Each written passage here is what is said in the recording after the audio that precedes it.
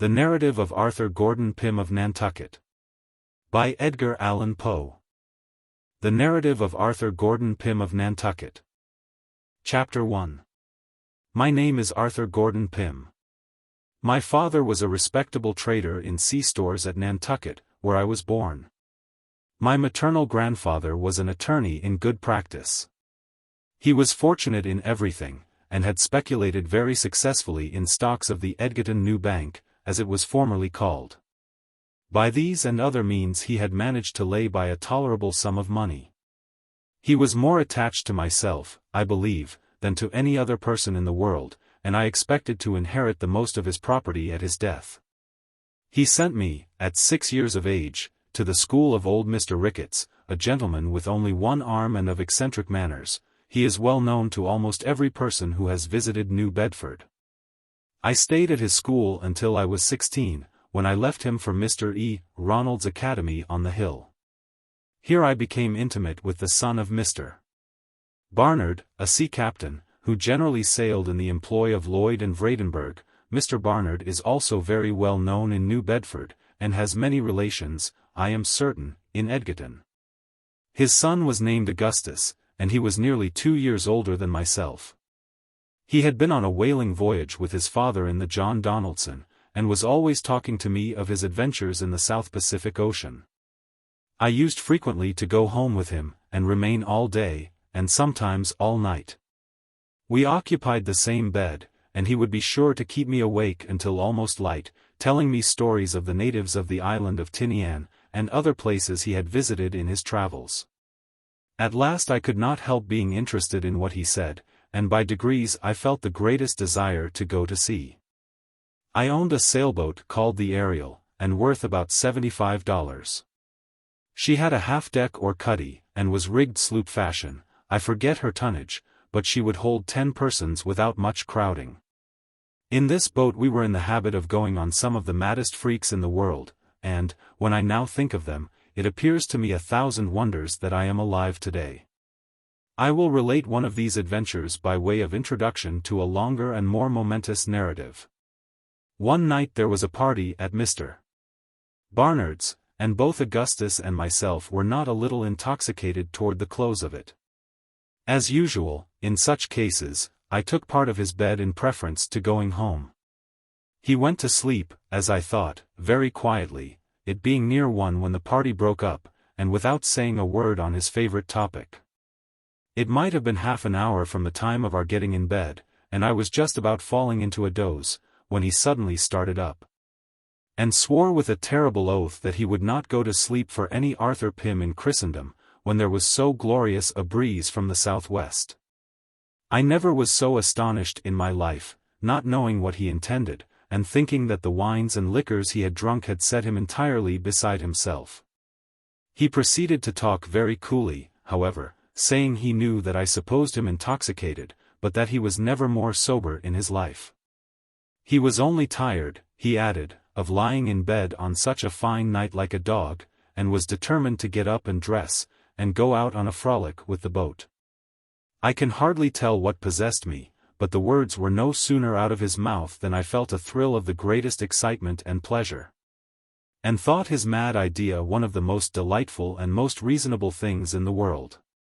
It was blowing almost a gale, and the weather was very cold, it being late in October.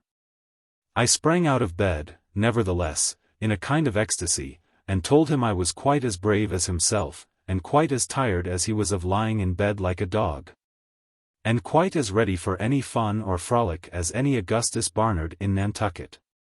We lost no time in getting on our clothes and hurrying down to the boat. She was lying at the old decayed wharf by the lumberyard of Pankey and Company, and almost thumping her side out against the rough logs. Augustus got into her and bailed her, for she was nearly half full of water. This being done, we hoisted jib and mainsail, kept full, and started boldly out to sea. The wind, as I before said, blew freshly from the southwest. The night was very clear and cold.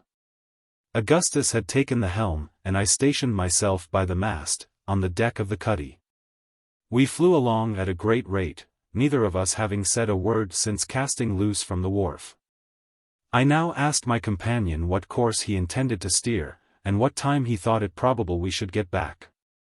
He whistled for a few minutes, and then said crustily, "I am going to sea, you may go home if you think proper."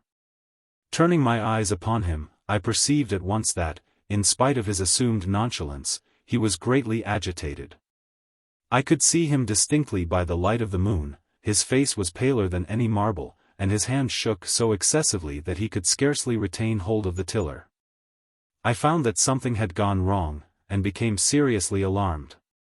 At this period I knew little about the management of a boat, and was now depending entirely upon the nautical skill of my friend. The wind, too, had suddenly increased, as we were fast getting out of the lee of the land. Still I was ashamed to betray any trepidation, and for almost half an hour maintained a resolute silence.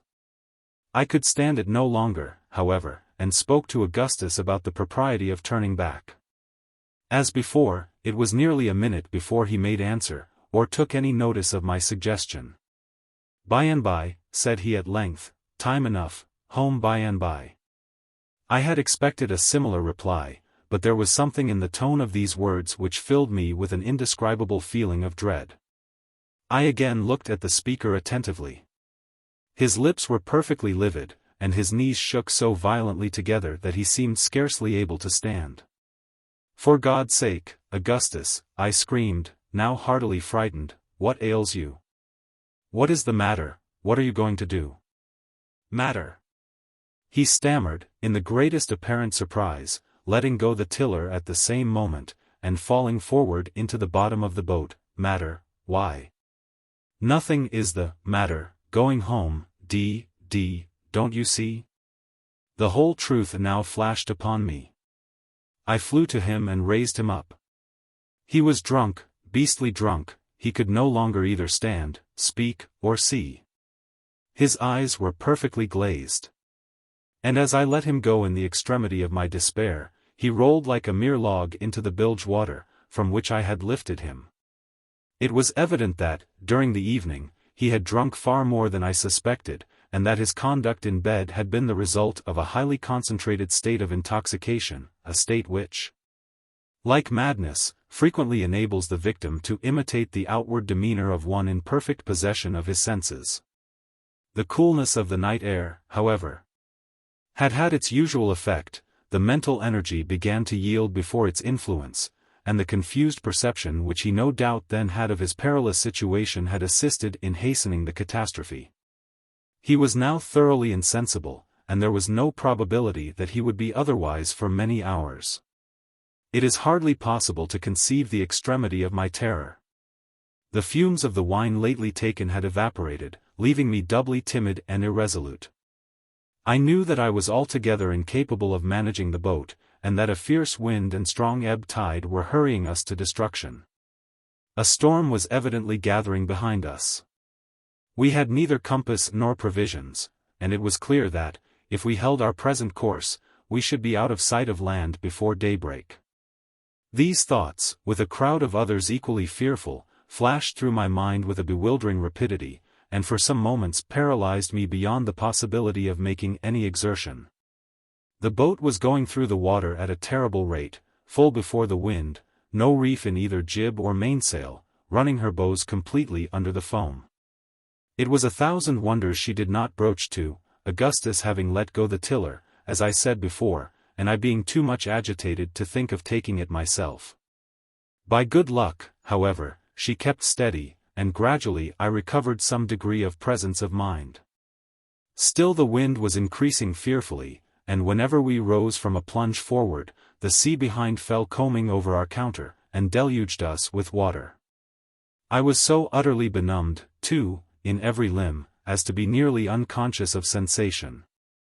At length I summoned up the resolution of despair, and rushing to the mainsail let it go by the run.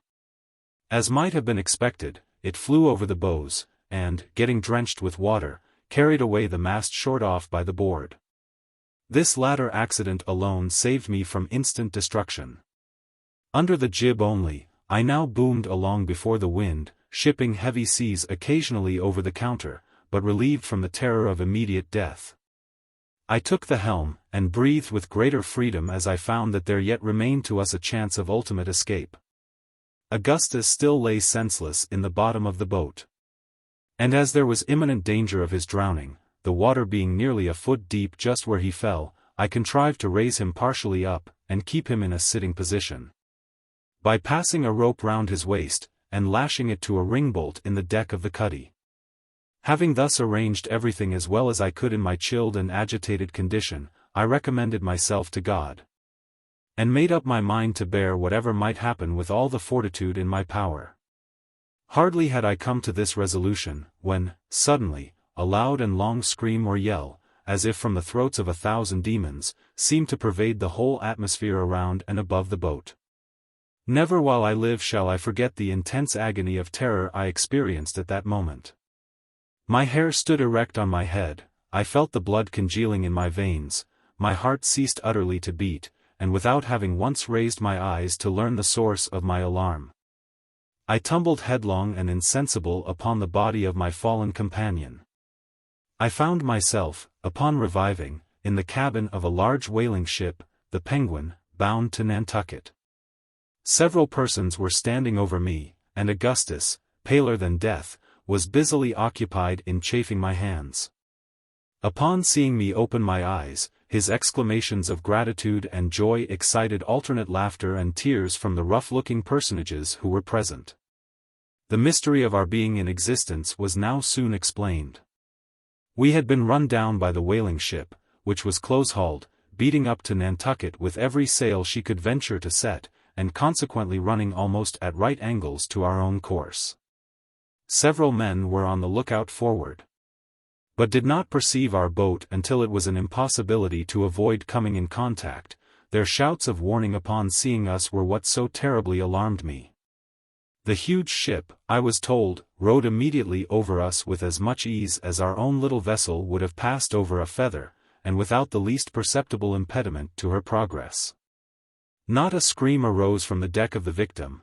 There was a slight grating sound to be heard mingling with the roar of wind and water, as the frail bark which was swallowed up rubbed for a moment along the keel of her destroyer, but this was all. Thinking our boat, which it will be remembered was dismasted, some mere shell cut adrift as useless, the captain, Captain E.T.V. Block, of New London, was for proceeding on his course without troubling himself further about the matter. Luckily, there were two of the lookout who swore positively to having seen some person at our helm, and represented the possibility of yet saving him. A discussion ensued, when Block grew angry, and, after a while, said that it was no business of his to be eternally watching for eggshells, that the ship should not put about for any such nonsense. And if there was a man run down, it was nobody's fault but his own, he might drown and be damned, or some language to that effect.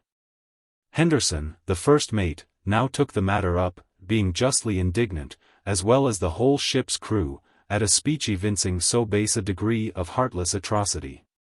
He spoke plainly, seeing himself upheld by the men, told the captain he considered him a fit subject for the gallows, and that he would disobey his orders if he were hanged for it the moment he set his foot on shore.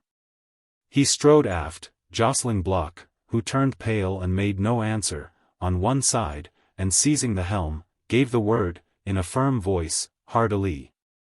The men flew to their posts, and the ship went cleverly about. All this had occupied nearly 5 minutes, and it was supposed to be hardly within the bounds of possibility that any individual could be saved, allowing any to have been on board the boat.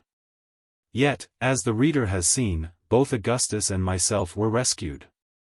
And our deliverance seemed to have been brought about by two of those almost inconceivable pieces of good fortune which are attributed by the wise and pious to the special interference of Providence.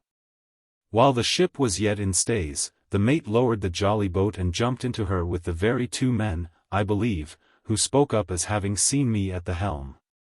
They had just left the lee of the vessel, the moon still shining brightly, when she made a long and heavy roll to windward, and Henderson, at the same moment, starting up in his seat, bawled out to his crew to back water. He would say nothing else, repeating his cry impatiently, "Back water! Back water!"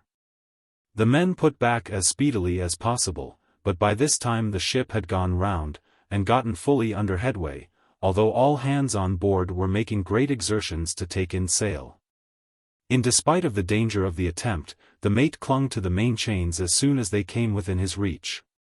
Another huge lurch now brought the starboard side of the vessel out of water nearly as far as her keel, when the cause of his anxiety was rendered obvious enough.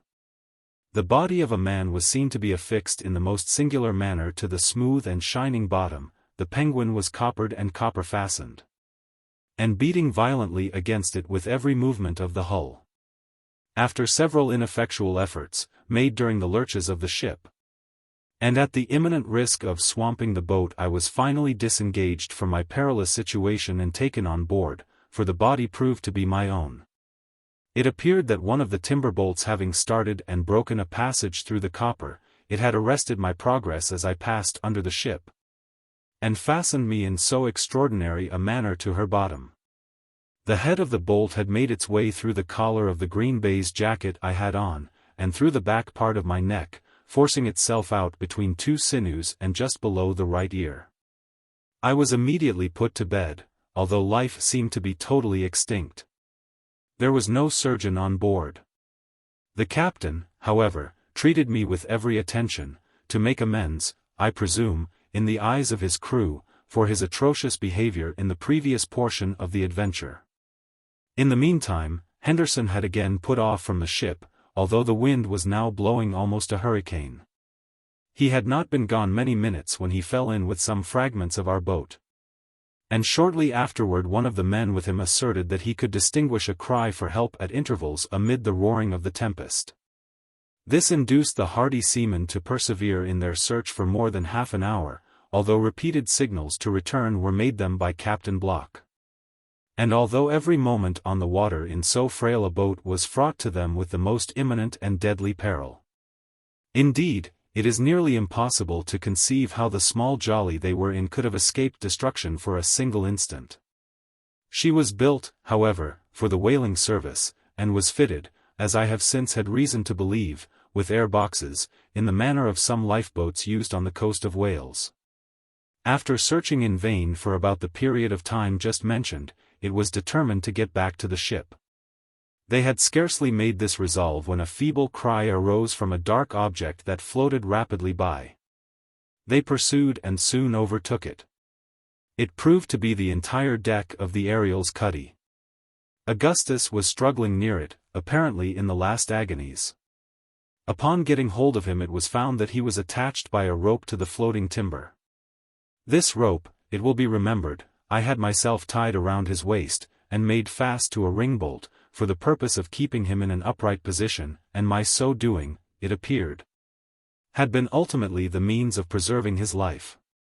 The Ariel was slightly put together, and in going down her frame naturally went to pieces. The deck of the cuddy, as might have been expected, was lifted, by the force of the water rushing in, entirely from the main timbers, and floated, with other fragments, no doubt, to the surface. Augustus was buoyed up with it, and thus escaped a terrible death. It was more than an hour after being taken on board the Penguin before he could give any account of himself, or be made to comprehend the nature of the accident which had befallen our boat. At length he became thoroughly aroused, and spoke much of his sensations while in the water. Upon his first attaining any degree of consciousness, he found himself beneath the surface, whirling round and round with inconceivable rapidity, and with a rope wrapped in 3 or 4 folds tightly about his neck. In an instant afterward he felt himself going rapidly upward, when, his head striking violently against a hard substance, he again relapsed into insensibility. Upon once more reviving he was in fuller possession of his reason. This was still, however, in the greatest degree clouded and confused. He now knew that some accident had occurred, and that he was in the water, although his mouth was above the surface, and he could breathe with some freedom. Possibly, at this period the deck was drifting rapidly before the wind, and drawing him after it, as he floated upon his back. Of course, as long as he could have retained this position, it would have been nearly impossible that he should be drowned. Presently a surge threw him directly athwart the deck, and this post he endeavored to maintain, screaming at intervals for help. just before he was discovered by Mr. Henderson, he had been obliged to relax his hold through exhaustion, and, falling into the sea, had given himself up for lost. During the whole period of his struggles he had not the faintest recollection of the Ariel, nor of the matters in connection with the source of his disaster. A vague feeling of terror and despair had taken entire possession of his faculties. When he was finally picked up, every power of his mind had failed him. And, as before said, it was nearly an hour after getting on board the Penguin before he became fully aware of his condition. In regard to myself, I was resuscitated from a state bordering very nearly upon death, and after every other means had been tried in vain for 3 hours and a half, by vigorous friction with flannels bathed in hot oil, a proceeding suggested by Augustus. The wound in my neck, although of an ugly appearance, proved of little real consequence, and I soon recovered from its effects. The Penguin got into port about 9 o'clock in the morning, after encountering one of the severest gales ever experienced off Nantucket. Both Augustus and myself managed to appear at Mr. Barnard's in time for breakfast, which, luckily, was somewhat late, owing to the party overnight. I suppose all at the table were too much fatigued themselves to notice our jaded appearance. Of course, it would not have borne a very rigid scrutiny. Schoolboys, however, can accomplish wonders in the way of deception. And I verily believe not one of our friends in Nantucket had the slightest suspicion that the terrible story told by some sailors in town of their having run down a vessel at sea and drowned some 30 or 40 poor devils had reference either to the Ariel, my companion, or myself. We too have since very frequently talked the matter over, but never without a shudder. In one of our conversations Augustus frankly confessed to me, that in his whole life he had at no time experienced so excruciating a sense of dismay, as when on board our little boat he first discovered the extent of his intoxication, and felt himself sinking beneath its influence. How do you find this book? Any thoughts about the book or the author? Any suggestion for improvement?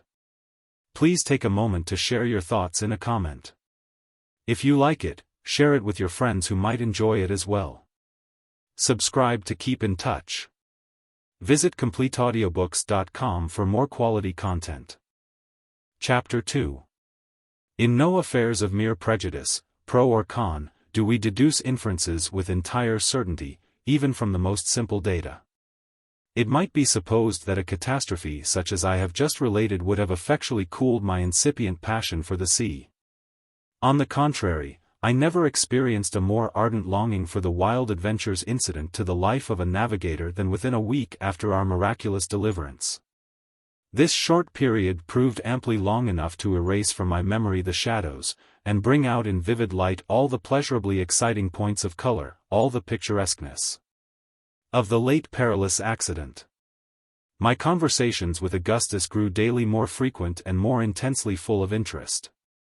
He had a manner of relating his stories of the ocean, more than one half of which I now suspect to have been sheer fabrications, well adapted to have weight with one of my enthusiastic temperament, and somewhat gloomy although glowing imagination. It is strange, too, that he most strongly enlisted my feelings in behalf of the life of a seaman, when he depicted his more terrible moments of suffering and despair. For the bright side of the painting I had a limited sympathy. My visions were of shipwreck and famine, of death or captivity among barbarian hordes, of a lifetime dragged out in sorrow and tears, upon some grey and desolate rock, in an ocean unapproachable and unknown. Such visions or desires, for they amounted to desires, are common, I have since been assured, to the whole numerous race of the melancholy among men. At the time of which I speak I regarded them only as prophetic glimpses of a destiny which I felt myself in a measure bound to fulfill. Augustus thoroughly entered into my state of mind. It is probable, indeed, that our intimate communion had resulted in a partial interchange of character. About 18 months after the period of the Ariel's disaster, the firm of Lloyd and Vredenburgh, a house connected in some manner with the Messrs. Enderby, I believe, of Liverpool, were engaged in repairing and fitting out the brig Grampus for a whaling voyage. She was an old hulk, and scarcely seaworthy when all was done to her that could be done. I hardly know why she was chosen in preference to other good vessels belonging to the same owners, but so it was. Mr. Barnard was appointed to command her, and Augustus was going with him. While the brig was getting ready, he frequently urged upon me the excellency of the opportunity now offered for indulging my desire of travel. He found me by no means an unwilling listener, yet the matter could not be so easily arranged. My father made no direct opposition. But my mother went into hysterics at the bare mention of the design. And, more than all, my grandfather, from whom I expected much, vowed to cut me off with a shilling if I should ever broach the subject to him again. These difficulties, however, so far from abating my desire, only added fuel to the flame. I determined to go at all hazards. And, having made known my intentions to Augustus, we set about arranging a plan by which it might be accomplished.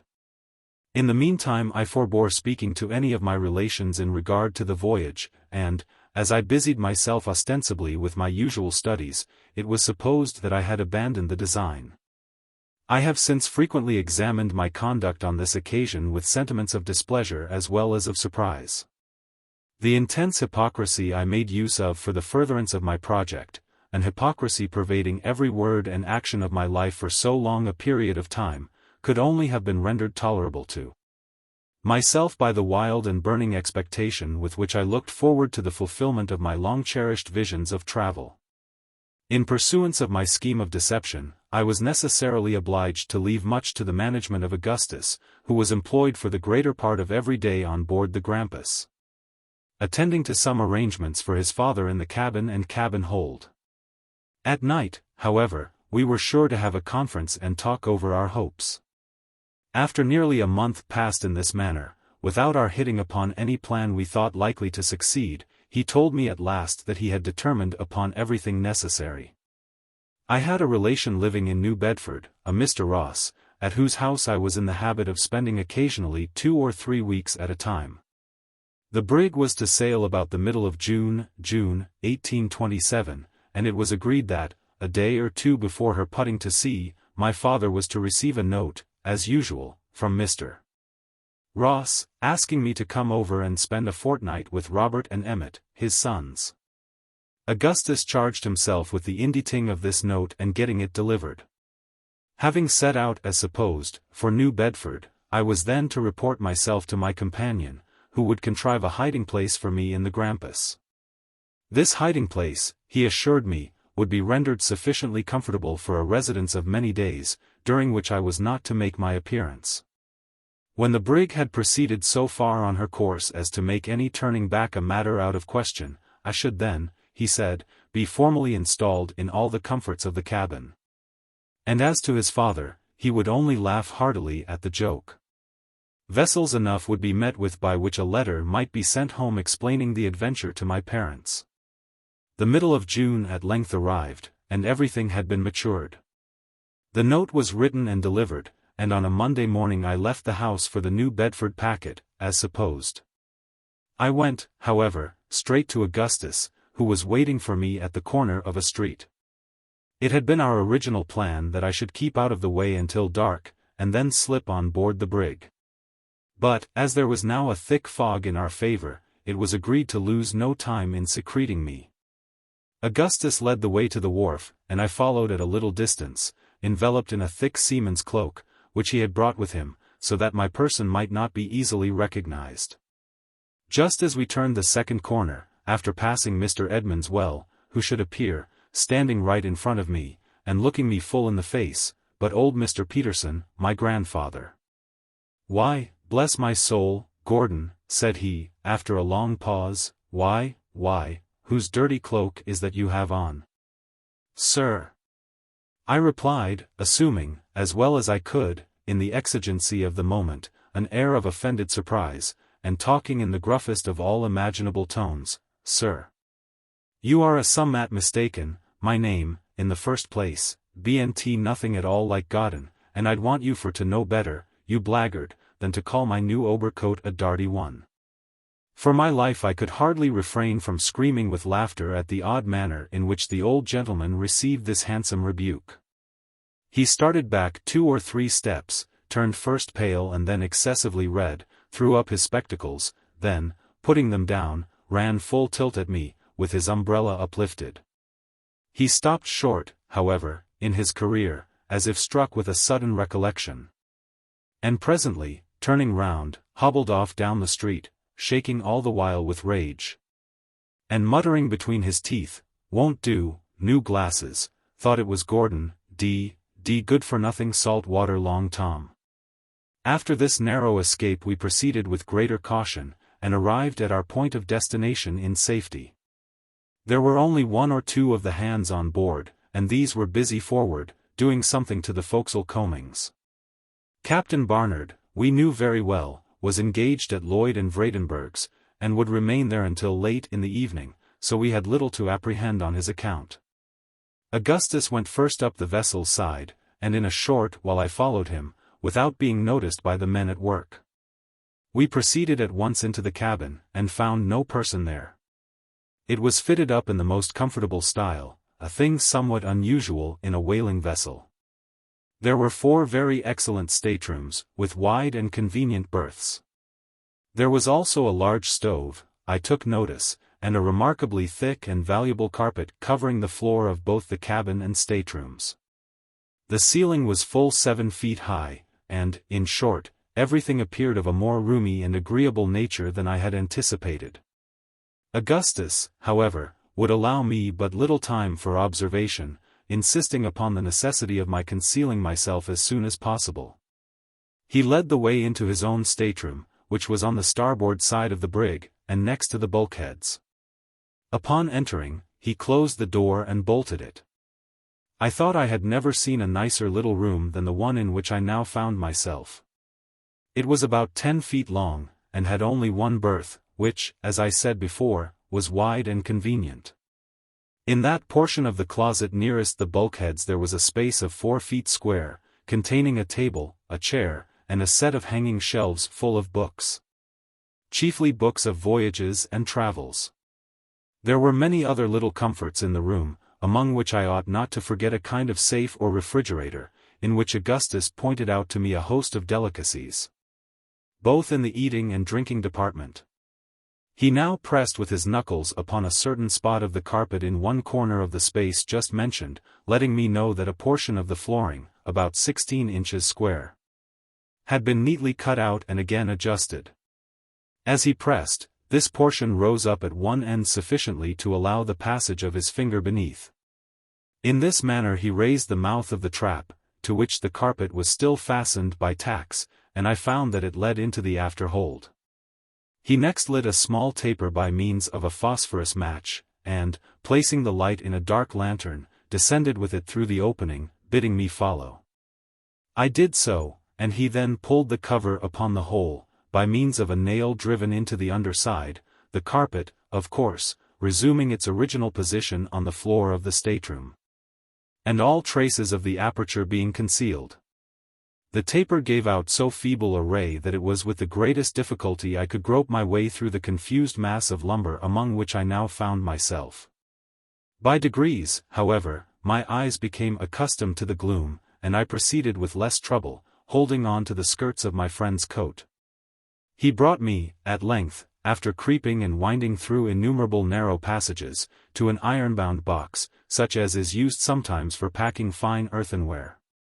It was nearly 4 feet high, and full 6 long, but very narrow.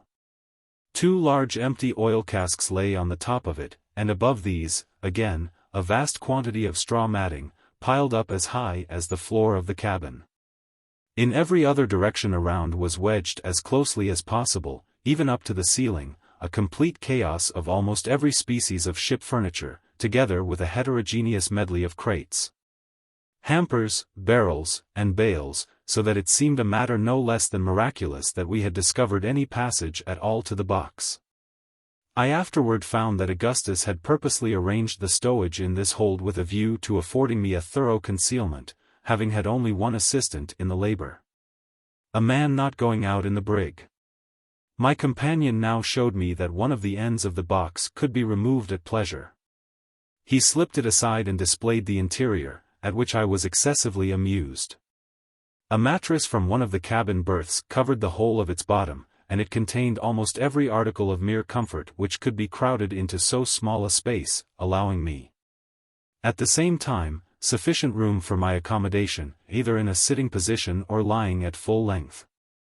Among other things, there were some books, pen, ink, and paper, 3 blankets, a large jug full of water, a keg of sea biscuit, 3 or 4 immense bologna sausages, an enormous ham, a cold leg of roast mutton, and half a dozen bottles of cordials and liqueurs. I proceeded immediately to take possession of my little apartment, and this with feelings of higher satisfaction, I am sure, than any monarch ever experienced upon entering a new palace. Augustus now pointed out to me the method of fastening the open end of the box, and then, holding the taper close to the deck, showed me a piece of dark whipcord lying along it. This, he said, extended from my hiding place throughout all the necessary windings among the lumber, to a nail which was driven into the deck of the hold, immediately beneath the trapdoor leading into his stateroom. By means of this cord I should be enabled readily to trace my way out without his guidance, provided any unlooked-for accident should render such a step necessary. He now took his departure, leaving with me the lantern, together with a copious supply of tapers and phosphorus, and promising to pay me a visit as often as he could contrive to do so without observation. This was on the 17th of June. I remained 3 days and nights, as nearly as I could guess, in my hiding place without getting out of it at all, except twice for the purpose of stretching my limbs by standing erect between 2 crates just opposite the opening. During the whole period I saw nothing of Augustus. But this occasioned me little uneasiness, as I knew the brig was expected to put to sea every hour, and in the bustle he would not easily find opportunities of coming down to me. At length I heard the trap open and shut, and presently he called in a low voice, asking if all was well, and if there was anything I wanted. "Nothing," I replied, "I am as comfortable as can be." "When will the brig sail?" "She will be under way in less than half an hour," he answered. "I came to let you know, and for fear you should be uneasy at my absence. I shall not have a chance of coming down again for some time, perhaps for 3 or 4 days more. All is going on right above board. After I go up and close the trap, do you creep along by the whipcord to where the nail is driven in. You will find my watch there, it may be useful to you, as you have no daylight to keep time by. I suppose you can't tell how long you have been buried, only 3 days, this is the 20th. I would bring the watch to your box, but am afraid of being missed." With this he went up. In about an hour after he had gone I distinctly felt the brig in motion, and congratulated myself upon having at length fairly commenced a voyage. Satisfied with this idea, I determined to make my mind as easy as possible, and await the course of events until I should be permitted to exchange the box for the more roomy, although hardly more comfortable, accommodations of the cabin. My first care was to get the watch. Leaving the taper burning, I groped along in the dark, following the cord through windings innumerable, in some of which I discovered that, after toiling a long distance, I was brought back within a foot or 2 of a former position. At length I reached the nail, and securing the object of my journey, returned with it in safety. I now looked over the books which had been so thoughtfully provided, and selected the expedition of Lewis and Clark to the mouth of the Columbia. With this I amused myself for some time, when, growing sleepy, I extinguished the light with great care, and soon fell into a sound slumber. Upon awakening I felt strangely confused in mind, and some time elapsed before I could bring to recollection all the various circumstances of my situation. By degrees, however, I remembered all. Striking a light, I looked at the watch, but it was run down, and there were, consequently, no means of determining how long I slept. My limbs were greatly cramped, and I was forced to relieve them by standing between the crates. Presently feeling an almost ravenous appetite, I bethought myself of the cold mutton, some of which I had eaten just before going to sleep, and found excellent. What was my astonishment in discovering it to be in a state of absolute putrefaction! This circumstance occasioned me great disquietude. For, connecting it with the disorder of mind I experienced upon awakening, I began to suppose that I must have slept for an inordinately long period of time. The close atmosphere of the hold might have had something to do with this, and might, in the end, be productive of the most serious results. My head ached excessively. I fancied that I drew every breath with difficulty, and, in short, I was oppressed with a multitude of gloomy feelings. Still I could not venture to make any disturbance by opening the trap or otherwise, and, having wound up the watch, contented myself as well as possible. Throughout the whole of the next tedious 24 hours no person came to my relief, and I could not help accusing Augustus of the grossest inattention. What alarmed me chiefly was, that the water in my jug was reduced to about half a pint, and I was suffering much from thirst, having eaten freely of the Bologna sausages after the loss of my mutton. I became very uneasy, and could no longer take any interest in my books. I was overpowered, too, with a desire to sleep, yet trembled at the thought of indulging it, lest there might exist some pernicious influence, like that of burning charcoal, in the confined air of the hold. In the meantime the roll of the brig told me that we were far in the main ocean, and a dull humming sound, which reached my ears as if from an immense distance, convinced me no ordinary gale was blowing. I could not imagine a reason for the absence of Augustus. We were surely far enough advanced on our voyage to allow of my going up. Some accident might have happened to him, but I could think of none which would account for his suffering me to remain so long a prisoner, except, indeed, his having suddenly died or fallen overboard, and upon this idea I could not dwell with any degree of patience. It was possible that we had been baffled by head winds, and were still in the near vicinity of Nantucket. This notion, however, I was forced to abandon. For such being the case, the brig must have frequently gone about. And I was entirely satisfied, from her continual inclination to the larboard, that she had been sailing all along with a steady breeze on her starboard quarter. Besides, granting that we were still in the neighborhood of the island, why should not Augustus have visited me and informed me of the circumstance? Pondering in this manner upon the difficulties of my solitary and cheerless condition, I resolved to wait yet another 24 hours, when, if no relief were obtained, I would make my way to the trap, and endeavor either to hold a parley with my friend, or get at least a little fresh air through the opening, and a further supply of water from the stateroom. While occupied with this thought, however, I fell in spite of every exertion to the contrary, into a state of profound sleep, or rather stupor. My dreams were of the most terrific description. Every species of calamity and horror befell me. Among other miseries I was smothered to death between huge pillows, by demons of the most ghastly and ferocious aspect. Immense serpents held me in their embrace, and looked earnestly in my face with their fearfully shining eyes. Then deserts, limitless, and of the most forlorn and awe-inspiring character, spread themselves out before me. Immensely tall trunks of trees, grey and leafless, rose up in endless succession as far as the eye could reach. Their roots were concealed in wide-spreading morasses, whose dreary water lay intensely black, still, and altogether terrible, beneath. And the strange trees seemed endowed with a human vitality, and waving to and fro their skeleton arms, were crying to the silent waters for mercy, in the shrill and piercing accents of the most acute agony and despair. The scene changed, and I stood, naked and alone, amidst the burning sandplains of Sahara. At my feet lay crouched a fierce lion of the tropics. Suddenly his wild eyes opened and fell upon me. With a conclusive bound he sprang to his feet, and laid bare his horrible teeth. In another instant there burst from his red throat a roar like the thunder of the firmament, and I fell impetuously to the earth. Stifling in a paroxysm of terror, I at last found myself partially awake. My dream, then, was not all a dream. Now, at least, I was in possession of my senses. The paws of some huge and real monster were pressing heavily upon my bosom, his hot breath was in my ear, and his white and ghastly fangs were gleaming upon me through the gloom. Had 1,000 lives hung upon the movement of a limb or the utterance of a syllable, I could have neither stirred nor spoken. The beast, whatever it was, retained his position without attempting any immediate violence, while I lay in an utterly helpless, and, I fancied, a dying condition beneath him. I felt that my powers of body and mind were fast leaving me, in a word, that I was perishing, and perishing of sheer fright.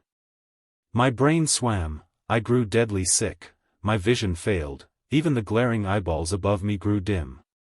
Making a last strong effort, I at length breathed a faint ejaculation to God, and resigned myself to die.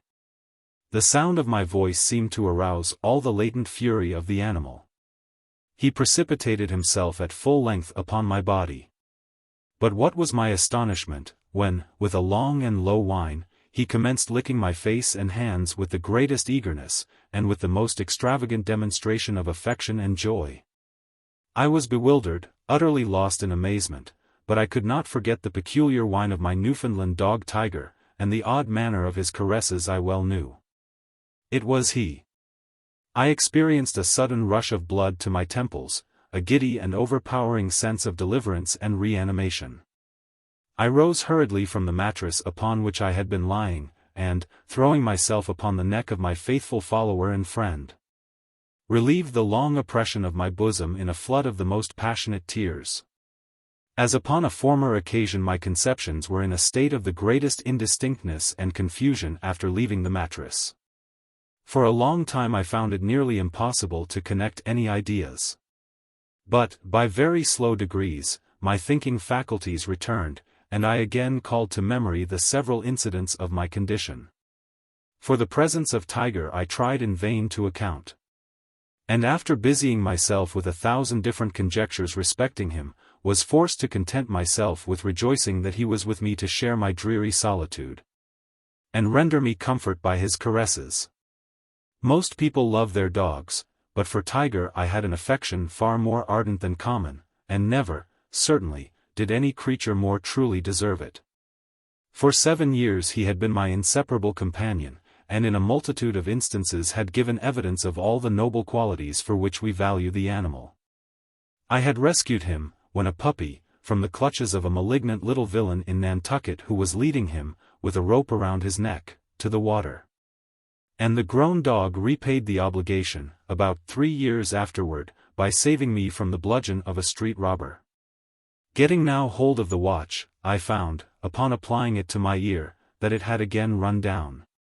But at this I was not at all surprised, being convinced, from the peculiar state of my feelings, that I had slept, as before, for a very long period of time. How long? It was of course impossible to say. I was burning up with fever, and my thirst was almost intolerable. I felt about the box for my little remaining supply of water, for I had no light, the taper having burnt to the socket of the lantern, and the phosphorus box not coming readily to hand. Upon finding the jug, however, I discovered it to be empty, Tiger, no doubt, having been tempted to drink it, as well as to devour the remnant of mutton, the bone of which lay, well picked, by the opening of the box. The spoiled meat I could well spare, but my heart sank as I thought of the water. I was feeble in the extreme, so much so that I shook all over, as with an ague, at the slightest movement or exertion. To add to my troubles, the brig was pitching and rolling with great violence, and the oil casks which lay upon my box were in momentary danger of falling down, so as to block up the only way of ingress or egress. I felt, also, terrible sufferings from seasickness. These considerations determined me to make my way, at all hazards, to the trap, and obtain immediate relief, before I should be incapacitated from doing so altogether. Having come to this resolve, I again felt about for the phosphorus box and tapers. The former I found after some little trouble. But, not discovering the tapers as soon as I had expected, for I remembered very nearly the spot in which I had placed them, I gave up the search for the present, and bidding Tiger lie quiet, began at once my journey toward the trap. In this attempt my great feebleness became more than ever apparent. It was with the utmost difficulty I could crawl along at all, and very frequently my limbs sank suddenly from beneath me.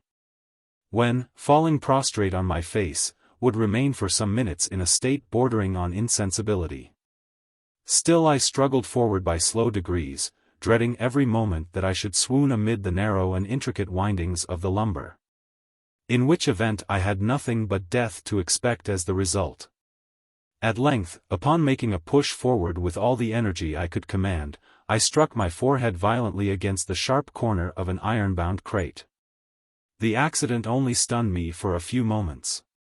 But I found, to my inexpressible grief, that the quick and violent roll of the vessel had thrown the crate entirely across my path, so as effectually to block up the passage. With my utmost exertions I could not move it a single inch from its position, it being closely wedged in among the surrounding boxes and ship furniture. It became necessary, therefore, enfeebled as I was, either to leave the guidance of the whipcord and seek out a new passage, or to climb over the obstacle, and resume the path on the other side. The former alternative presented too many difficulties and dangers to be thought of without a shudder.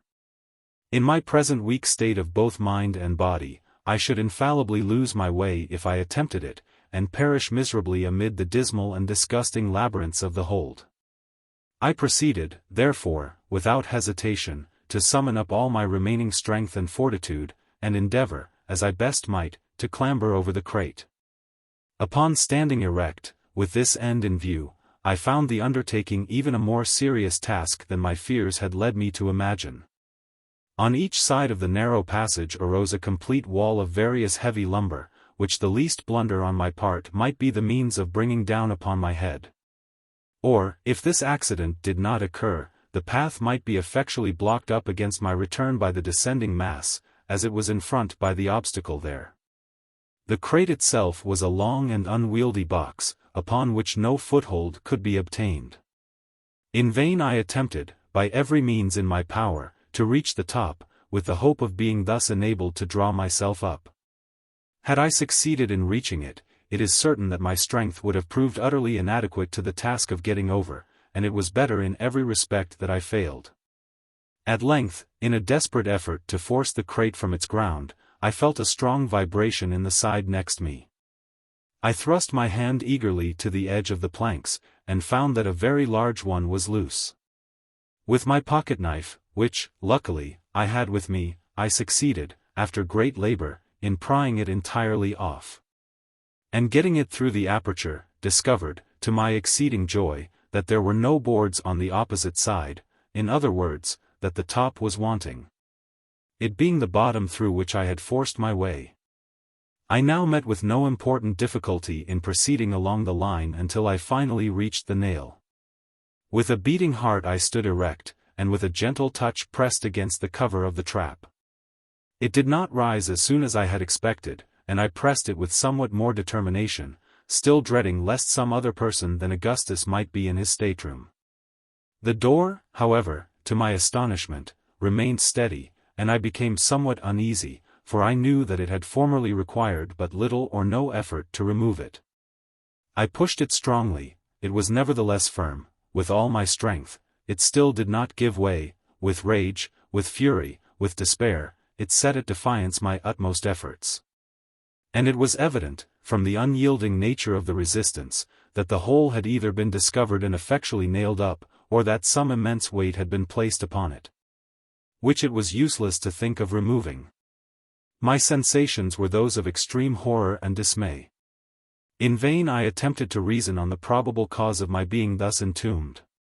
I could summon up no connected chain of reflection, and, sinking on the floor, gave way, unresistingly, to the most gloomy imaginings, in which the dreadful deaths of thirst, famine, suffocation, and premature interment crowded upon me as the prominent disasters to be encountered. At length there returned to me some portion of presence of mind. I arose, and felt with my fingers for the seams or cracks of the aperture.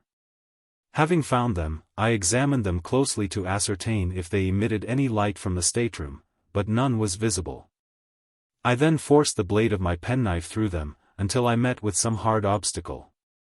Scraping against it, I discovered it to be a solid mass of iron, which, from its peculiar wavy feel as I passed the blade along it, I concluded to be a chain cable. The only course now left me was to retrace my way to the box, and there either yield to my sad fate, or try so to tranquilize my mind as to admit of my arranging some plan of escape.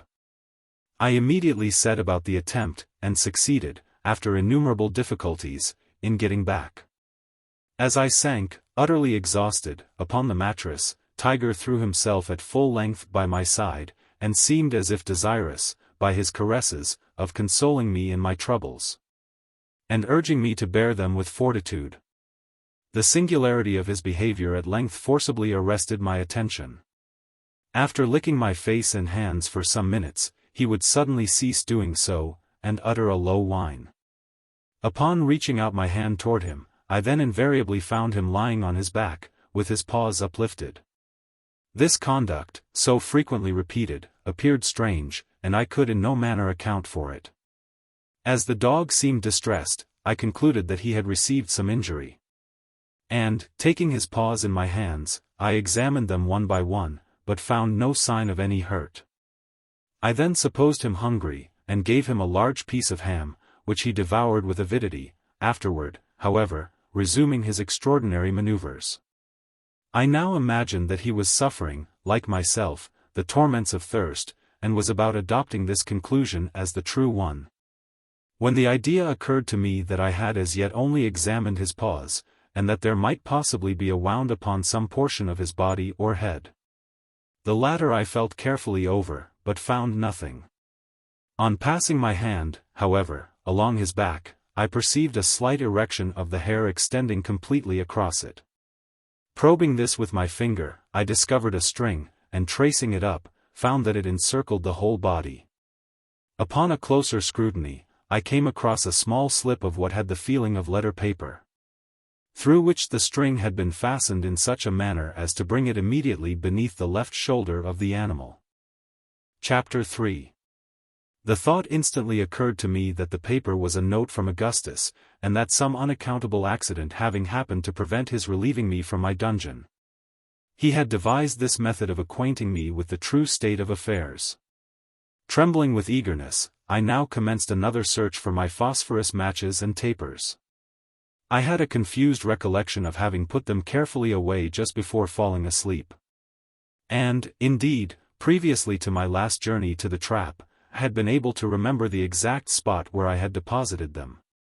But now I endeavored in vain to call it to mind, and busied myself for a full hour in a fruitless and vexatious search for the missing articles. Never, surely, was there a more tantalizing state of anxiety and suspense. At length, while groping about, with my head close to the ballast, near the opening of the box, and outside of it, I perceived a faint glimmering of light in the direction of the steerage.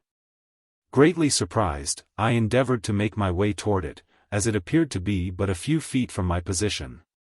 Scarcely had I moved with this intention, when I lost sight of the glimmer entirely, and, before I could bring it into view again, was obliged to feel along by the box until I had exactly resumed my original situation. Now, moving my head with caution to and fro, I found that, by proceeding slowly, with great care, in an opposite direction to that in which I had at first started, I was enabled to draw near the light, still keeping it in view. Presently I came directly upon it, having squeezed my way through innumerable narrow windings, and found that it proceeded from some fragments of my matches lying in an empty barrel turned upon its side. I was wondering how they came in such a place, when my hand fell upon 2 or 3 pieces of taper wax, which had been evidently mumbled by the dog. I concluded at once that he had devoured the whole of my supply of candles, and I felt hopeless of being ever able to read the note of Augustus. The small remnants of the wax were so mashed up among other rubbish in the barrel, that I despaired of deriving any service from them, and left them as they were. The phosphorus, of which there was only a speck or two, I gathered up as well as I could, and returned with it, after much difficulty, to my box, where Tiger had all the while remained. What to do next I could not tell. The hold was so intensely dark that I could not see my hand, however close I would hold it to my face. The white slip of paper could barely be discerned, and not even that when I looked at it directly. By turning the exterior portions of the retina toward it, that is to say, by surveying it slightly askance, I found that it became in some measure perceptible. Thus the gloom of my prison may be imagined, and the note of my friend, if indeed it were a note from him, seemed only likely to throw me into further trouble, by disquieting to no purpose my already enfeebled and agitated mind. In vain I revolved in my brain a multitude of absurd expedients for procuring light, such expedients precisely as a man in the perturbed sleep occasioned by opium would be apt to fall upon for a similar purpose, each and all of which appear by turns to the dreamer the most reasonable and the most preposterous of conceptions. Just as the reasoning or imaginative faculties flicker, alternately, one above the other. At last an idea occurred to me which seemed rational, and which gave me cause to wonder, very justly, that I had not entertained it before. I placed the slip of paper on the back of a book, and, collecting the fragments of the phosphorus matches which I had brought from the barrel, laid them together upon the paper. I then, with the palm of my hand, rubbed the whole over quickly, yet steadily. A clear light diffused itself immediately throughout the whole surface. And had there been any writing upon it, I should not have experienced the least difficulty, I am sure, in reading it. Not a syllable was there, however, nothing but a dreary and unsatisfactory blank. The illumination died away in a few seconds, and my heart died away within me as it went. I have before stated more than once that my intellect, for some period prior to this, had been in a condition nearly bordering on idiocy. There were, to be sure, momentary intervals of perfect sanity, and, now and then, even of energy, but these were few. It must be remembered that I had been, for many days certainly, inhaling the almost pestilential atmosphere of a close hold in a whaling vessel. And for a long portion of that time but scantily supplied with water. For the last 14 or 15 hours I had none, nor had I slept during that time. Salt provisions of the most exciting kind had been my chief, and, indeed, since the loss of the mutton, my only supply of food, with the exception of the sea biscuit. And these latter were utterly useless to me, as they were too dry and hard to be swallowed in the swollen and parched condition of my throat.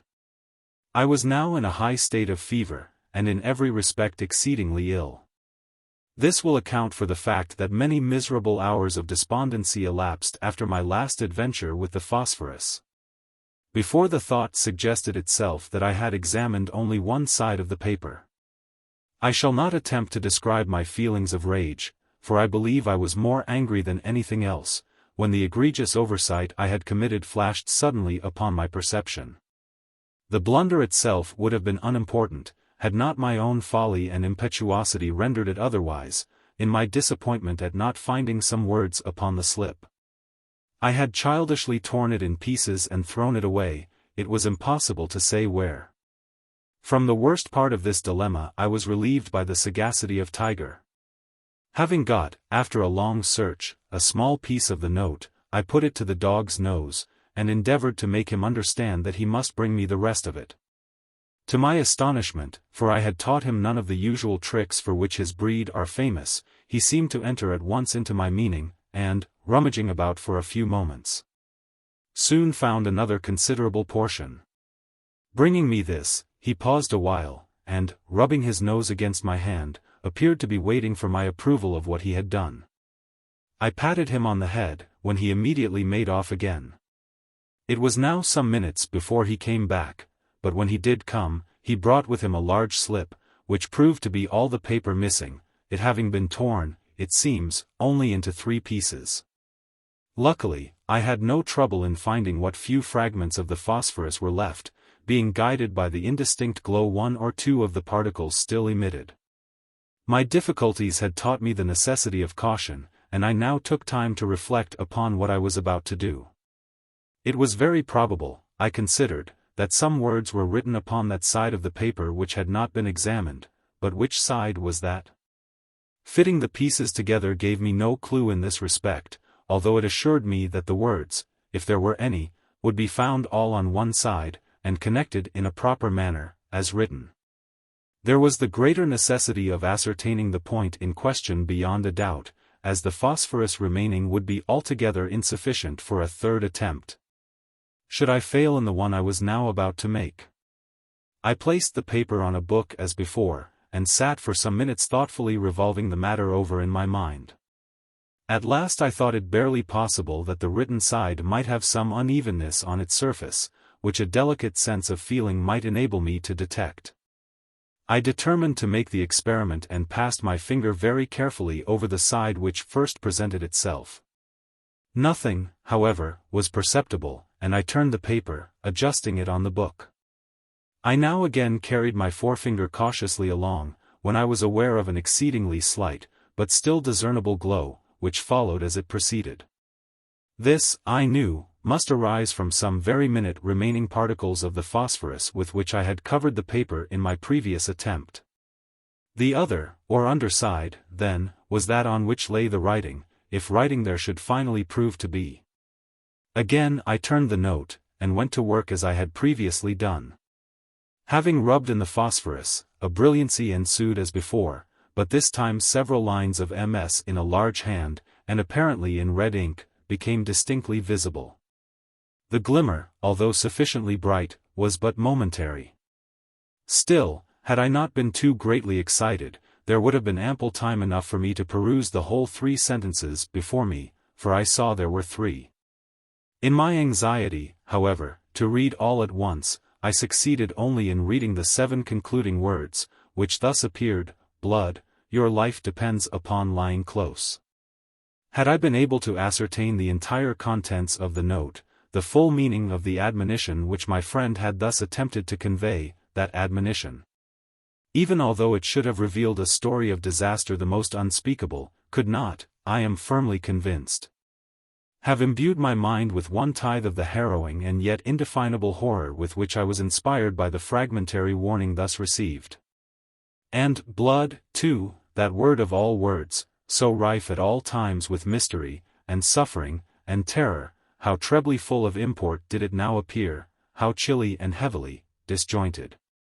As it thus was, from any foregoing words to qualify or render it distinct, did its vague syllables fall, amid the deep gloom of my prison, into the innermost recesses of my soul. Augustus had, undoubtedly, good reasons for wishing me to remain concealed. And I formed 1,000 surmises as to what they could be, but I could think of nothing affording a satisfactory solution of the mystery. Just after returning from my last journey to the trap, and before my attention had been otherwise directed by the singular conduct of Tiger, I had come to the resolution of making myself heard at all events by those on board, or, if I could not succeed in this directly, of trying to cut my way through the orlop deck. The half-certainty which I felt of being able to accomplish one of these 2 purposes in the last emergency had given me courage, which I should not otherwise have had, to endure the evils of my situation. The few words I had been able to read, however, had cut me off from these final resources, and I now, for the first time, felt all the misery of my fate. In a paroxysm of despair I threw myself again upon the mattress, where, for about the period of a day and night, I lay in a kind of stupor, relieved only by momentary intervals of reason and recollection. At length I once more arose, and busied myself in reflection upon the horrors which encompassed me. For another 24 hours it was barely possible that I might exist without water. For a longer time I could not do so. During the first portion of my imprisonment I had made free use of the cordials with which Augustus had supplied me, but they only served to excite fever, without in the least degree assuaging thirst. I had now only about a gill left, and this was of a species of strong peach liqueur at which my stomach revolted. The sausages were entirely consumed. Of the ham nothing remained but a small piece of the skin, and all the biscuit, except a few fragments of one, had been eaten by Tiger. To add to my troubles, I found that my headache was increasing momentarily, and with it the species of delirium which had distressed me more or less since my first falling asleep. For some hours past it had been with the greatest difficulty I could breathe at all, and now each attempt at so doing was attended with the most depressing spasmodic action of the chest. But there was still another and very different source of disquietude, and one, indeed, whose harassing terrors had been the chief means of arousing me to exertion from my stupor on the mattress. It arose from the demeanor of the dog. I first observed an alteration in his conduct while rubbing in the phosphorus on the paper in my last attempt. As I rubbed, he ran his nose against my hand with a slight snarl, but I was too greatly excited at the time to pay much attention to the circumstance. Soon afterward, it will be remembered, I threw myself on the mattress, and fell into a species of lethargy. Presently I became aware of a singular hissing sound close at my ears, and discovered it to proceed from Tiger, who was panting and wheezing in a state of the greatest apparent excitement, his eyeballs flashing fiercely through the gloom. I spoke to him, when he replied with a low growl, and then remained quiet. Presently I relapsed into my stupor, from which I was again awakened in a similar manner. This was repeated 3 or 4 times, until finally his behavior inspired me with so great a degree of fear, that I became fully aroused. He was now lying close by the door of the box, snarling fearfully, although in a kind of undertone, and grinding his teeth as if strongly convulsed.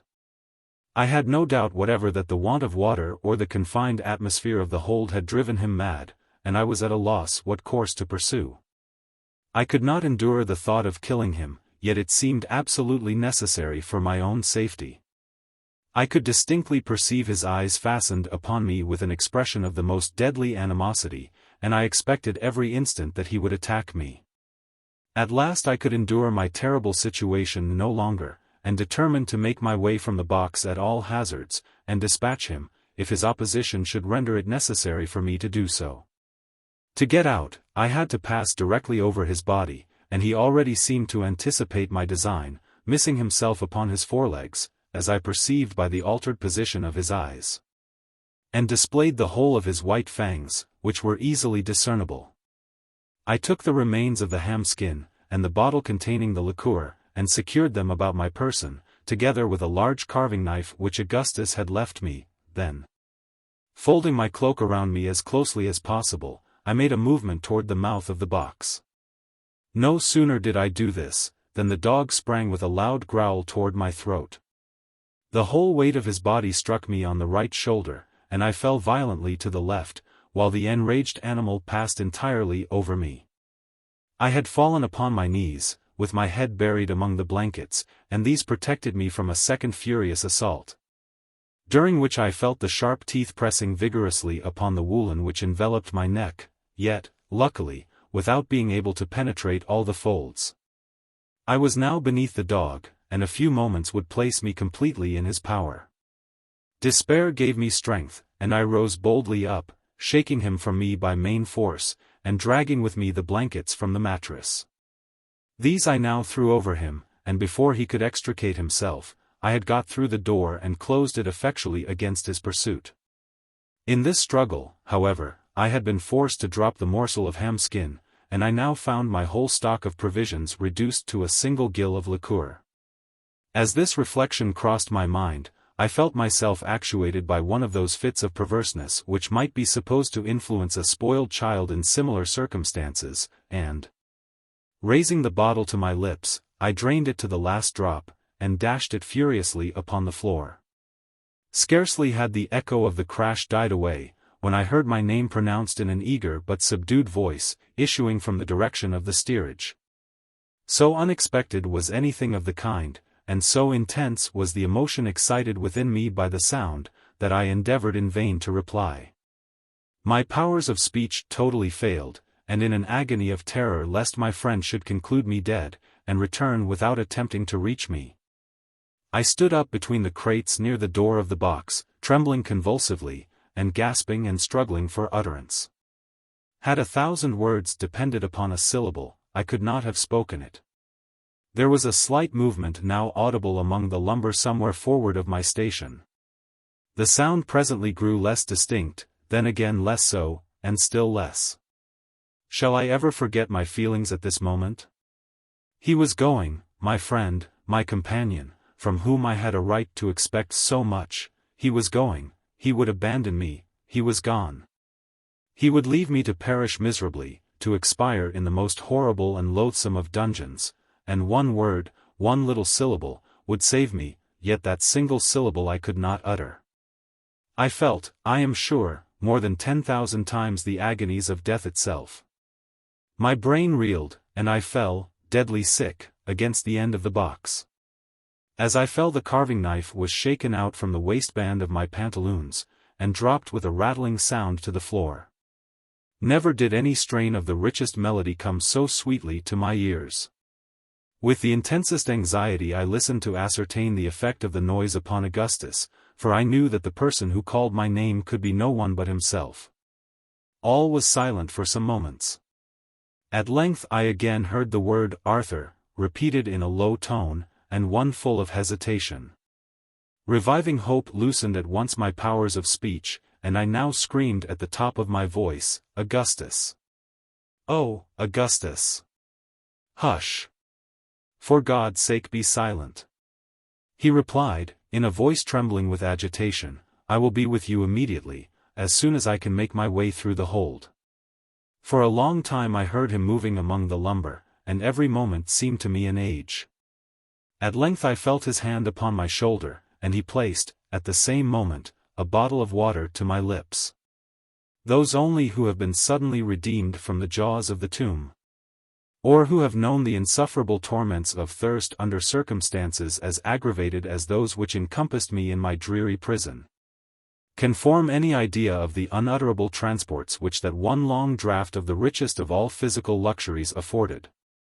When I had in some degree satisfied my thirst, Augustus produced from his pocket 3 or 4 boiled potatoes, which I devoured with the greatest avidity. He had brought with him a light in a dark lantern, and the grateful rays afforded me scarcely less comfort than the food and drink. But I was impatient to learn the cause of his protracted absence, and he proceeded to recount what had happened on board during my incarceration. Chapter 4. The brig put to sea, as I had supposed, in about an hour after he had left the watch. This was on the 20th of June. It will be remembered that I had then been in the hold for 3 days.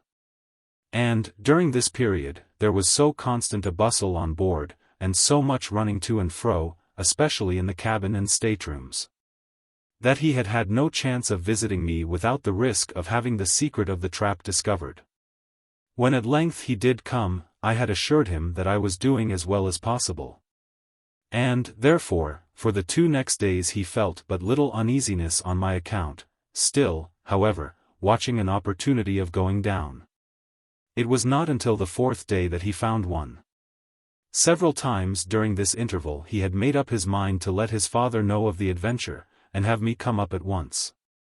But we were still within reaching distance of Nantucket, and it was doubtful, from some expressions which had escaped Captain Barnard, whether he would not immediately put back if he discovered me to be on board. Besides, upon thinking the matter over, Augustus, so he told me, could not imagine that I was in immediate want, or that I would hesitate, in such case, to make myself heard at the trap. When, therefore, he considered everything, he concluded to let me stay until he could meet with an opportunity of visiting me unobserved. This, as I said before, did not occur until the 4th day after his bringing me the watch, and the 7th since I had first entered the hold. He then went down without taking with him any water or provisions, intending in the first place merely to call my attention, and get me to come from the box to the trap, when he would go up to the stateroom and thence hand me down a supply. When he descended for this purpose he found that I was asleep, for it seems that I was snoring very loudly. From all the calculations I can make on the subject, this must have been the slumber into which I fell just after my return from the trap with the watch, and which, consequently, must have lasted for more than 3 entire days and nights at the very least. Latterly, I have had reason both from my own experience and the assurance of others, to be acquainted with the strong soporific effects of the stench arising from old fish oil when closely confined. And when I think of the condition of the hold in which I was imprisoned, and the long period during which the brig had been used as a whaling vessel, I am more inclined to wonder that I awoke at all, after once falling asleep, than that I should have slept uninterruptedly for the period specified above. Augustus called to me at first in a low voice and without closing the trap, but I made him no reply. He then shut the trap, and spoke to me in a louder, and finally in a very loud tone. Still I continued to snore. He was now at a loss what to do. It would take him some time to make his way through the lumber to my box, and in the meanwhile his absence would be noticed by Captain Barnard, who had occasion for his services every minute in arranging and copying papers connected with the business of the voyage. He determined, therefore, upon reflection, to ascend, and await another opportunity of visiting me. He was the more easily induced to this resolve, as my slumber appeared to be of the most tranquil nature, and he could not suppose that I had undergone any inconvenience from my incarceration. He had just made up his mind on these points when his attention was arrested by an unusual bustle, the sound of which proceeded apparently from the cabin. He sprang through the trap as quickly as possible, closed it, and threw open the door of his stateroom. No sooner had he put his foot over the threshold than a pistol flashed in his face, and he was knocked down, at the same moment, by a blow from a handspike. A strong hand held him on the cabin floor, with a tight grasp upon his throat, still he was able to see what was going on around him. His father was tied hand and foot, and lying along the steps of the companionway, with his head down, and a deep wound in the forehead, from which the blood was flowing in a continued stream. He spoke not a word, and was apparently dying. Over him stood the first mate, eyeing him with an expression of fiendish derision, and deliberately searching his pockets, from which he presently drew forth a large wallet and a chronometer. 7 of the crew, among whom was the cook, a negro, were rummaging the staterooms on the larboard for arms, where they soon equipped themselves with muskets and ammunition. Besides Augustus and Captain Barnard, there were 9 men altogether in the cabin, and these among the most ruffianly of the brig's company. The villains now went upon deck, taking my friend with them after having secured his arms behind his back. They proceeded straight to the forecastle, which was fastened down, 2 of the mutineers standing by it with axes, 2 also at the main hatch. The mate called out in a loud voice, "Do you hear there below? Tumble up with you, one by one, now, mark that, and no grumbling." It was some minutes before anyone appeared. At last an Englishman, who had shipped as a raw hand, came up, weeping piteously, and entreating the mate, in the most humble manner, to spare his life. The only reply was a blow on the forehead from an axe. The poor fellow fell to the deck without a groan, and the black cook lifted him up in his arms as he would a child, and tossed him deliberately into the sea. Hearing the blow and the plunge of the body, the men below could now be induced to venture on deck neither by threats nor promises, until a proposition was made to smoke them out. A general rush then ensued, and for a moment it seemed possible that the brig might be retaken. The mutineers, however, succeeded at last in closing the forecastle effectually before more than 6 of their opponents could get up. These 6, finding themselves so greatly outnumbered and without arms, submitted after a brief struggle. The mate gave them fair words, no doubt with a view of inducing those below to yield, for they had no difficulty in hearing all that was said on deck. The result proved his sagacity, no less than his diabolical villainy. All in the forecastle presently signified their intention of submitting, and, ascending one by one, were pinioned and then thrown on their backs, together with the first 6, there being in all, of the crew who were not concerned in the mutiny, 27. A scene of the most horrible butchery ensued. The bound seamen were dragged to the gangway. Here the cook stood with an axe, striking each victim on the head as he was forced over the side of the vessel by the other mutineers. In this manner 22 perished, and Augustus had given himself up for lost, expecting every moment his own turn to come next. But it seemed that the villains were now either weary, or in some measure disgusted with their bloody labor. For the 4 remaining prisoners, together with my friend, who had been thrown on the deck with the rest, were respite while the mate sent below for rum. And the whole murderous party held a drunken carouse, which lasted until sunset. They now fell to disputing in regard to the fate of the survivors, who lay not more than 4 paces off, and could distinguish every word said. Upon some of the mutineers the liquor appeared to have a softening effect, for several voices were heard in favor of releasing the captives altogether, on condition of joining the mutiny and sharing the profits. The black cook, however, who in all respects was a perfect demon, and who seemed to exert as much influence, if not more, than the mate himself, would listen to no proposition of the kind, and rose repeatedly for the purpose of resuming his work at the gangway. Fortunately he was so far overcome by intoxication as to be easily restrained by the less bloodthirsty of the party, among whom was a line manager, who went by the name of Dirk Peters. This man was the son of an Indian squaw of the tribe of Upsarokas, who live among the fastnesses of the Black Hills, near the source of the Missouri. His father was a fur trader, I believe, or at least connected in some manner with the Indian trading posts on Lewis River. Peters himself was one of the most ferocious-looking men I ever beheld. He was short in stature, not more than 4 feet 8 inches high, but his limbs were of Herculean mold. His hands, especially, were so enormously thick and broad as hardly to retain a human shape. His arms, as well as legs, were bowed in the most singular manner, and appeared to possess no flexibility whatever. His head was equally deformed, being of immense size, with an indentation on the crown, like that on the head of most Negroes, and entirely bald.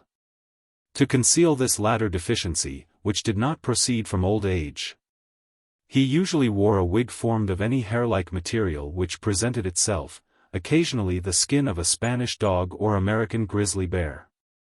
At the time spoken of, he had on a portion of one of these bearskins, and it added no little to the natural ferocity of his countenance, which betook of the Upsaroka character. The mouth extended nearly from ear to ear, the lips were thin, and seemed, like some other portions of his frame, to be devoid of natural pliancy, so that the ruling expression never varied under the influence of any emotion whatever. This ruling expression may be conceived when it is considered that the teeth were exceedingly long and protruding, and never even partially covered, in any instance, by the lips. To pass this man with a casual glance, one might imagine him to be convulsed with laughter, but a second look would induce a shuddering acknowledgment that if such an expression were indicative of merriment, the merriment must be that of a demon. Of this singular being many anecdotes were prevalent among the seafaring men of Nantucket. These anecdotes went to prove his prodigious strength when under excitement, and some of them had given rise to a doubt of his sanity.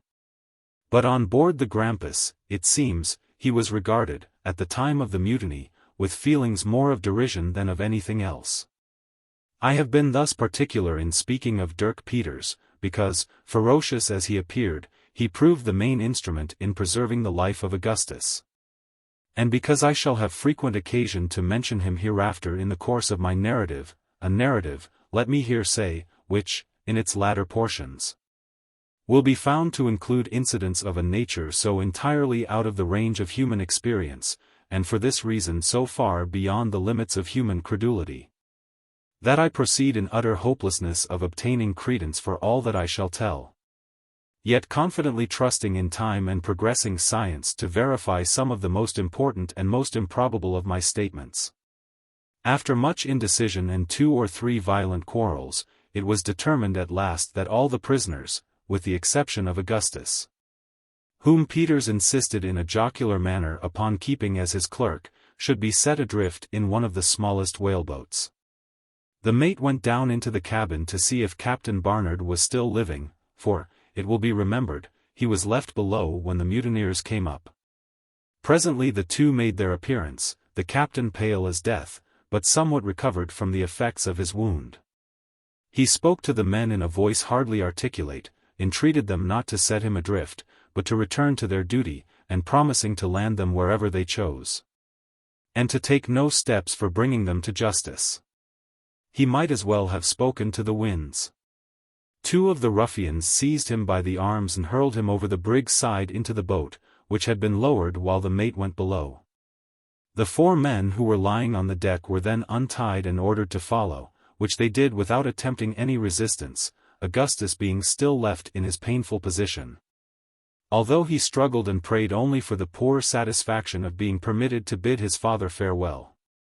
A handful of sea biscuit and a jug of water were now handed down, but neither mast, sail, oar, nor compass. The boat was towed astern for a few minutes, during which the mutineers held another consultation. It was then finally cut adrift. By this time night had come on, there were neither moon nor stars visible, and a short and ugly sea was running, although there was no great deal of wind. The boat was instantly out of sight, and little hope could be entertained for the unfortunate sufferers who were in it. This event happened, however, in latitude 35 degrees 30 minutes north, longitude 61 degrees 20 minutes west, and consequently at no very great distance from the Bermuda Islands. Augustus therefore endeavored to console himself with the idea that the boat might either succeed in reaching the land, or come sufficiently near to be fallen in with by vessels off the coast. All sail was now put upon the brig, and she continued her original course to the southwest, the mutineers being bent upon some piratical expedition, in which, from all that could be understood, a ship was to be intercepted on her way from the Cape Verde Islands to Puerto Rico. No attention was paid to Augustus, who was untied and suffered to go about anywhere forward of the cabin companionway. Dirk Peters treated him with some degree of kindness, and on one occasion saved him from the brutality of the cook. His situation was still one of the most precarious, as the men were continually intoxicated, and there was no relying upon their continued good humor or carelessness in regard to himself. His anxiety on my account be represented, however, as the most distressing result of his condition, and, indeed, I had never reason to doubt the sincerity of his friendship. More than once he had resolved to acquaint the mutineers with the secret of my being on board, but was restrained from so doing, partly through recollection of the atrocities he had already beheld, and partly through a hope of being able soon to bring me relief. For the latter purpose he was constantly on the watch, but, in spite of the most constant vigilance, 3 days elapsed after the boat was cut adrift before any chance occurred. At length, on the night of the 3rd day, there came on a heavy blow from the eastward, and all hands were called up to take in sail. During the confusion which ensued, he made his way below unobserved, and into the stateroom. What was his grief and horror in discovering that the latter had been rendered a place of deposit for a variety of sea stores and ship furniture, and that several fathoms of old chain cable, which had been stowed away beneath the companion ladder, had been dragged thence to make room for a chest, and were now lying immediately upon the trap. To remove it without discovery was impossible, and he returned on deck as quickly as he could. As he came up, the mate seized him by the throat, and demanding what he had been doing in the cabin, was about flinging him over the larboard bulwark, when his life was again preserved through the interference of Dirk Peters.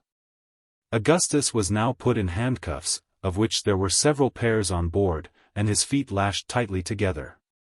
He was then taken into the steerage, and thrown into a lower berth next to the forecastle bulkheads, with the assurance that he should never put his foot on deck again until the brig was no longer a brig. This was the expression of the cook, who threw him into the berth. It is hardly possible to say what precise meaning was intended by the phrase. The whole affair, however, proved the ultimate means of my relief, as will presently appear. Chapter 5. For some minutes after the cook had left the forecastle, Augustus abandoned himself to despair, never hoping to leave the berth alive.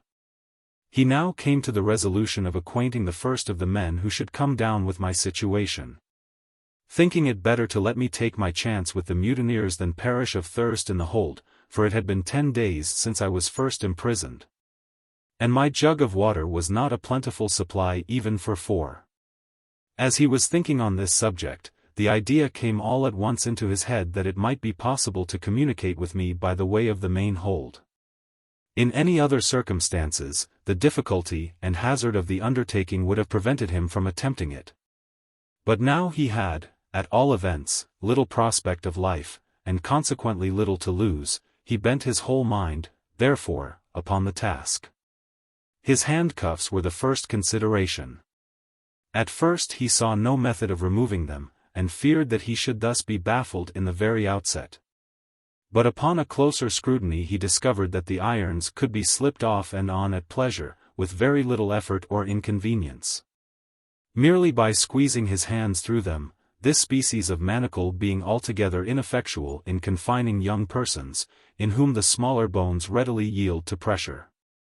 He now untied his feet, and, leaving the cord in such a manner that it could easily be readjusted in the event of any person's coming down, proceeded to examine the bulkhead where it joined the berth.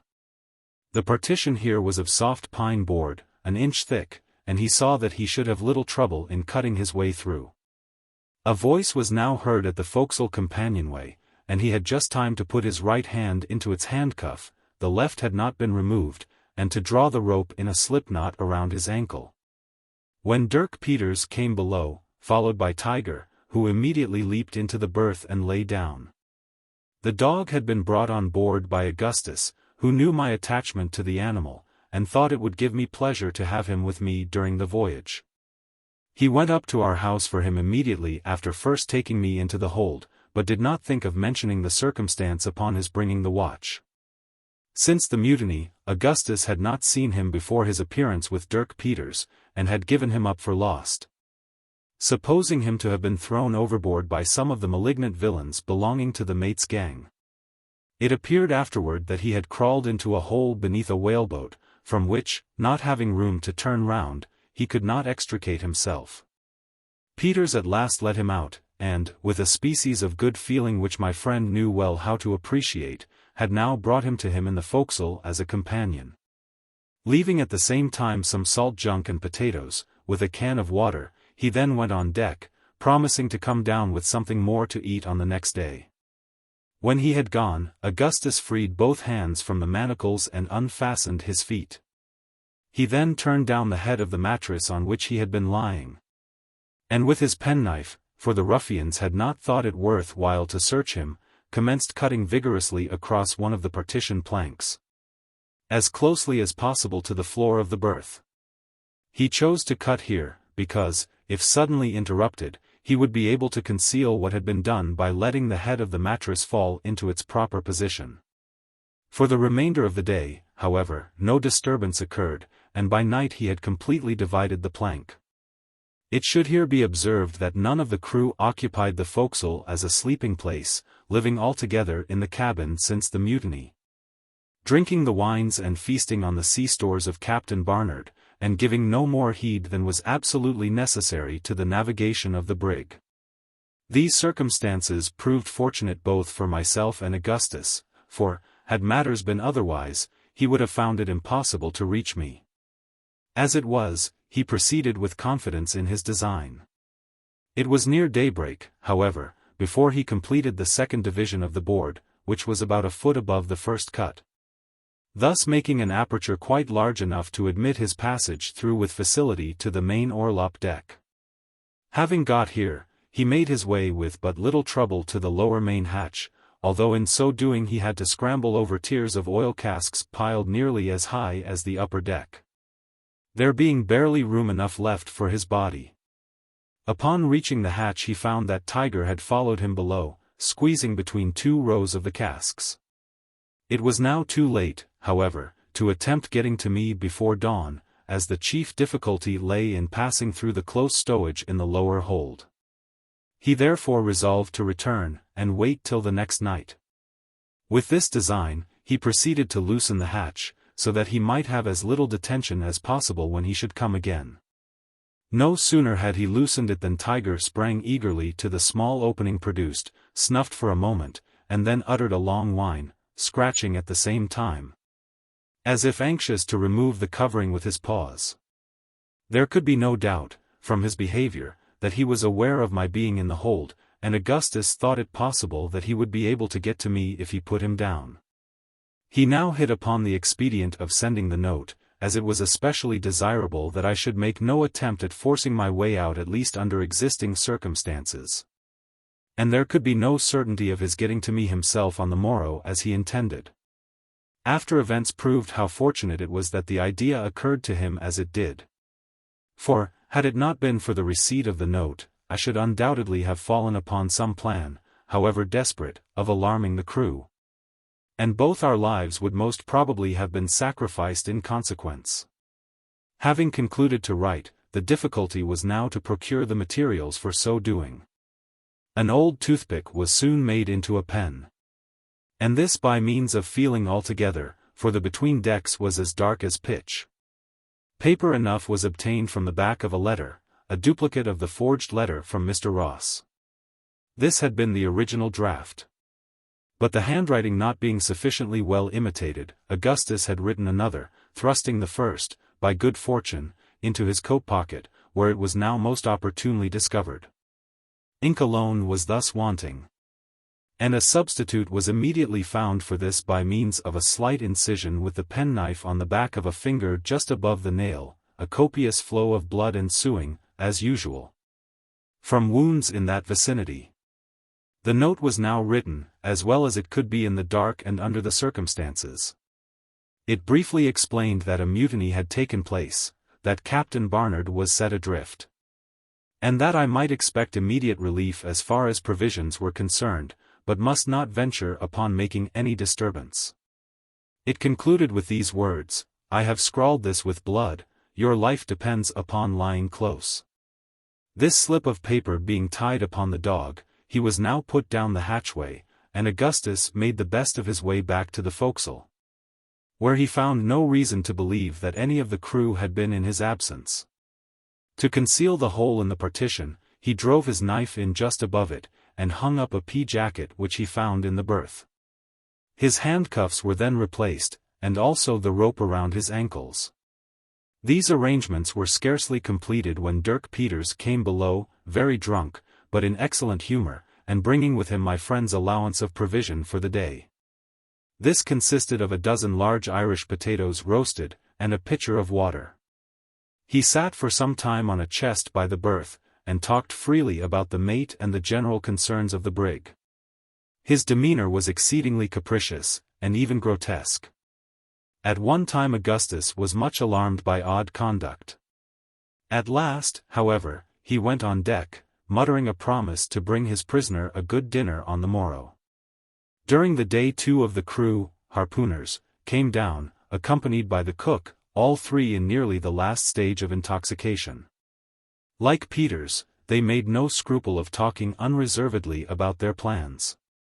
It appeared that they were much divided among themselves as to their ultimate course, agreeing in no point, except the attack on the ship from the Cape Verde Islands, with which they were in hourly expectation of meeting. As far as could be ascertained, the mutiny had not been brought about altogether for the sake of booty, a private pique of the chief mate's against Captain Barnard having been the main instigation. There now seemed to be 2 principal factions among the crew, one headed by the mate, the other by the cook. The former party were for seizing the first suitable vessel which should present itself, and equipping it at some of the West India Islands for a piratical cruise. The latter division, however, which was the stronger, and included Dirk Peters among its partisans, were bent upon pursuing the course originally laid out for the brig into the South Pacific. There either to take whale, or act otherwise, as circumstances should suggest. The representations of Peters, who had frequently visited these regions, had great weight, apparently, with the mutineers, wavering, as they were, between half-engendered notions of profit and pleasure. He dwelt on the world of novelty and amusement to be found among the innumerable islands of the Pacific, on the perfect security and freedom from all restraint to be enjoyed, but, more particularly, on the deliciousness of the climate, on the abundant means of good living, and on the voluptuous beauty of the women. As yet, nothing had been absolutely determined upon. But the pictures of the hybrid line manager were taking strong hold upon the ardent imaginations of the seamen. And there was every possibility that his intentions would be finally carried into effect. The 3 men went away in about an hour, and no one else entered the forecastle all day. Augustus lay quiet until nearly night. He then freed himself from the rope and irons, and prepared for his attempt. A bottle was found in one of the berths, and this he filled with water from the pitcher left by Peters, storing his pockets at the same time with cold potatoes. To his great joy he also came across a lantern, with a small piece of tallow candle in it. This he could light at any moment, as he had in his possession a box of phosphorus matches. When it was quite dark, he got through the hole in the bulkhead, having taken the precaution to arrange the bedclothes in the berth so as to convey the idea of a person covered up. When through, he hung up the pea jacket on his knife, as before, to conceal the aperture, this maneuver being easily effected, as he did not readjust the piece of plank taken out until afterward. He was now on the main orlop deck, and proceeded to make his way, as before, between the upper deck and the oil casks to the main hatchway. Having reached this, he lit the piece of candle, and descended, groping with extreme difficulty among the compact stowage of the hold. In a few moments he became alarmed at the insufferable stench and the closeness of the atmosphere. He could not think it possible that I had survived my confinement for so long a period breathing so oppressive an air. He called my name repeatedly, but I made him no reply, and his apprehension seemed thus to be confirmed. The brig was rolling violently, and there was so much noise in consequence, that it was useless to listen for any weak sound, such as those of my breathing or snoring. He threw open the lantern, and held it as high as possible, whenever an opportunity occurred, in order that, by observing the light, I might, if alive, be aware that succor was approaching. Still nothing was heard from me, and the supposition of my death began to assume the character of certainty. He determined, nevertheless, to force a passage, if possible, to the box, and at least ascertain beyond a doubt the truth of his surmises. He pushed on for some time in a most pitiable state of anxiety, until, at length, he found the pathway utterly blocked up, and that there was no possibility of making any farther way by the course in which he had set out. Overcome now by his feelings, he threw himself among the lumber in despair, and wept like a child. It was at this period that he heard the crash occasioned by the bottle which I had thrown down. Fortunate, indeed, was it that the incident occurred, for, upon this incident, trivial as it appears, the thread of my destiny depended. Many years elapsed, however, before I was aware of this fact. A natural shame and regret for his weakness and indecision prevented Augustus from confiding to me at once what a more intimate and unreserved communion afterward induced him to reveal. Upon finding his further progress in the hold impeded by obstacles which he could not overcome, he had resolved to abandon his attempt at reaching me, and return at once to the forecastle. Before condemning him entirely on this head, the harassing circumstances which embarrassed him should be taken into consideration. The night was fast wearing away, and his absence from the forecastle might be discovered, and indeed would necessarily be so, if he should fail to get back to the berth by daybreak. His candle was expiring in the socket, and there would be the greatest difficulty in retracing his way to the hatchway in the dark. It must be allowed, too, that he had every good reason to believe me dead. In which event no benefit could result to me from his reaching the box, and a world of danger would be encountered to no purpose by himself. He had repeatedly called, and I had made him no answer. I had been now 11 days and nights with no more water than that contained in the jug which he had left with me, supply which it was not at all probable I had hoarded in the beginning of my confinement. As I had every cause to expect a speedy release.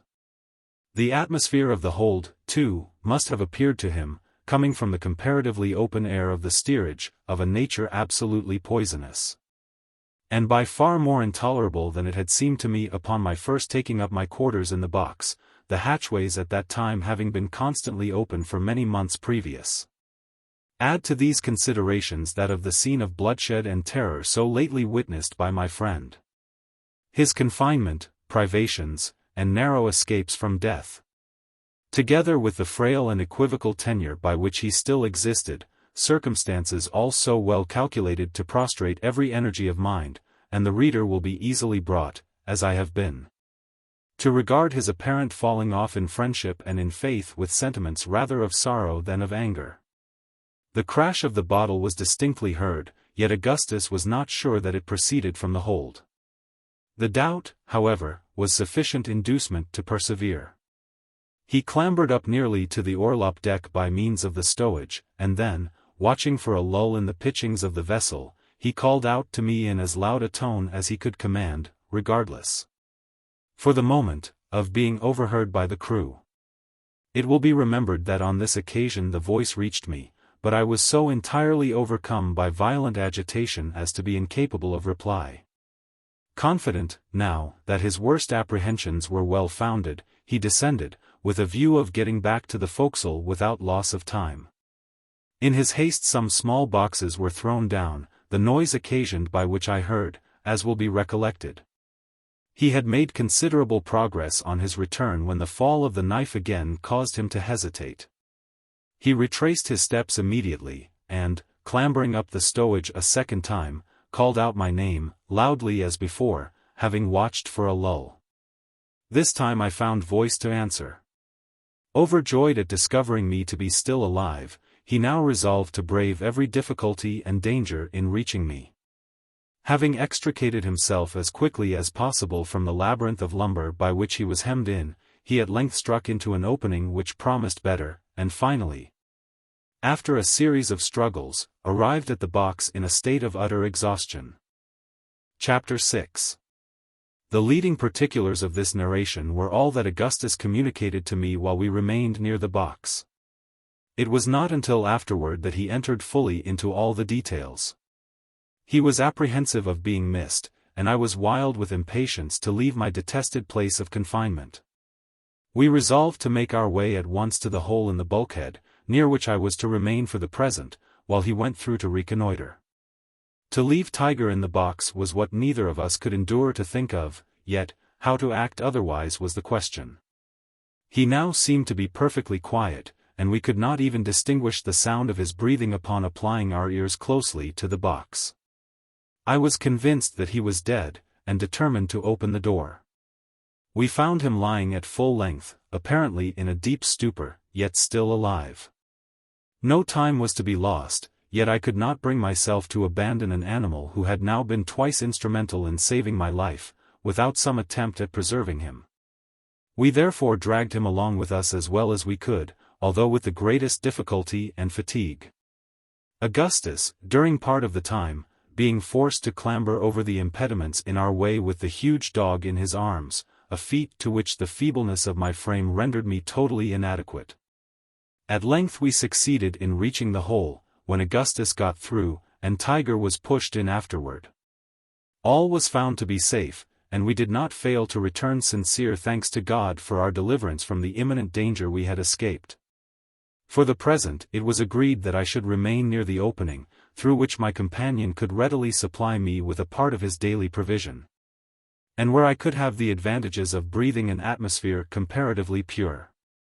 In explanation of some portions of this narrative, wherein I have spoken of the stowage of the brig, and which may appear ambiguous to some of my readers who may have seen a proper or regular stowage, I must here state that the manner in which this most important duty had been performed on board the Grampus was a most shameful piece of neglect on the part of Captain Barnard, who was by no means as careful or as experienced a seaman as the hazardous nature of the service on which he was employed would seem necessarily to demand.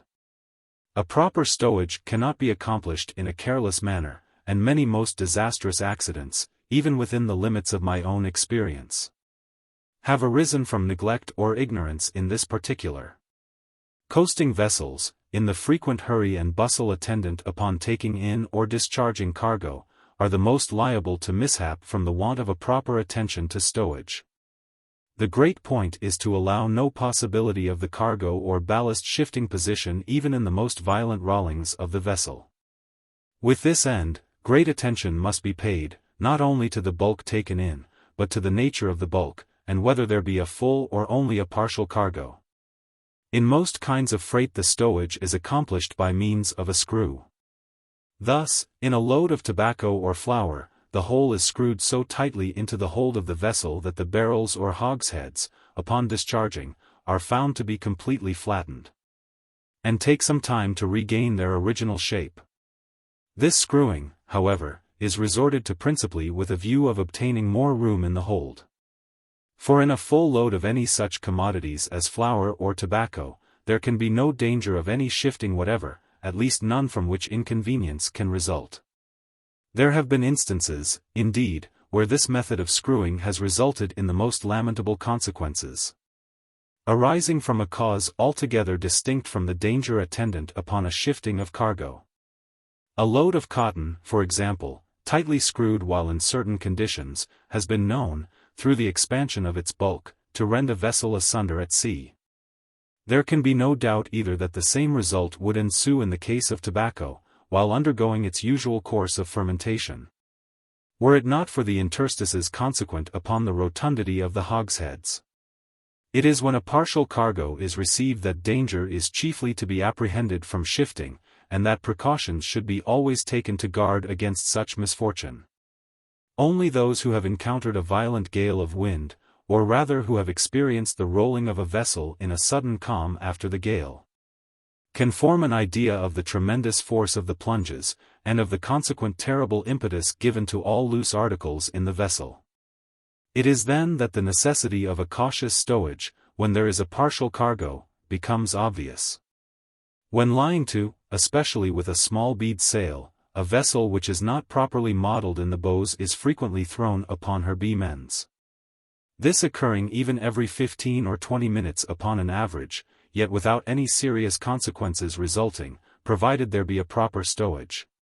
If this, however, has not been strictly attended to, in the first of these heavy lurches the whole of the cargo tumbles over to the side of the vessel which lies upon the water, and, being thus prevented from regaining her equilibrium, as she would otherwise necessarily do, she is certain to fill in a few seconds and go down. It is not too much to say that at least 1/2 of the instances in which vessels have foundered in heavy gales at sea may be attributed to a shifting of cargo or of ballast. When a partial cargo of any kind is taken on board, the whole, after being first stowed as compactly as may be, should be covered with a layer of stout shifting boards, extending completely across the vessel. Upon these boards strong temporary stanchions should be erected, reaching to the timbers above, and thus securing everything in its place. In cargoes consisting of grain, or any similar matter, additional precautions are requisite. A hold filled entirely with grain upon leaving port will be found not more than 3/4 full upon reaching its destination, this, too, although the freight, when measured bushel by the consignee, will overrun by a vast deal, on account of the swelling of the grain, the quantity consigned. This result is occasioned by settling during the voyage, and is the more perceptible in proportion to the roughness of the weather experienced. If grain loosely thrown in a vessel, then, is ever so well secured by shifting boards and stanchions, it will be liable to shift in a long passage so greatly as to bring about the most distressing calamities. To prevent these, every method should be employed before leaving port to settle the cargo as much as possible.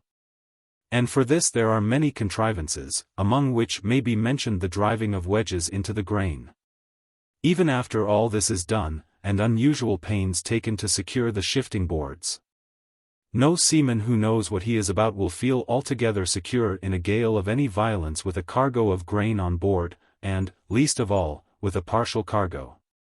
Yet there are hundreds of our coasting vessels, and, it is likely, many more from the ports of Europe, which sail daily with partial cargoes, even of the most dangerous species, and without any precaution whatever.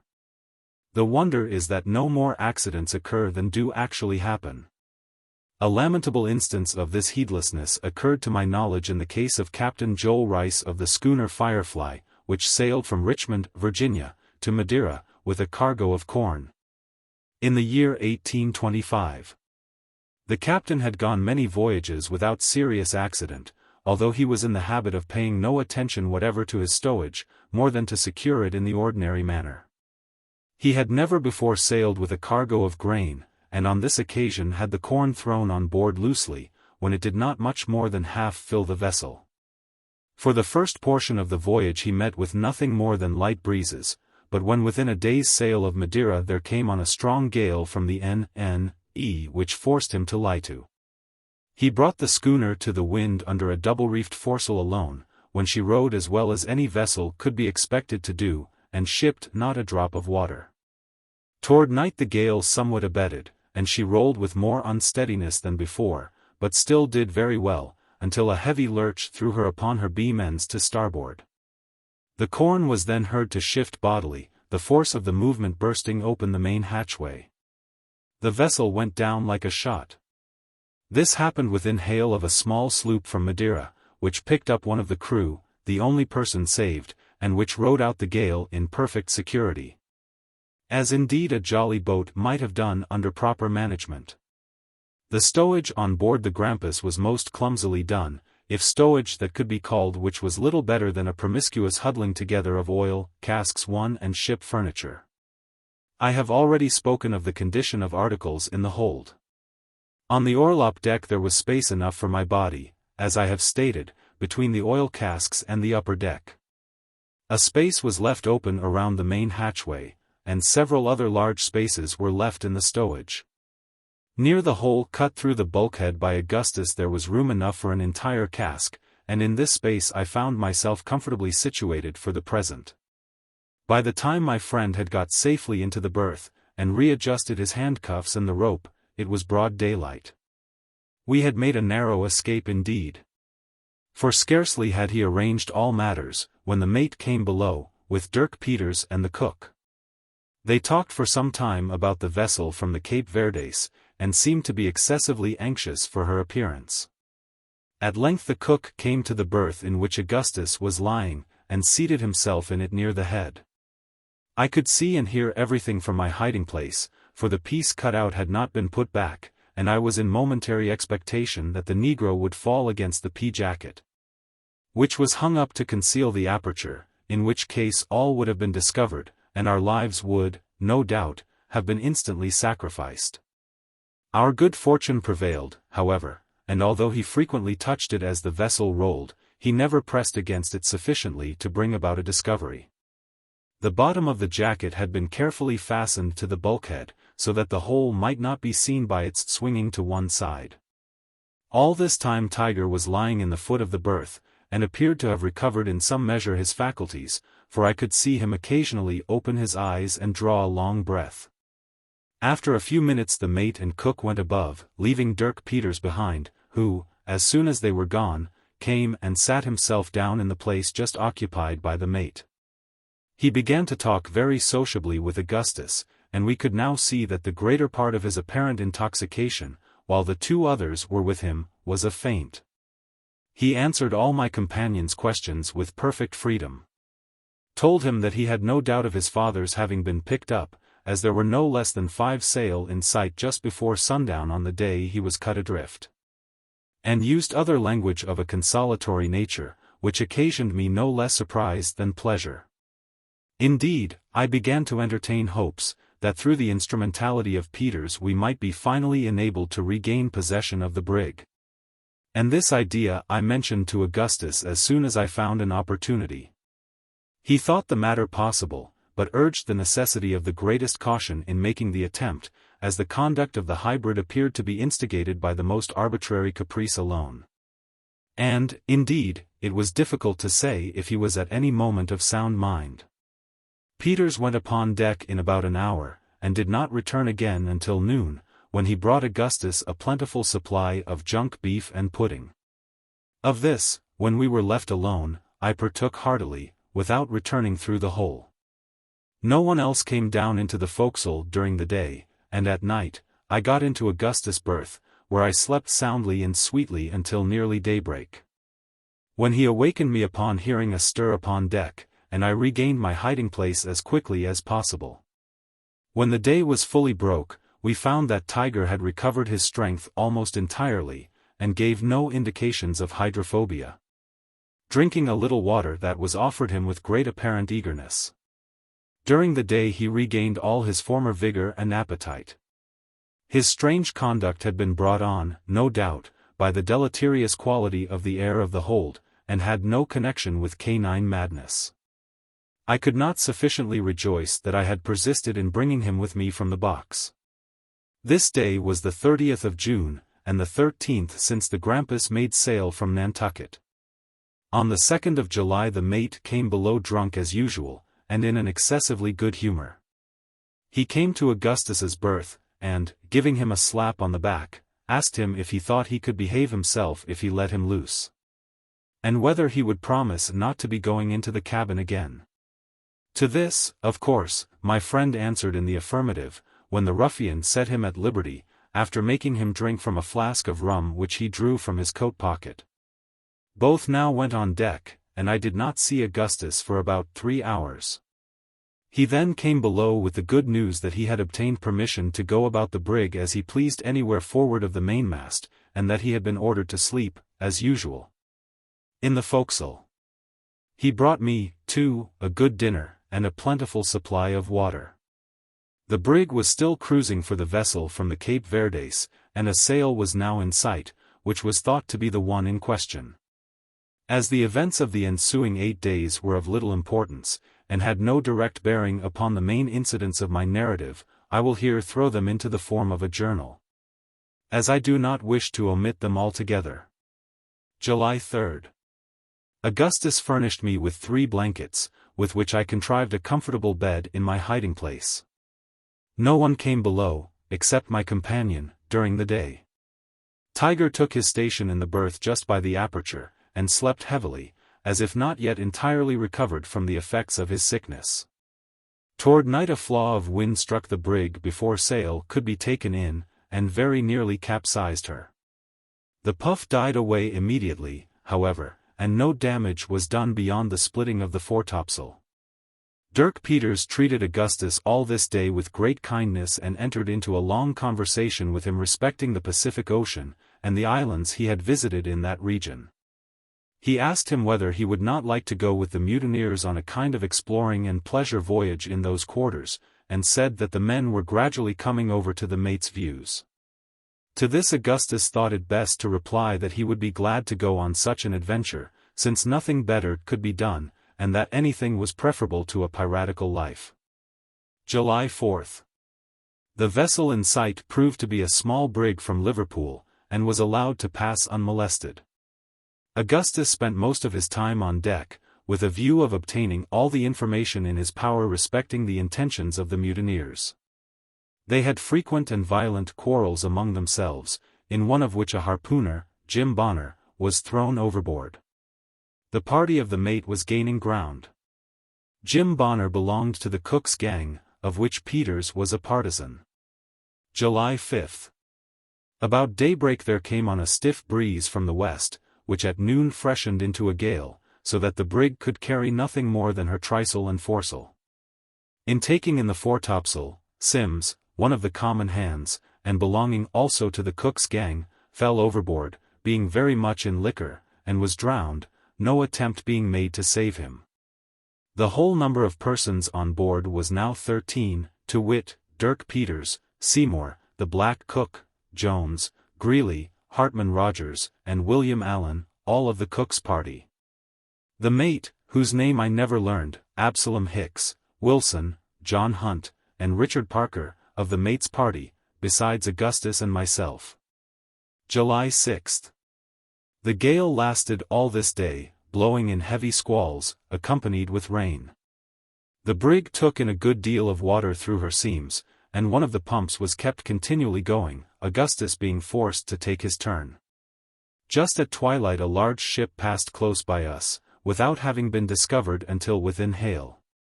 The ship was supposed to be the one for which the mutineers were on the lookout. The mate hailed her, but the reply was drowned in the roaring of the gale. At 11, a sea was shipped amidships, which tore away a great portion of the larboard bulwarks, and did some other slight damage. Toward morning the weather moderated, and at sunrise there was very little wind. July 7th. There was a heavy swell running all this day, during which the brig, being light, rolled excessively, and many articles broke loose in the hold, as I could hear distinctly from my hiding place. I suffered a great deal from seasickness. Peters had a long conversation this day with Augustus, and told him that 2 of his gang, Greeley and Allen, had gone over to the mate, and were resolved to turn pirates. He put several questions to Augustus which he did not then exactly understand. During a part of this evening the leak gained upon the vessel, and little could be done to remedy it, as it was occasioned by the brig straining, and taking in the water through her seams.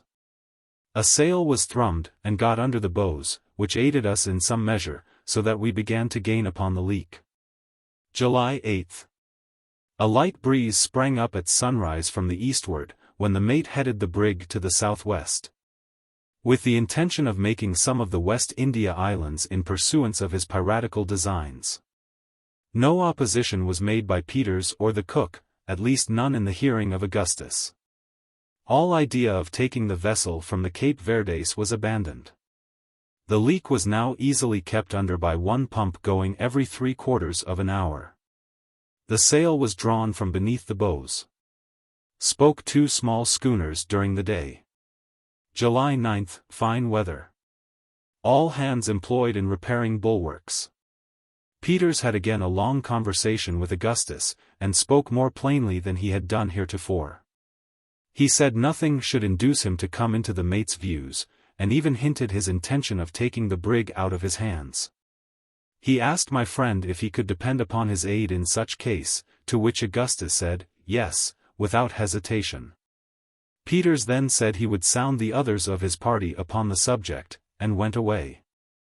During the remainder of the day Augustus had no opportunity of speaking with him privately. Chapter 7. July 10th. Spoke a brig from Rio, bound to Norfolk. Weather hazy, with a light baffling wind from the eastward. Today Hartman Rogers died, having been attacked on the 8th with spasms after drinking a glass of grog. This man was of the cook's party, and one upon whom Peters placed his main reliance. He told Augustus that he believed the mate had poisoned him, and that he expected, if he did not be on the lookout, his own turn would come shortly.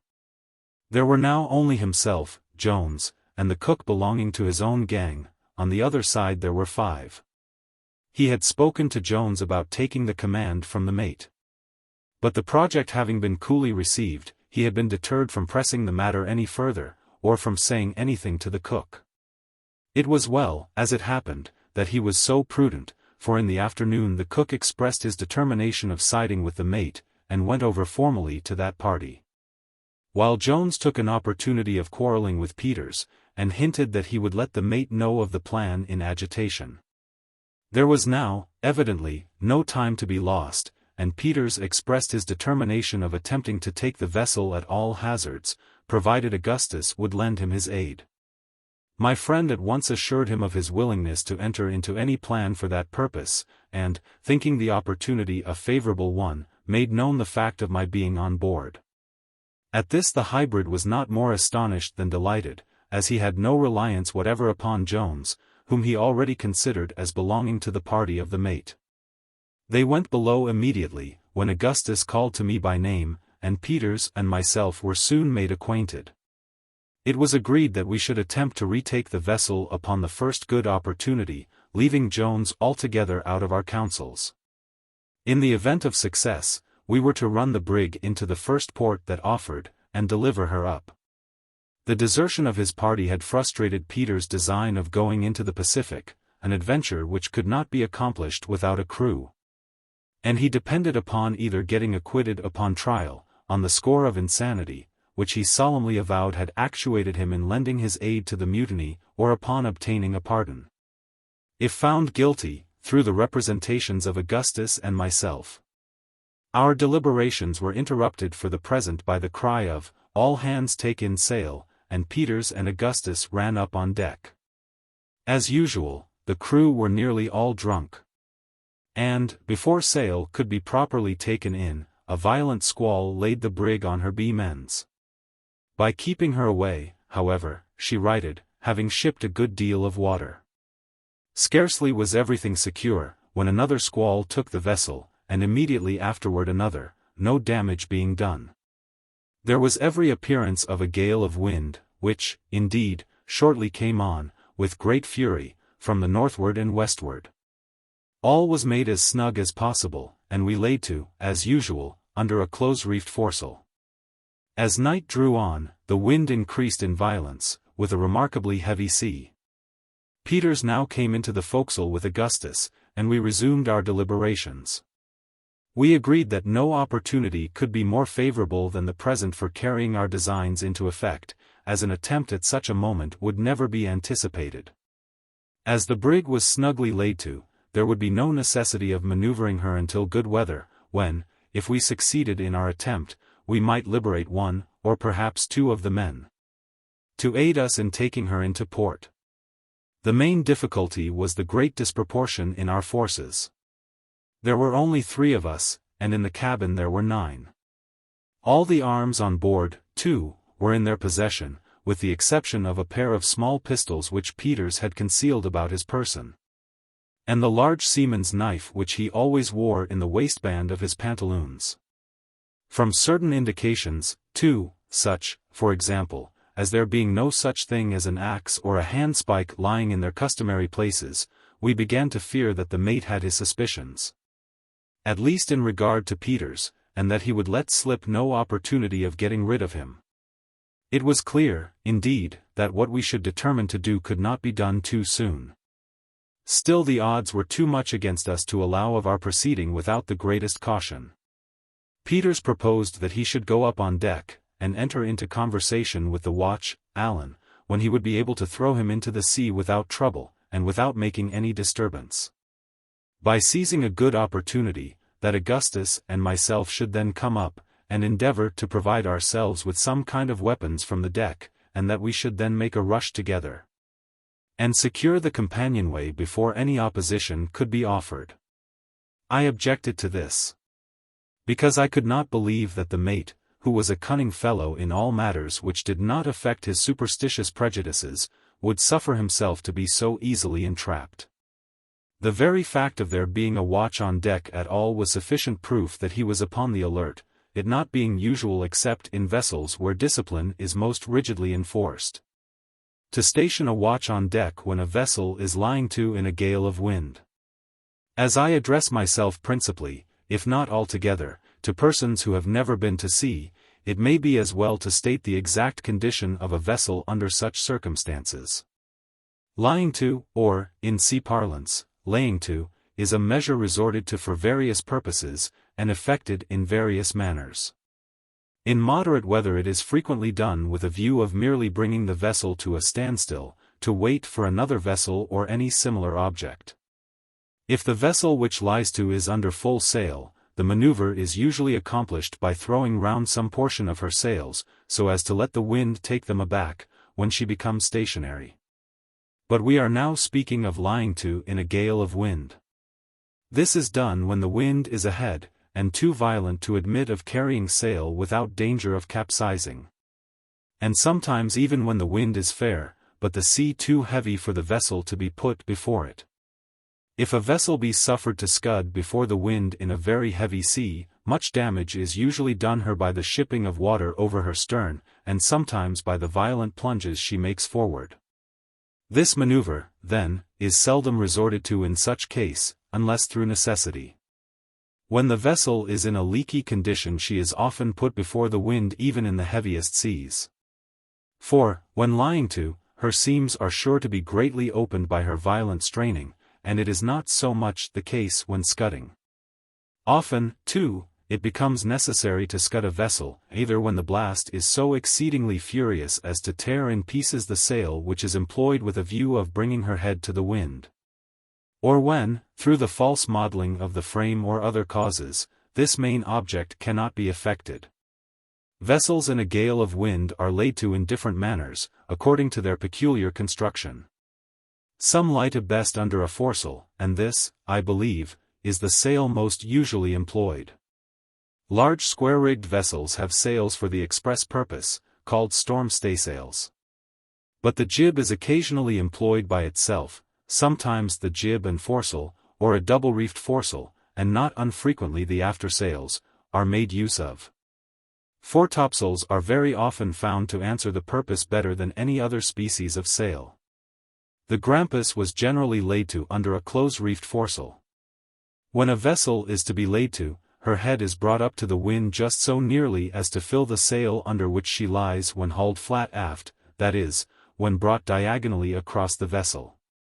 This being done, the bows point within a few degrees of the direction from which the wind issues, and the windward bow of course receives the shock of the waves. In this situation a good vessel will ride out a very heavy gale of wind without shipping a drop of water, and without any further attention being requisite on the part of the crew. The helm is usually lashed down, but this is altogether unnecessary, except on account of the noise it makes when loose, for the rudder has no effect upon the vessel when lying to. Indeed, the helm had far better be left loose than lashed very fast, for the rudder is apt to be torn off by heavy seas if there be no room for the helm to play. As long as the sail holds, a well-modeled vessel will maintain her situation, and ride every sea, as if instinct with life and reason. If the violence of the wind, however, should tear the sail into pieces, a feat which it requires a perfect hurricane to accomplish under ordinary circumstances, there is then imminent danger. The vessel falls off from the wind, and, coming broadside to the sea, is completely at its mercy. The only resource in this case is to put her quietly before the wind, letting her scud until some other sail can be set. Some vessels will lie to under no sail whatever, but such are not to be trusted at sea. But to return from this digression. It had never been customary with the mate to have any watch on deck when lying to in a gale of wind, and the fact that he had now one, coupled with the circumstance of the missing axes and handspikes, fully convinced us that the crew were too well on the watch to be taken by surprise in the manner Peters had suggested. Something, however, was to be done, and that with as little delay as practicable, for there could be no doubt that a suspicion having been once entertained against Peters, he would be sacrificed upon the earliest occasion, and one would certainly be either found or made upon the breaking of the gale. Augustus now suggested that if Peters could contrive to remove, under any pretext, the piece of chain cable which lay over the trap in the stateroom, we might possibly be able to come upon them unawares by means of the hold. But a little reflection convinced us that the vessel rolled and pitched too violently for any attempt of that nature. By good fortune I at length hit upon the idea of working upon the superstitious terrors and guilty conscience of the mate. It will be remembered that one of the crew, Hartman Rogers, had died during the morning, having been attacked 2 days before with spasms after drinking some spirits and water. Peters had expressed to us his opinion that this man had been poisoned by the mate, and for this belief he had reasons, so he said, which were incontrovertible, but which he could not be prevailed upon to explain to us, this wayward refusal being only in keeping with other points of his singular character. But whether or not he had any better grounds for suspecting the mate than we had ourselves, we were easily led to fall in with his suspicion, and determined to act accordingly. Rogers had died about 11 in the forenoon, in violent convulsions, and the corpse presented in a few minutes after death one of the most horrid and loathsome spectacles I ever remember to have seen. The stomach was swollen immensely, like that of a man who has been drowned and lain under water for many weeks. The hands were in the same condition, while the face was shrunken, shriveled, and of a chalky whiteness, except where relieved by 2 or 3 glaring red blotches like those occasioned by the erysipelas.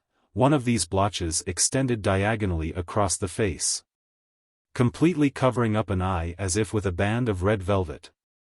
In this disgusting condition the body had been brought up from the cabin at noon to be thrown overboard, when the mate getting a glimpse of it, for he now saw it for the first time, and being either touched with remorse for his crime or struck with terror at so horrible a sight, ordered the men to sew the body up in its hammock, and allow it the usual rites of sea burial.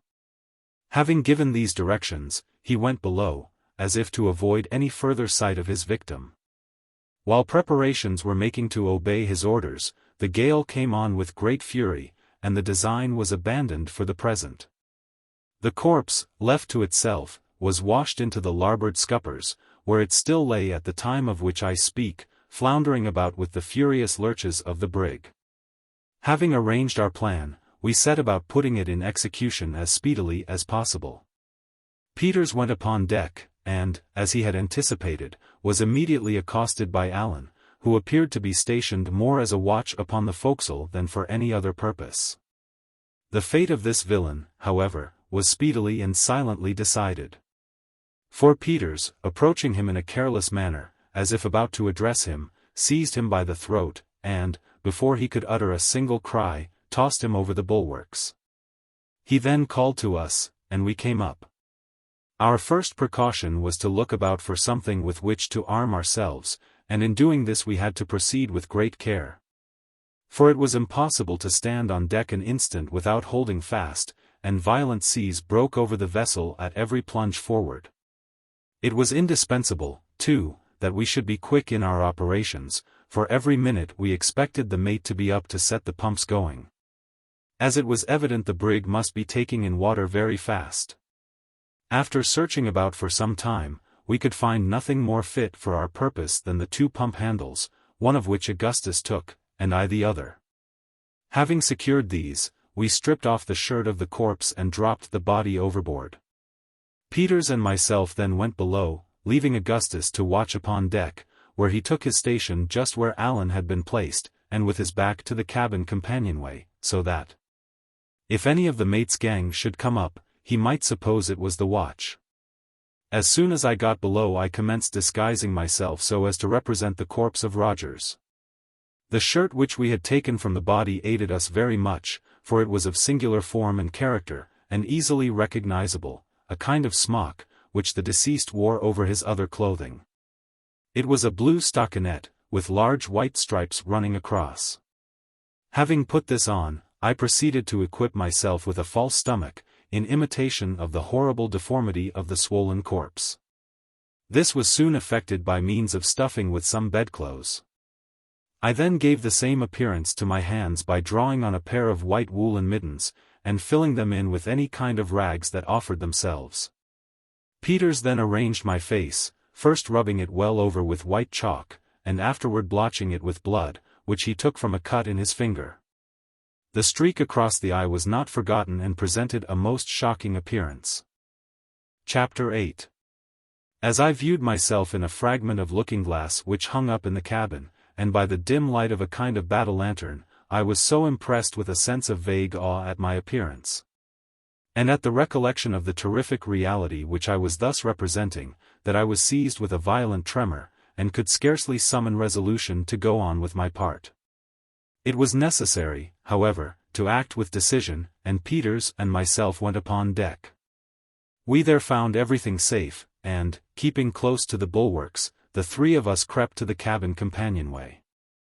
It was only partially closed, precautions having been taken to prevent its being suddenly pushed to from without. By means of placing billets of wood on the upper step so as to interfere with the shutting, we found no difficulty in getting a full view of the interior of the cabin through the cracks where the hinges were placed. It now proved to have been very fortunate for us that we had not attempted to take them by surprise, for they were evidently on the alert. Only one was asleep, and he lying just at the foot of the companion ladder, with a musket by his side. The rest were seated on several mattresses, which had been taken from the berths and thrown on the floor. They were engaged in earnest conversation. And although they had been carousing, as appeared from 2 empty jugs, with some tin tumblers which lay about, they were not as much intoxicated as usual. All had knives, 1 or 2 of them pistols, and a great many muskets were lying in a berth close at hand. We listened to their conversation for some time before we could make up our minds how to act, having as yet resolved on nothing determinate, except that we would attempt to paralyze their exertions, when we should attack them, by means of the apparition of Rogers. They were discussing their piratical plans, in which all we could hear distinctly was, that they would unite with the crew of a schooner Hornet, and, if possible, get the schooner herself into their possession preparatory to some attempt on a large scale, the particulars of which could not be made out by either of us. One of the men spoke of Peters, when the mate replied to him in a low voice which could not be distinguished, and afterward added more loudly, that he could not understand his being so much forward with the captain's brat in the forecastle, and he thought the sooner both of them were overboard the better. To this no answer was made, but we could easily perceive that the hint was well received by the whole party, and more particularly by Jones. At this period I was excessively agitated, the more so as I could see that neither Augustus nor Peters could determine how to act. I made up my mind, however, to sell my life as dearly as possible, and not to suffer myself to be overcome by any feelings of trepidation. The tremendous noise made by the roaring of the wind in the rigging, and the washing of the sea over the deck, prevented us from hearing what was said, except during momentary lulls. In one of these, we all distinctly heard the mate tell one of the men to go forward, and order the D lubbers to come into the cabin, where he could have an eye upon them. For he wanted no such secret doings on board the brig. It was well for us that the pitching of the vessel at this moment was so violent as to prevent this order from being carried into instant execution. The cook got up from his mattress to go for us, when a tremendous lurch, which I thought would carry away the masts, threw him headlong against one of the larboard stateroom doors, bursting it open, and creating a good deal of other confusion. Luckily, neither of our party was thrown from his position, and we had time to make a precipitate retreat to the forecastle, and arrange a hurried plan of action before the messenger made his appearance, or rather before he put his head out of the companion hatch, for he did not come on deck. From this station he could not notice the absence of Allan, and he accordingly bawled out, as if to him, repeating the orders of the mate. Peters cried out, "Aye, aye," in a disguised voice, and the cook immediately went below, without entertaining a suspicion that all was not right. My two companions now proceeded boldly aft and down into the cabin, Peters closing the door after him in the same manner he had found it. The mate received them with feigned cordiality, and told Augustus that, since he had behaved himself so well of late, he might take up his quarters in the cabin and be one of them for the future. He then poured him out a tumbler half full of rum, and made him drink it. All this I saw and heard, for I followed my friends to the cabin as soon as the door was shut, and took up my old point of observation. I had brought with me the two pump handles, one of which I secured near the companionway, to be ready for use when required. I now steadied myself as well as possible so as to have a good view of all that was passing within, and endeavored to nerve myself to the task of descending among the mutineers when Peters should make a signal to me, as agreed upon.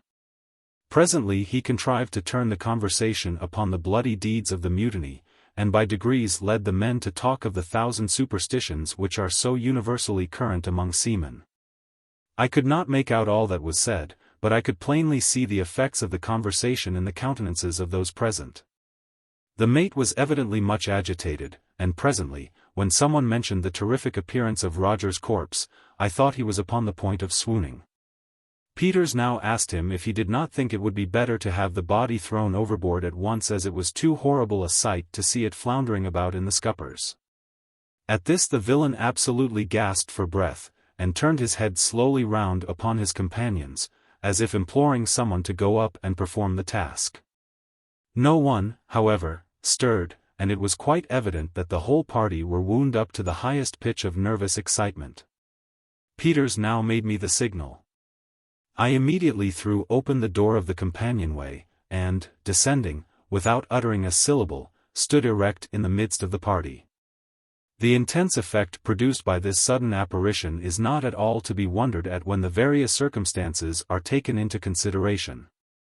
Usually, in cases of a similar nature, there is left in the mind of the spectator some glimmering of doubt as to the reality of the vision before his eyes. A degree of hope, however feeble, that he is the victim of chicanery, and that the apparition is not actually a visitant from the old world of shadows. It is not too much to say that such remnants of doubt have been at the bottom of almost every such visitation, and that the appalling horror which has sometimes been brought about is to be attributed, even in the cases most in point, and where most suffering has been experienced, more to a kind of anticipative horror, lest the apparition might possibly be real, than to an unwavering belief in its reality. But, in the present instance, it will be seen immediately that in the minds of the mutineers there was not even the shadow of a basis upon which to rest a doubt that the apparition of Rogers was indeed a revivification of his disgusting corpse, or at least its spiritual image. The isolated situation of the brig, with its entire inaccessibility on account of the gale, confined the apparently possible means of deception within such narrow and definite limits, that they must have thought themselves enabled to survey them all at a glance. They had now been at sea 24 days, without holding more than a speaking communication with any vessel whatever. The whole of the crew, too, at least all whom they had the most remote reason for suspecting to be on board, were assembled in the cabin, with the exception of Allan, the watch.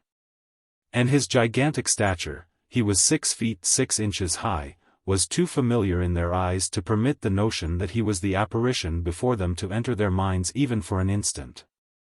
Add to these considerations the awe-inspiring nature of the tempest, and that of the conversation brought about by Peters. The deep impression which the loathsomeness of the actual corpse had made in the morning upon the imaginations of the men. The excellence of the imitation in my person, and the uncertain and wavering light in which they beheld me, as the glare of the cabin lantern, swinging violently to and fro, fell dubiously and fitfully upon my figure, and there will be no reason to wonder that the deception had even more than the entire effect which we had anticipated. The mate sprang up from the mattress on which he was lying, and, without uttering a syllable, fell back, stone dead, upon the cabin floor, and was hurled to the leeward like a log by a heavy roll of the brig. Of the remaining 7, there were but 3 who had at first any degree of presence of mind. The 4 others sat for some time rooted apparently to the floor, the most pitiable objects of horror and utter despair my eyes ever encountered. The only opposition we experienced at all was from the cook, John Hunt, and Richard Parker, but they made but a feeble and irresolute defense.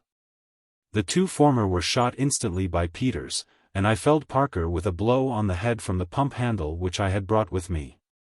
In the meantime, Augustus seized one of the muskets lying on the floor and shot another mutineer, Wilson, through the breast. There were now but 3 remaining. But by this time they had become aroused from their lethargy, and perhaps began to see that a deception had been practiced upon them, for they fought with great resolution and fury, and, but for the immense muscular strength of Peters, might have ultimately got the better of us. These 3 men were Jones, Greeley, and Absalom Hicks. Jones had thrown Augustus to the floor, stabbed him in several places along the right arm, and would no doubt have soon dispatched him, as neither Peters nor myself could immediately get rid of our own antagonists, had it not been for the timely aid of a friend, upon whose assistance we surely had never depended. This friend was no other than Tiger. With a low growl, he bounded into the cabin, at a most critical moment for Augustus, and throwing himself upon Jones, pinned him to the floor in an instant. My friend, however, was now too much injured to render us any aid whatever, and I was so encumbered with my disguise that I could do but little. The dog would not leave his hold upon the throat of Jones. Peters, nevertheless, was far more than a match for the 2 men who remained, and would, no doubt, have dispatched them sooner, had it not been for the narrow space in which he had to act, and the tremendous lurches of the vessel. Presently he was enabled to get hold of a heavy stool, several of which lay about the floor. With this he beat out the brains of Greeley as he was in the act of discharging a musket at me, and immediately afterward a roll of the brig throwing him in contact with Hicks. He seized him by the throat, and, by dint of sheer strength, strangled him instantaneously. Thus, in far less time than I have taken to tell it, we found ourselves masters of the brig. The only person of our opponents who was left alive was Richard Parker. This man, it will be remembered, I had knocked down with a blow from the pump handle at the commencement of the attack. He now lay motionless by the door of the shattered stateroom. But, upon Peters touching him with his foot, he spoke, and entreated for mercy. His head was only slightly cut, and otherwise he had received no injury, having been merely stunned by the blow. He now got up, and, for the present, we secured his hands behind his back. The dog was still growling over Jones. But, upon examination, we found him completely dead, the blood issuing in a stream from a deep wound in the throat, inflicted, no doubt, by the sharp teeth of the animal. It was now about 1 o'clock in the morning, and the wind was still blowing tremendously. The brig evidently labored much more than usual, and it became absolutely necessary that something should be done with a view of easing her in some measure. At almost every roll to leeward she shipped a sea, several of which came partially down into the cabin during our scuffle, the hatchway having been left open by myself when I descended. The entire range of bulwarks to larboard had been swept away, as well as the caboose, together with the jolly-boat from the counter. The creaking and working of the mainmast, too, gave indication that it was nearly sprung.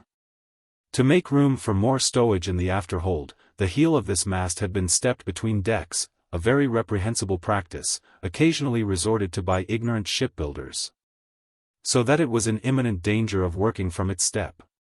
But, to crown all our difficulties, we plumbed the well, and found no less than 7 feet of water. Leaving the bodies of the crew lying in the cabin, we got to work immediately at the pumps, Parker, of course, being set at liberty to assist us in the labor. Augustus's arm was bound up as well as we could effect it, and he did what he could, but that was not much. However, we found that we could just manage to keep the leak from gaining upon us by having one pump constantly going.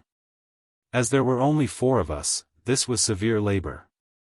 But we endeavored to keep up our spirits, and looked anxiously for daybreak, when we hoped to lighten the brig by cutting away the mainmast. In this manner we passed a night of terrible anxiety and fatigue, and, when the day at length broke, the gale had neither abated in the least, nor were there any signs of its abating. We now dragged the bodies on deck and threw them overboard. Our next care was to get rid of the mainmast. The necessary preparations having been made, Peters cut away at the mast, having found axes in the cabin, while the rest of us stood by the stays and lanyards. As the brig gave a tremendous lee lurch, the word was given to cut away the weather lanyards, which being done, the whole mass of wood and rigging plunged into the sea, clear of the brig, and without doing any material injury. We now found that the vessel did not labor quite as much as before, but our situation was still exceedingly precarious, and in spite of the utmost exertions, we could not gain upon the leak without the aid of both pumps. The little assistance which Augustus could render us was not really of any importance.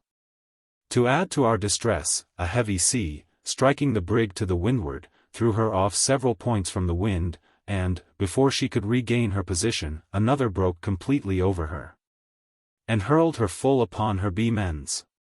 The ballast now shifted in a mass to leeward, the stowage had been knocking about perfectly at random for some time, and for a few moments we thought nothing could save us from capsizing. Presently, however, we partially righted. But the ballast still retaining its place to larboard, we lay so much along that it was useless to think of working the pumps, which indeed we could not have done much longer in any case, as our hands were entirely raw with the excessive labor we had undergone, and were bleeding in the most horrible manner. Contrary to Parker's advice, we now proceeded to cut away the foremast, and at length accomplished it after much difficulty, owing to the position in which we lay. In going overboard the wreck took with it the bowsprit, and left us a complete hulk. So far we had had reason to rejoice in the escape of our longboat, which had received no damage from any of the huge seas which had come on board. But we had not long to congratulate ourselves. For the foremast having gone, and, of course, the foresail with it, by which the brig had been steadied, every sea now made a complete breach over us. And in 5 minutes our deck was swept from stern to stern, the longboat and starboard bulwarks torn off, and even the windlass shattered into fragments. It was, indeed, hardly possible for us to be in a more pitiable condition. At noon there seemed to be some slight appearance of the gale's abating, but in this we were sadly disappointed, for it only lulled for a few minutes to blow with redoubled fury. About 4 in the afternoon it was utterly impossible to stand up against the violence of the blast. And, as the night closed in upon us, I had not a shadow of hope that the vessel would hold together until morning. By midnight we had settled very deep in the water, which was now up to the orlop deck. The rudder went soon afterward, the sea which tore it away lifting the after portion of the brig entirely from the water, against which she thumped in her descent with such a concussion as would be occasioned by going ashore. We had all calculated that the rudder would hold its own to the last, as it was unusually strong, being rigged as I have never seen one rigged either before or since.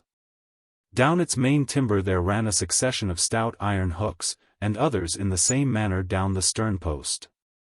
Through these hooks there extended a very thick wrought iron rod, the rudder being thus held to the stern post and swinging freely on the rod.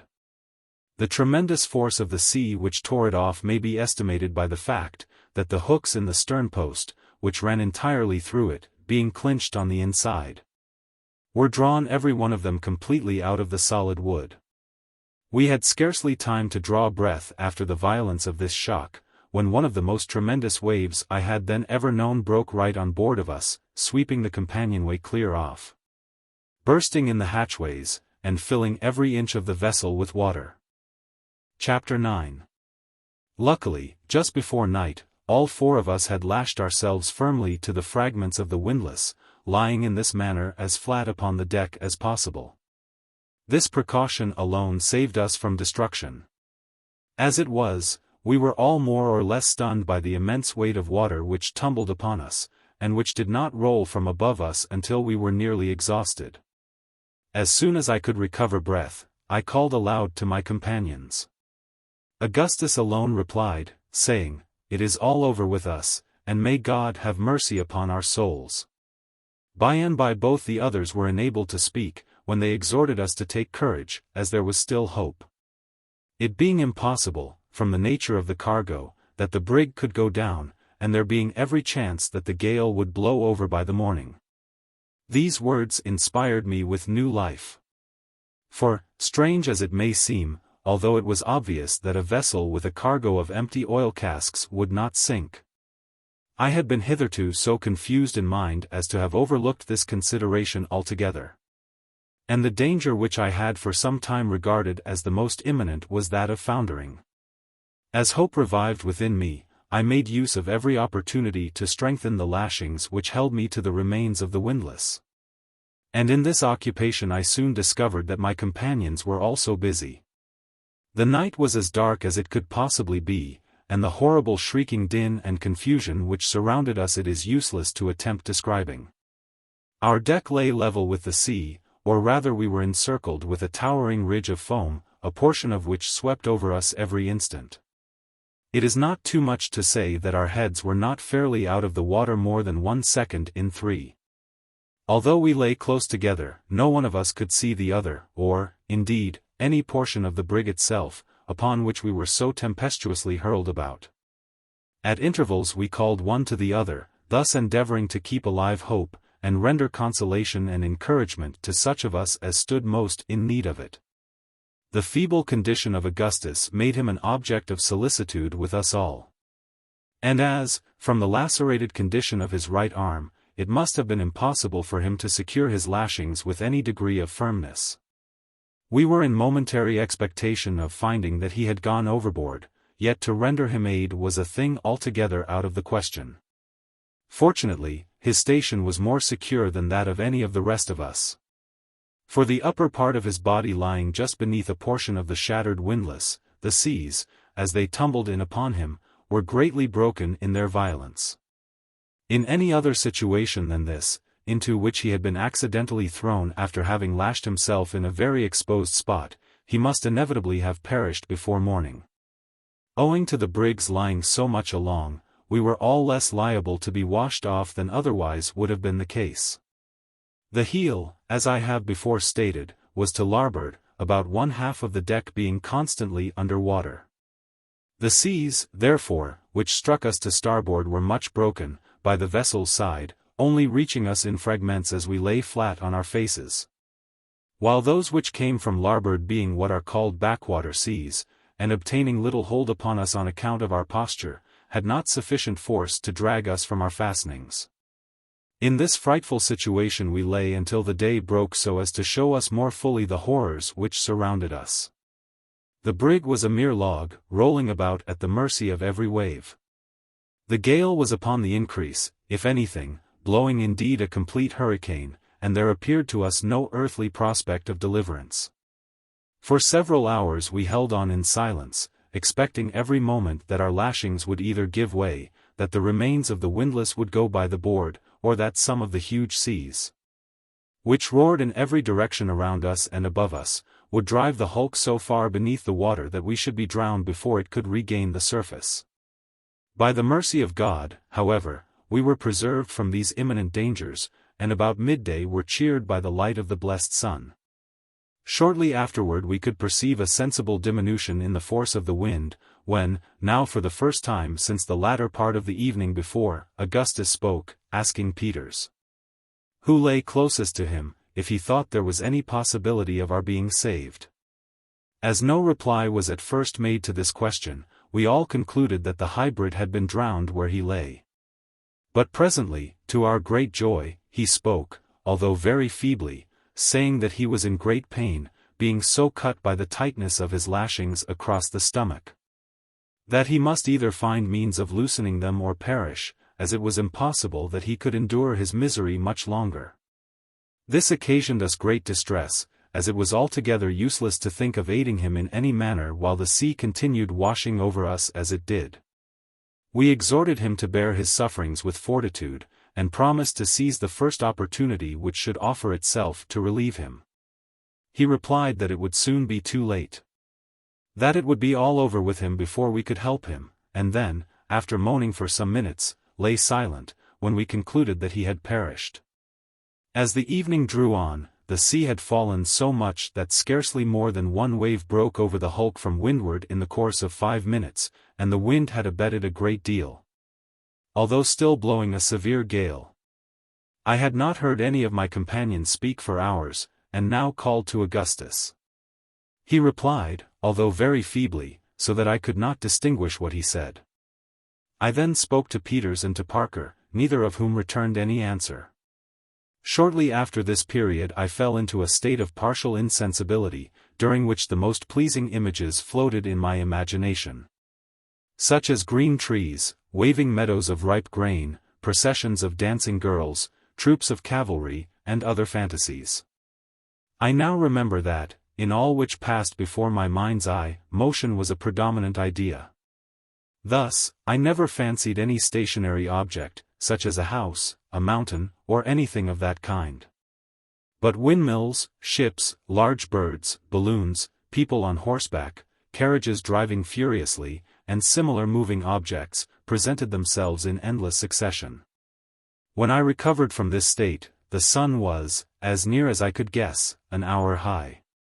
I had the greatest difficulty in bringing to recollection the various circumstances connected with my situation, and for some time remained firmly convinced that I was still in the hold of the brig, near the box, and that the body of Parker was that of Tiger. When I at length completely came to my senses, I found that the wind blew no more than a moderate breeze, and that the sea was comparatively calm. So much so that it only washed over the brig amidships. My left arm had broken loose from its lashings, and was much cut about the elbow. My right was entirely benumbed, and the hand and wrist swollen prodigiously by the pressure of the rope, which had worked from the shoulder downward. I was also in great pain from another rope which went about my waist, and had been drawn to an insufferable degree of tightness. Looking round upon my companions, I saw that Peters still lived, although a thick line was pulled so forcibly around his loins as to give him the appearance of being cut nearly in two. As I stirred, he made a feeble motion to me with his hand, pointing to the rope. Augustus gave no indication of life whatever, and was bent nearly double across a splinter of the windlass. Parker spoke to me when he saw me moving, and asked me if I had not sufficient strength to release him from his situation, saying that if I would summon up what spirits I could, and contrive to untie him, we might yet save our lives. But that otherwise we must all perish. I told him to take courage, and I would endeavor to free him. Feeling in my pantaloons pocket, I got hold of my penknife, and, after several ineffectual attempts, at length succeeded in opening it. I then, with my left hand, managed to free my right from its fastenings, and afterward cut the other ropes which held me. Upon attempting, however, to move from my position, I found that my legs failed me altogether, and that I could not get up, neither could I move my right arm in any direction. Upon mentioning this to Parker, he advised me to lie quiet for a few minutes, holding on to the windlass with my left hand, so as to allow time for the blood to circulate. Doing this, the numbness presently began to die away so that I could move first one of my legs, and then the other, and, shortly afterward I regained the partial use of my right arm. I now crawled with great caution toward Parker, without getting on my legs, and soon cut loose all the lashings about him, when, after a short delay, he also recovered the partial use of his limbs. We now lost no time in getting loose the rope from Peters. It had cut a deep gash through the waistband of his woolen pantaloons, and through 2 shirts, and made its way into his groin, from which the blood flowed out copiously as we removed the cordage. No sooner had we removed it, however, than he spoke. and seemed to experience instant relief, being able to move with much greater ease than either Parker or myself. This was no doubt owing to the discharge of blood. We had little hopes that Augustus would recover, as he evinced no signs of life. But, upon getting to him, we discovered that he had merely swooned from the loss of blood, the bandages we had placed around his wounded arm having been torn off by the water. None of the ropes which held him to the windlass were drawn sufficiently tight to occasion his death. Having relieved him from the fastenings, and got him clear of the broken wood about the windlass, we secured him in a dry place to windward, with his head somewhat lower than his body. And all three of us busied ourselves in chafing his limbs. In about half an hour he came to himself, although it was not until the next morning that he gave signs of recognizing any of us, or had sufficient strength to speak. By the time we had thus got clear of our lashings it was quite dark, and it began to cloud up, so that we were again in the greatest agony lest it should come on to blow hard. In which event nothing could have saved us from perishing, exhausted as we were. By good fortune it continued very moderate during the night, the sea subsiding every minute, which gave us great hopes of ultimate preservation. A gentle breeze still blew from the N.W. But the weather was not at all cold. Augustus was lashed carefully to windward in such a manner as to prevent him from slipping overboard with the rolls of the vessel, as he was still too weak to hold on at all. For ourselves there was no such necessity. We sat close together, supporting each other with the aid of the broken ropes about the windlass, and devising methods of escape from our frightful situation. We derived much comfort from taking off our clothes and wringing the water from them. When we put them on after this, they felt remarkably warm and pleasant, and served to invigorate us in no little degree. We helped Augustus off with his, and wrung them for him, when he experienced the same comfort. Our chief sufferings were now those of hunger and thirst, and when we looked forward to the means of relief in this respect, our hearts sunk within us. And we were induced to regret that we had escaped the less dreadful perils of the sea. We endeavored, however, to console ourselves with the hope of being speedily picked up by some vessel and encouraged each other to bear with fortitude the evils that might happen. The morning of the 14th at length dawned, and the weather still continued clear and pleasant, with a steady but very light breeze from the N.W. The sea was now quite smooth, and as, from some cause which we could not determine, the brig did not lie so much along as she had done before, the deck was comparatively dry, and we could move about with freedom. We had now been better than 3 entire days and nights without either food or drink, and it became absolutely necessary that we should make an attempt to get up something from below. As the brig was completely full of water, we went to this work despondently, and with but little expectation of being able to obtain anything. We made a kind of drag by driving some nails which we broke out from the remains of the companion hatch into 2 pieces of wood. Tying these across each other, and fastening them to the end of a rope, we threw them into the cabin, and dragged them to and fro, in the faint hope of being thus able to entangle some article which might be of use to us for food, or which might at least render us assistance in getting it. We spent the greater part of the morning in this labor without effect, fishing up nothing more than a few bedclothes, which were readily caught by the nails. Indeed, our contrivance was so very clumsy that any greater success was hardly to be anticipated. We now tried the forecastle, but equally in vain, and were upon the brink of despair, when Peters proposed that we should fasten a rope to his body, and let him make an attempt to get up something by diving into the cabin. This proposition we hailed with all the delight which reviving hope could inspire. He proceeded immediately to strip off his clothes with the exception of his pantaloons. And a strong rope was then carefully fastened around his middle, being brought up over his shoulders in such a manner that there was no possibility of its slipping. The undertaking was one of great difficulty and danger. For, as we could hardly expect to find much, if any, provision in the cabin itself, it was necessary that the diver, after letting himself down, should make a turn to the right, and proceed under water a distance of 10 or 12 feet, in a narrow passage, to the storeroom, and return, without drawing breath. Everything being ready, Peters now descended in the cabin, going down the companion ladder until the water reached his chin. He then plunged in, head first, turning to the right as he plunged, and endeavoring to make his way to the storeroom. In this first attempt, however, he was altogether unsuccessful. In less than half a minute after his going down we felt the rope jerked violently, the signal we had agreed upon when he desired to be drawn up. We accordingly drew him up instantly, but so incautiously as to bruise him badly against the ladder.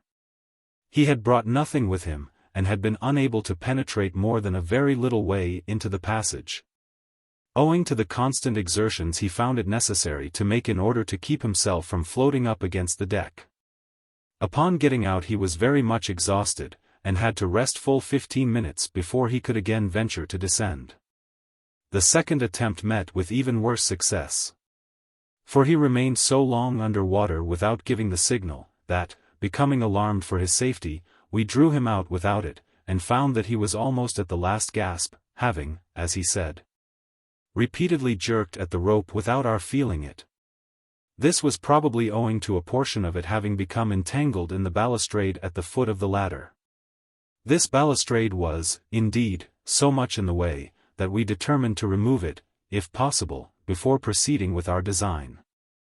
As we had no means of getting it away except by main force, we all descended into the water as far as we could on the ladder, and giving a pull against it with our united strength, succeeded in breaking it down. The third attempt was equally unsuccessful with the two first. And it now became evident that nothing could be done in this manner without the aid of some weight with which the diver might steady himself, and keep to the floor of the cabin while making his search. For a long time we looked about in vain for something which might answer this purpose. But at length, to our great joy, we discovered one of the weather forechains so loose that we had not the least difficulty in wrenching it off. Having fastened this securely to one of his ankles, Peters now made his fourth descent into the cabin, and this time succeeded in making his way to the door of the steward's room. To his inexpressible grief, however, he found it locked, and was obliged to return without effecting an entrance, as, with the greatest exertion, he could remain under water not more, at the utmost extent, than a single minute. Our affairs now looked gloomy indeed, and neither Augustus nor myself could refrain from bursting into tears, as we thought of the host of difficulties which encompassed us, and the slight probability which existed of our finally making an escape. But this weakness was not of long duration. Throwing ourselves on our knees to God, we implored his aid in the many dangers which beset us, and arose with renewed hope and vigor to think what could yet be done by mortal means toward accomplishing our deliverance. Chapter 10.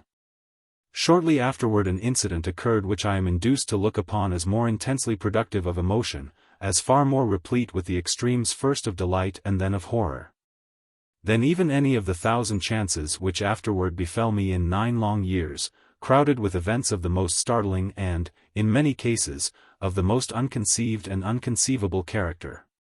We were lying on the deck near the companionway, and debating the possibility of yet making our way into the storeroom, when, looking toward Augustus, who lay fronting myself, I perceived that he had become all at once deadly pale, and that his lips were quivering in the most singular and unaccountable manner.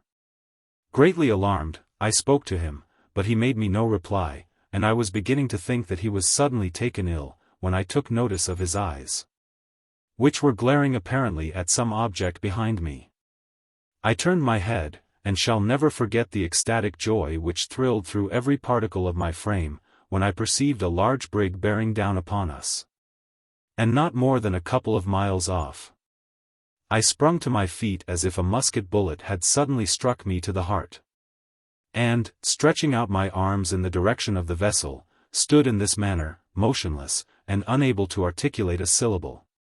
Peters and Parker were equally affected, although in different ways. The former danced about the deck like a madman, uttering the most extravagant rhodomantades, intermingled with howls and imprecations, while the latter burst into tears, and continued for many minutes weeping like a child. The vessel in sight was a large hermaphrodite brig, of a Dutch build, and painted black, with a tawdry gilt figurehead. She had evidently seen a good deal of rough weather, and, we supposed, had suffered much in the gale which had proved so disastrous to ourselves. For her foretopmast was gone, and some of her starboard bulwarks. When we first saw her, she was, as I have already said, about 2 miles off and to windward, bearing down upon us. The breeze was very gentle, and what astonished us chiefly was, that she had no other sails set than her foremast and mainsail, with a flying jib. Of course she came down but slowly. And our impatience amounted nearly to frenzy. The awkward manner in which she steered, too, was remarked by all of us, even excited as we were. She yawed about so considerably, that once or twice we thought it impossible she could see us, or imagined that, having seen us, and discovered no person on board, she was about to tack and make off in another direction. Upon each of these occasions we screamed and shouted at the top of our voices, when the stranger would appear to change for a moment her intention, and again hold on toward us, this singular conduct being repeated 2 or 3 times. So that at last we could think of no other manner of accounting for it than by supposing the helmsman to be in liquor. No person was seen upon her decks until she arrived within about 1/4 mile of us. We then saw 3 seamen, whom by their dress we took to be Hollanders. 2 of these were lying on some old sails near the forecastle, and the third, who appeared to be looking at us with great curiosity, was leaning over the starboard bow near the bowsprit.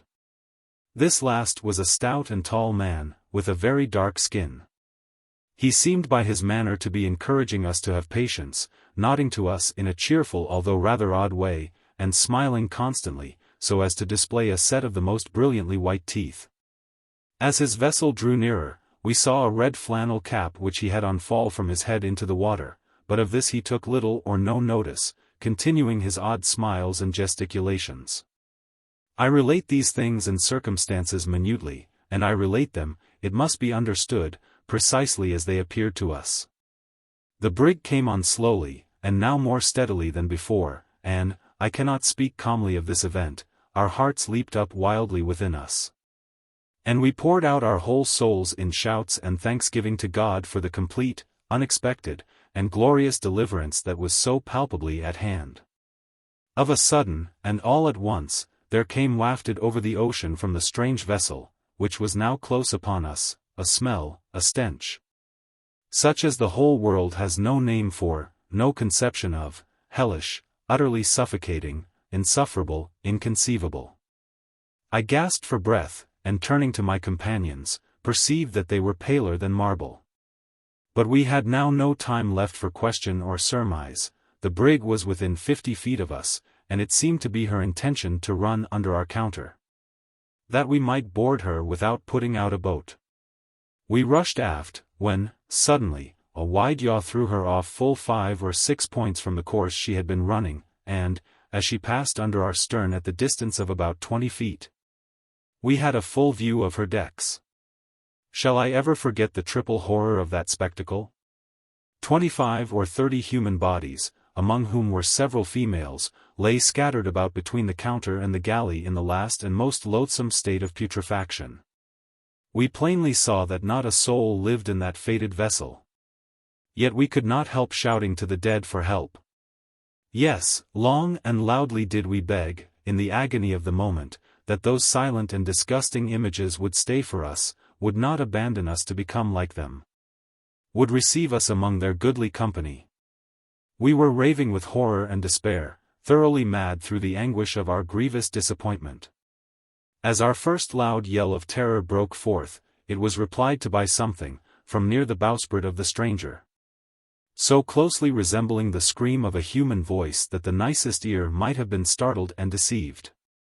At this instant another sudden yaw brought the region of the forecastle for a moment into view, and we beheld at once the origin of the sound. We saw the tall stout figure still leaning on the bulwark, and still nodding his head to and fro, but his face was now turned from us so that we could not behold it. His arms were extended over the rail, and the palms of his hands fell outward. His knees were lodged upon a stout rope, tightly stretched, and reaching from the heel of the bowsprit to a cathead. On his back, from which a portion of the shirt had been torn, leaving it bare, there sat a huge seagull, busily gorging itself with the horrible flesh. its bill and talons deep buried, and its white plumage spattered all over with blood. As the brig moved farther round so as to bring us close in view, the bird, with much apparent difficulty, drew out its crimsoned head, and, after eyeing us for a moment as if stupefied, arose lazily from the body upon which it had been feasting, and, flying directly above our deck, hovered there a while with a portion of clotted and liver-like substance in its beak. The horrid morsel dropped at length with a sullen splash immediately at the feet of Parker. May God forgive me, but now, for the first time, there flashed through my mind a thought which I will not mention, and I felt myself making a step toward the ensanguined spot. I looked upward, and the eyes of Augustus met my own with a degree of intense and eager meaning which immediately brought me to my senses. I sprang forward quickly, and, with a deep shudder, threw the frightful thing into the sea. The body from which it had been taken, resting as it did upon the rope, had been easily swayed to and fro by the exertions of the carnivorous bird. And it was this motion which had at first impressed us with the belief of its being alive. As the gull relieved it of its weight, it swung round and fell partially over, so that the face was fully discovered. Never, surely, was any object so terribly full of awe. The eyes were gone, and the whole flesh around the mouth, leaving the teeth utterly naked. This, then, was the smile which had cheered us on to hope. But I forbear. The brig, as I have already told, passed under our stern, and made its way slowly but steadily to leeward. With her and with her terrible crew went all our gay visions of deliverance and joy. Deliberately as she went by, we might possibly have found means of boarding her. Had not our sudden disappointment and the appalling nature of the discovery which accompanied it laid entirely prostrate every active faculty of mind and body. We had seen and felt, but we could neither think nor act, until, alas, too late. How much our intellects had been weakened by this incident may be estimated by the fact, that when the vessel had proceeded so far that we could perceive no more than the half of her hull, the proposition was seriously entertained of attempting to overtake her by swimming. I have, since this period, vainly endeavored to obtain some clue to the hideous uncertainty which enveloped the fate of the stranger. Her build and general appearance, as I have before stated, led us to the belief that she was a Dutch trader, and the dresses of the crew also sustained this opinion. We might have easily seen the name upon her stern, and, indeed, taken other observations, which would have guided us in making out her character. But the intense excitement of the moment blinded us to everything of that nature. From the saffron-like hue of such of the corpses as were not entirely decayed, we concluded that the whole of her company had perished by the yellow fever, or some other virulent disease of the same fearful kind. If such were the case, and I know not what else to imagine, death, to judge from the positions of the bodies, must have come upon them in a manner awfully sudden and overwhelming. In a way totally distinct from that which generally characterizes even the most deadly pestilences with which mankind are acquainted. It is possible, indeed, that poison, accidentally introduced into some of their sea stores, may have brought about the disaster, or that the eating of some unknown venomous species of fish, or other marine animal, or oceanic bird, might have induced it, but it is utterly useless to form conjectures where all is involved, and will, no doubt, remain forever involved in the most appalling and unfathomable mystery. Chapter 11. We spent the remainder of the day in a condition of stupid lethargy, gazing after the retreating vessel until the darkness, hiding her from our sight, recalled us in some measure to our senses. The pangs of hunger and thirst then returned, absorbing all other cares and considerations. Nothing, however, could be done until the morning, and, securing ourselves as well as possible, we endeavored to snatch a little repose. In this I succeeded beyond my expectations, sleeping until my companions, who had not been so fortunate, aroused me at daybreak to renew our attempts at getting up provisions from the hull. It was now a dead calm, with the sea as smooth as I have ever known it, the weather warm and pleasant. The brig was out of sight. We commenced our operations by wrenching off, with some trouble, another of the four chains. And having fastened both to Peter's feet, he again made an endeavor to reach the door of the storeroom, thinking it possible that he might be able to force it open, provided he could get at it in sufficient time. And this he hoped to do, as the hulk lay much more steadily than before. He succeeded very quickly in reaching the door, when, loosening one of the chains from his ankle, he made every exertion to force the passage with it, but in vain. The framework of the room being far stronger than was anticipated. He was quite exhausted with his long stay under water, and it became absolutely necessary that some other one of us should take his place. For this service Parker immediately volunteered. But, after making 3 ineffectual efforts, found that he could never even succeed in getting near the door. The condition of Augustus's wounded arm rendered it useless for him to attempt going down, as he would be unable to force the room open should he reach it. And it accordingly now devolved upon me to exert myself for our common deliverance. Peters had left one of the chains in the passage, and I found, upon plunging in, that I had not sufficient balance to keep me firmly down.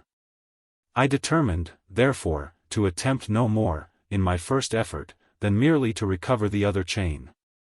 In groping along the floor of the passage for this, I felt a hard substance, which I immediately grasped, not having time to ascertain what it was, but returning and ascending instantly to the surface. The prize proved to be a bottle, and our joy may be conceived when I say that it was found to be full of port wine. Giving thanks to God for this timely and cheering assistance, we immediately drew the cork with my penknife, and, each taking a moderate sup, felt the most indescribable comfort from the warmth, strength, and spirits with which it inspired us. We then carefully recorked the bottle, and, by means of a handkerchief, swung it in such a manner that there was no possibility of its getting broken. Having rested a while after this fortunate discovery, I again descended, and now recovered the chain, with which I instantly came up. I then fastened it on and went down for the 3rd time, when I became fully satisfied that no exertions whatever, in that situation, would enable me to force open the door of the storeroom. I therefore returned in despair. There seemed now to be no longer any room for hope, and I could perceive in the countenances of my companions that they had made up their minds to perish. The wine had evidently produced in them a species of delirium, which, perhaps, I had been prevented from feeling by the immersion I had undergone since drinking it. They talked incoherently, and about matters unconnected with our condition, Peters repeatedly asking me questions about Nantucket. Augustus, too, I remember, approached me with a serious air, and requested me to lend him a pocket comb, as his hair was full of fish scales, and he wished to get them out before going on shore. Parker appeared somewhat less affected, and urged me to dive at random into the cabin, and bring up any article which might come to hand. To this I consented, and, in the first attempt, after staying under a full minute, brought up a small leather trunk belonging to Captain Barnard. This was immediately opened in the faint hope that it might contain something to eat or drink. We found nothing, however, except a box of razors and 2 linen shirts. I now went down again, and returned without any success. As my head came above water I heard a crash on deck, and, upon getting up, saw that my companions had ungratefully taken advantage of my absence to drink the remainder of the wine, having let the bottle fall in the endeavor to replace it before I saw them. I remonstrated with them on the heartlessness of their conduct, when Augustus burst into tears. The other 2 endeavored to laugh the matter off as a joke, but I hope never again to behold laughter of such a species. The distortion of countenance was absolutely frightful. Indeed, it was apparent that the stimulus, in the empty state of their stomachs, had taken instant and violent effect, and that they were all exceedingly intoxicated. With great difficulty I prevailed upon them to lie down, when they fell very soon into a heavy slumber, accompanied with loud stertorous breathing. I now found myself, as it were, alone in the brig, and my reflections, to be sure, were of the most fearful and gloomy nature. No prospect offered itself to my view but a lingering death by famine, or, at the best, by being overwhelmed in the first gale which should spring up. For in our present exhausted condition we could have no hope of living through another. The gnawing hunger which I now experienced was nearly insupportable, and I felt myself capable of going to any lengths in order to appease it. With my knife I cut off a small portion of the leather trunk, and endeavored to eat it, but found it utterly impossible to swallow a single morsel. Although I fancied that some little alleviation of my suffering was obtained by chewing small pieces of it and spitting them out. Toward night my companions awoke, one by one, each in an indescribable state of weakness and horror, brought on by the wine, whose fumes had now evaporated. They shook as if with a violent ague, and uttered the most lamentable cries for water. Their condition affected me in the most lively degree, at the same time causing me to rejoice in the fortunate train of circumstances which had prevented me from indulging in the wine, and consequently from sharing their melancholy and most distressing sensations. Their conduct, however, gave me great uneasiness and alarm, for it was evident that, unless some favorable change took place, they could afford me no assistance in providing for our common safety. I had not yet abandoned all idea of being able to get up something from below. But the attempt could not possibly be resumed until some one of them was sufficiently master of himself to aid me by holding the end of the rope while I went down. Parker appeared to be somewhat more in possession of his senses than the others, and I endeavored, by every means in my power, to rouse him.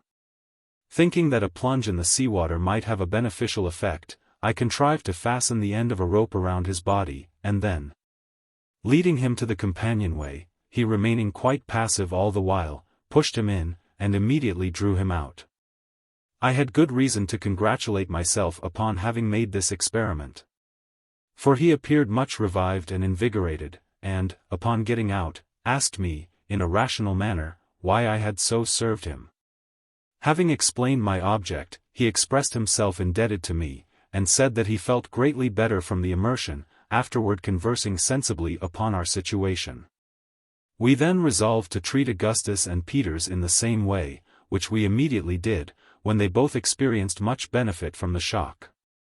This idea of sudden immersion had been suggested to me by reading in some medical work the good effect of the shower bath in a case where the patient was suffering from mania a potu. Finding that I could now trust my companions to hold the end of the rope, I again made 3 or 4 plunges into the cabin, although it was now quite dark. And a gentle but long swell from the northward rendered the hulk somewhat unsteady. In the course of these attempts I succeeded in bringing up 2 case knives, a 3-gallon jug, empty, and a blanket, but nothing which could serve us for food. I continued my efforts, after getting these articles, until I was completely exhausted, but brought up nothing else. During the night Parker and Peters occupied themselves by turns in the same manner. But nothing coming to hand, we now gave up this attempt in despair, concluding that we were exhausting ourselves in vain.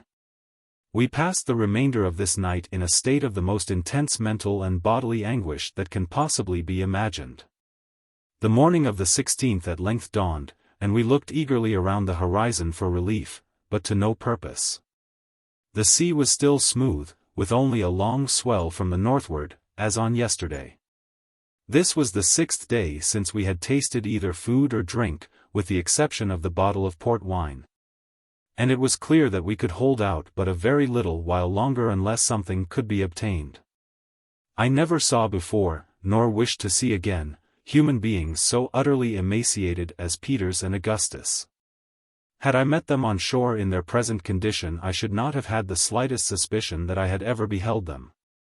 Their countenances were totally changed in character, so that I could not bring myself to believe them really the same individuals with whom I had been in company but a few days before. Parker, although sadly reduced, and so feeble that he could not raise his head from his bosom, was not so far gone as the other 2. He suffered with great patience, making no complaint, and endeavoring to inspire us with hope in every manner he could devise. For myself, although at the commencement of the voyage I had been in bad health, and was at all times of a delicate constitution, I suffered less than any of us, being much less reduced in frame, and retaining my powers of mind in a surprising degree, while the rest were completely prostrated in intellect, and seemed to be brought to a species of second childhood. Generally simpering in their expressions, with idiotic smiles, and uttering the most absurd platitudes. At intervals, however, they would appear to revive suddenly, as if inspired all at once with a consciousness of their condition, when they would spring upon their feet in a momentary flash of vigor, and speak, for a short period, of their prospects, in a manner altogether rational, although full of the most intense despair. It is possible, however, that my companions may have entertained the same opinion of their own condition as I did of mine, and that I may have unwittingly been guilty of the same extravagances and imbecilities as themselves. This is a matter which cannot be determined. About noon Parker declared that he saw land off the larboard quarter, and it was with the utmost difficulty I could restrain him from plunging into the sea with the view of swimming toward it. Peters and Augustus took little notice of what he said, being apparently wrapped up in moody contemplation.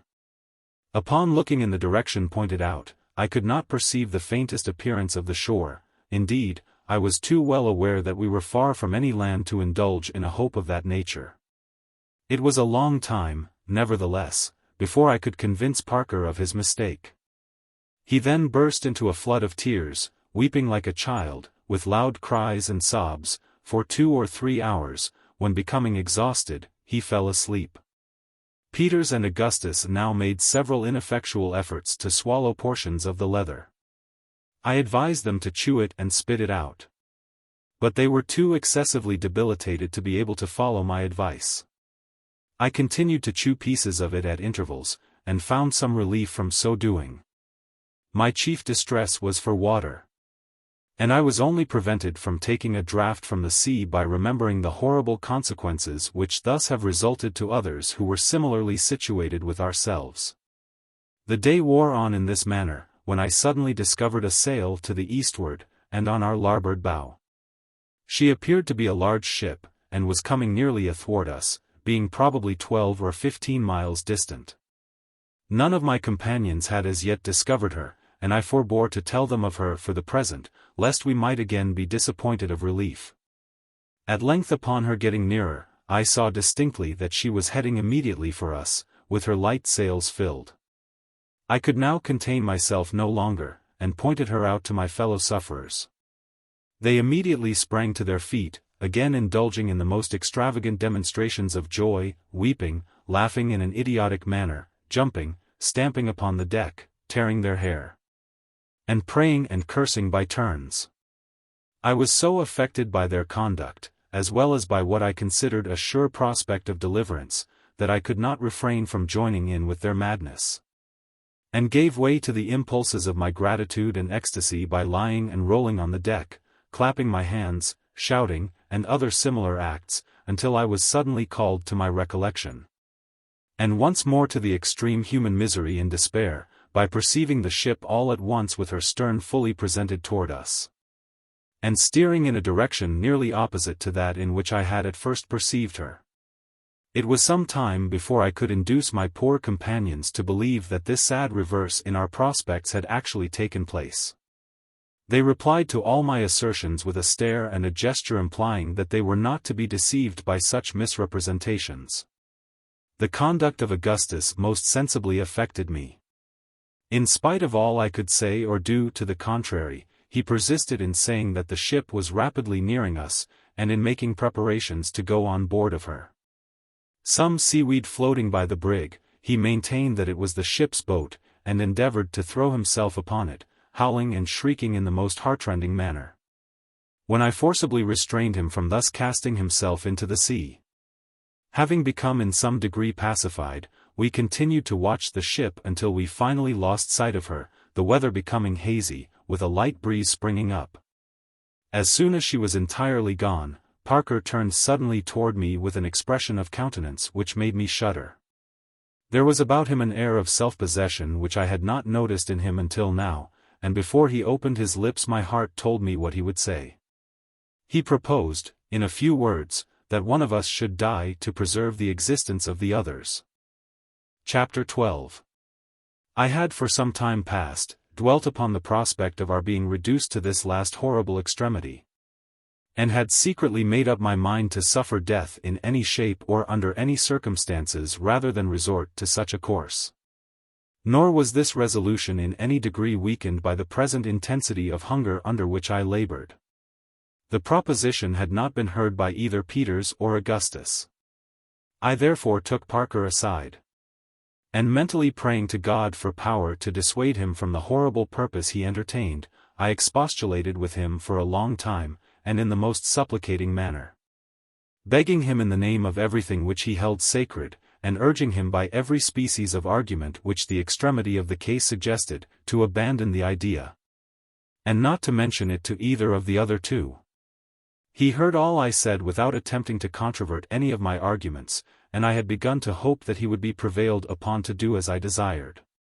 But when I had ceased speaking, he said that he knew very well all I had said was true, and that to resort to such a course was the most horrible alternative which could enter into the mind of man. But that he had now held out as long as human nature could be sustained. That it was unnecessary for all to perish, when, by the death of one, it was possible, and even probable, that the rest might be finally preserved. Adding that I might save myself the trouble of trying to turn him from his purpose, his mind having been thoroughly made up on the subject even before the appearance of the ship. And that only her heaving in sight had prevented him from mentioning his intention at an earlier period. I now begged him, if he would not be prevailed upon to abandon his design, at least to defer it for another day, when some vessel might come to our relief. Again reiterating every argument I could devise, and which I thought likely to have influence with one of his rough nature. He said, in reply, that he had not spoken until the very last possible moment, that he could exist no longer without sustenance of some kind. And that therefore in another day his suggestion would be too late, as regarded himself at least. Finding that he was not to be moved by anything I could say in a mild tone, I now assumed a different demeanor. And told him that he must be aware I had suffered less than any of us from our calamities. That my health and strength, consequently, were at that moment far better than his own, or than that either of Peters or Augustus. In short, that I was in a condition to have my own way by force if I found it necessary. And that if he attempted in any manner to acquaint the others with his bloody and cannibal designs, I would not hesitate to throw him into the sea.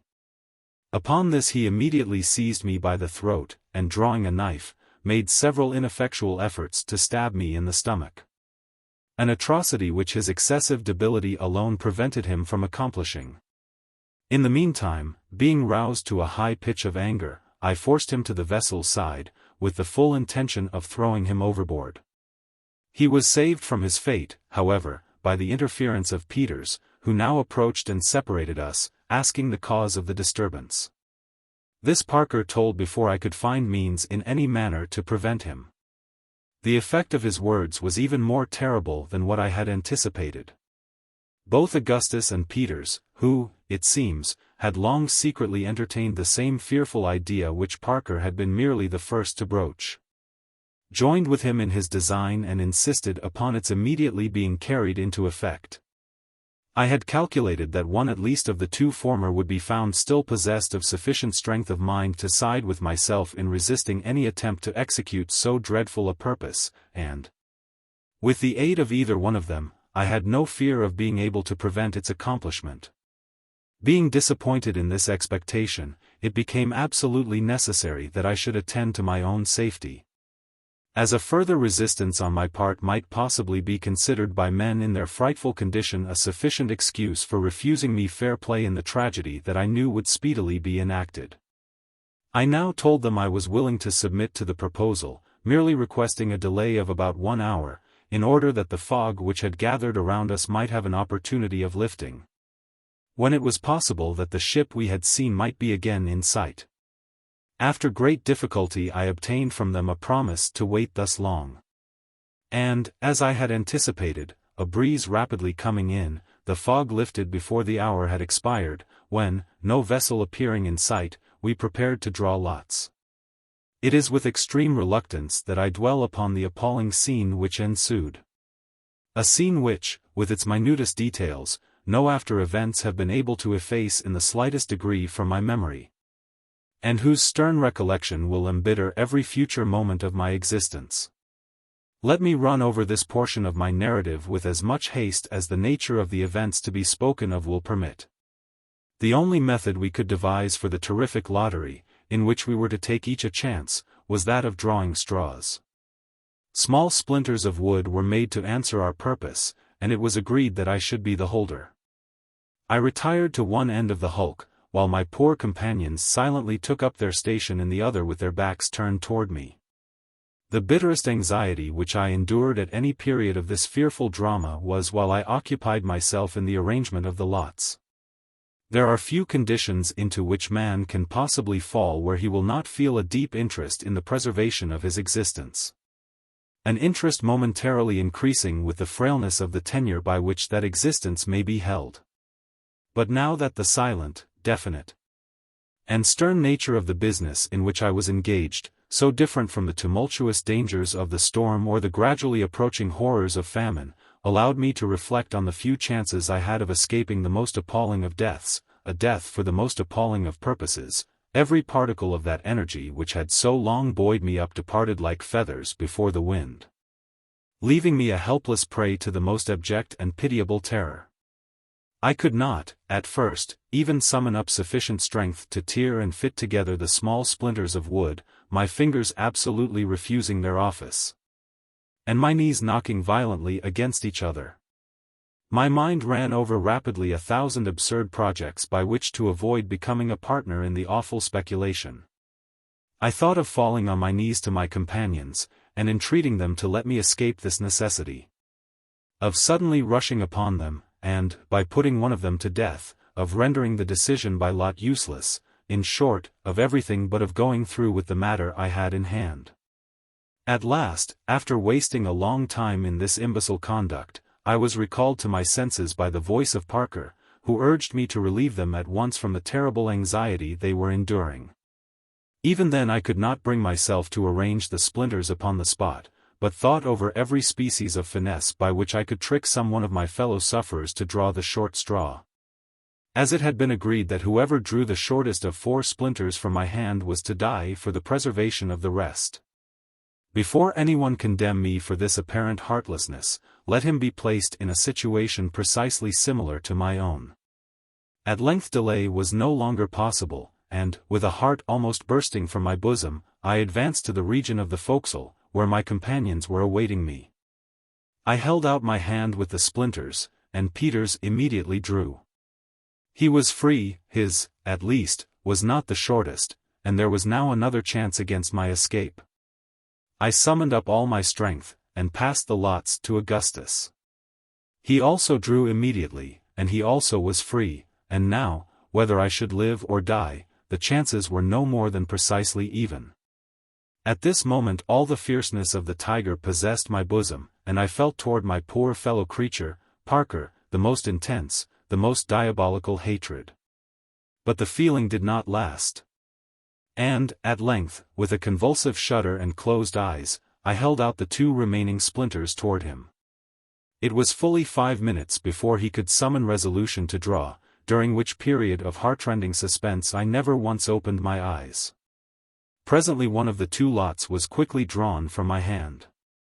The decision was then over, yet I knew not whether it was for me or against me. No one spoke, and still I dared not satisfy myself by looking at the splinter I held.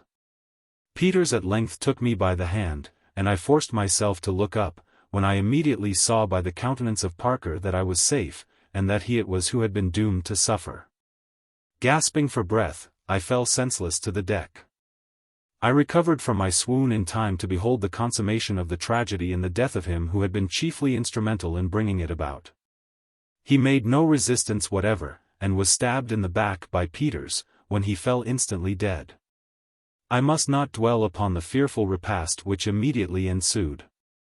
Such things may be imagined, but words have no power to impress the mind with the exquisite horror of their reality. Let it suffice to say that, having in some measure appeased the raging thirst which consumed us by the blood of the victim, and having by common consent taken off the hands, feet, and head, throwing them together with the entrails, into the sea, we devoured the rest of the body, piecemeal, during the 4 ever memorable days of the 17th, 18th, 19th, and 20th of the month. On the 19th, there coming on a smart shower which lasted 15 or 20 minutes. We contrived to catch some water by means of a sheet which had been fished up from the cabin by our drag just after the gale. The quantity we took in all did not amount to more than half a gallon, but even this scanty allowance supplied us with comparative strength and hope. On the 21st we were again reduced to the last necessity. The weather still remained warm and pleasant, with occasional fogs and light breezes, most usually from N to W. On the 22nd, as we were sitting close huddled together, gloomily revolving over our lamentable condition, there flashed through my mind all at once an idea which inspired me with a bright gleam of hope. I remembered that, when the foremast had been cut away, Peters, being in the windward chains, passed one of the axes into my hand, requesting me to put it, if possible, in a place of security. And that a few minutes before the last heavy sea struck the brig and filled her I had taken this axe into the forecastle and laid it in one of the larboard berths. I now thought it possible that, by getting at this axe, we might cut through the deck over the storeroom, and thus readily supply ourselves with provisions. When I communicated this object to my companions, they uttered a feeble shout of joy, and we all proceeded forthwith to the forecastle. The difficulty of descending here was greater than that of going down in the cabin, the opening being much smaller. For it will be remembered that the whole framework about the cabin companion hatch had been carried away, whereas the forecastle way, being a simple hatch of only about 3 feet square, had remained uninjured. I did not hesitate, however, to attempt the descent. And a rope being fastened round my body as before, I plunged boldly in, feet foremost, made my way quickly to the berth, and at the first attempt brought up the axe. It was hailed with the most ecstatic joy and triumph, and the ease with which it had been obtained was regarded as an omen of our ultimate preservation. We now commenced cutting at the deck with all the energy of rekindled hope, Peters and myself taking the axe by turns, Augustus's wounded arm not permitting him to aid us in any degree.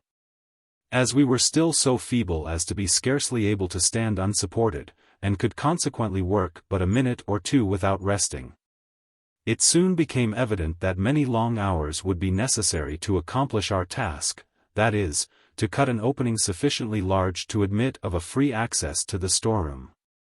This consideration, however, did not discourage us, and, working all night by the light of the moon, we succeeded in effecting our purpose by daybreak on the morning of the 23rd. Peters now volunteered to go down. And, having made all arrangements as before, he descended, and soon returned bringing up with him a small jar, which, to our great joy, proved to be full of olives. Having shared these among us, and devoured them with the greatest avidity, we proceeded to let him down again. This time he succeeded beyond our utmost expectations, returning instantly with a large ham and a bottle of Madeira wine. Of the latter we each took a moderate sup, having learned by experience the pernicious consequences of indulging too freely. The ham, except about 2 pounds near the bone, was not in a condition to be eaten, having been entirely spoiled by the salt water. The sound part was divided among us. Peters and Augustus, not being able to restrain their appetite, swallowed theirs upon the instant.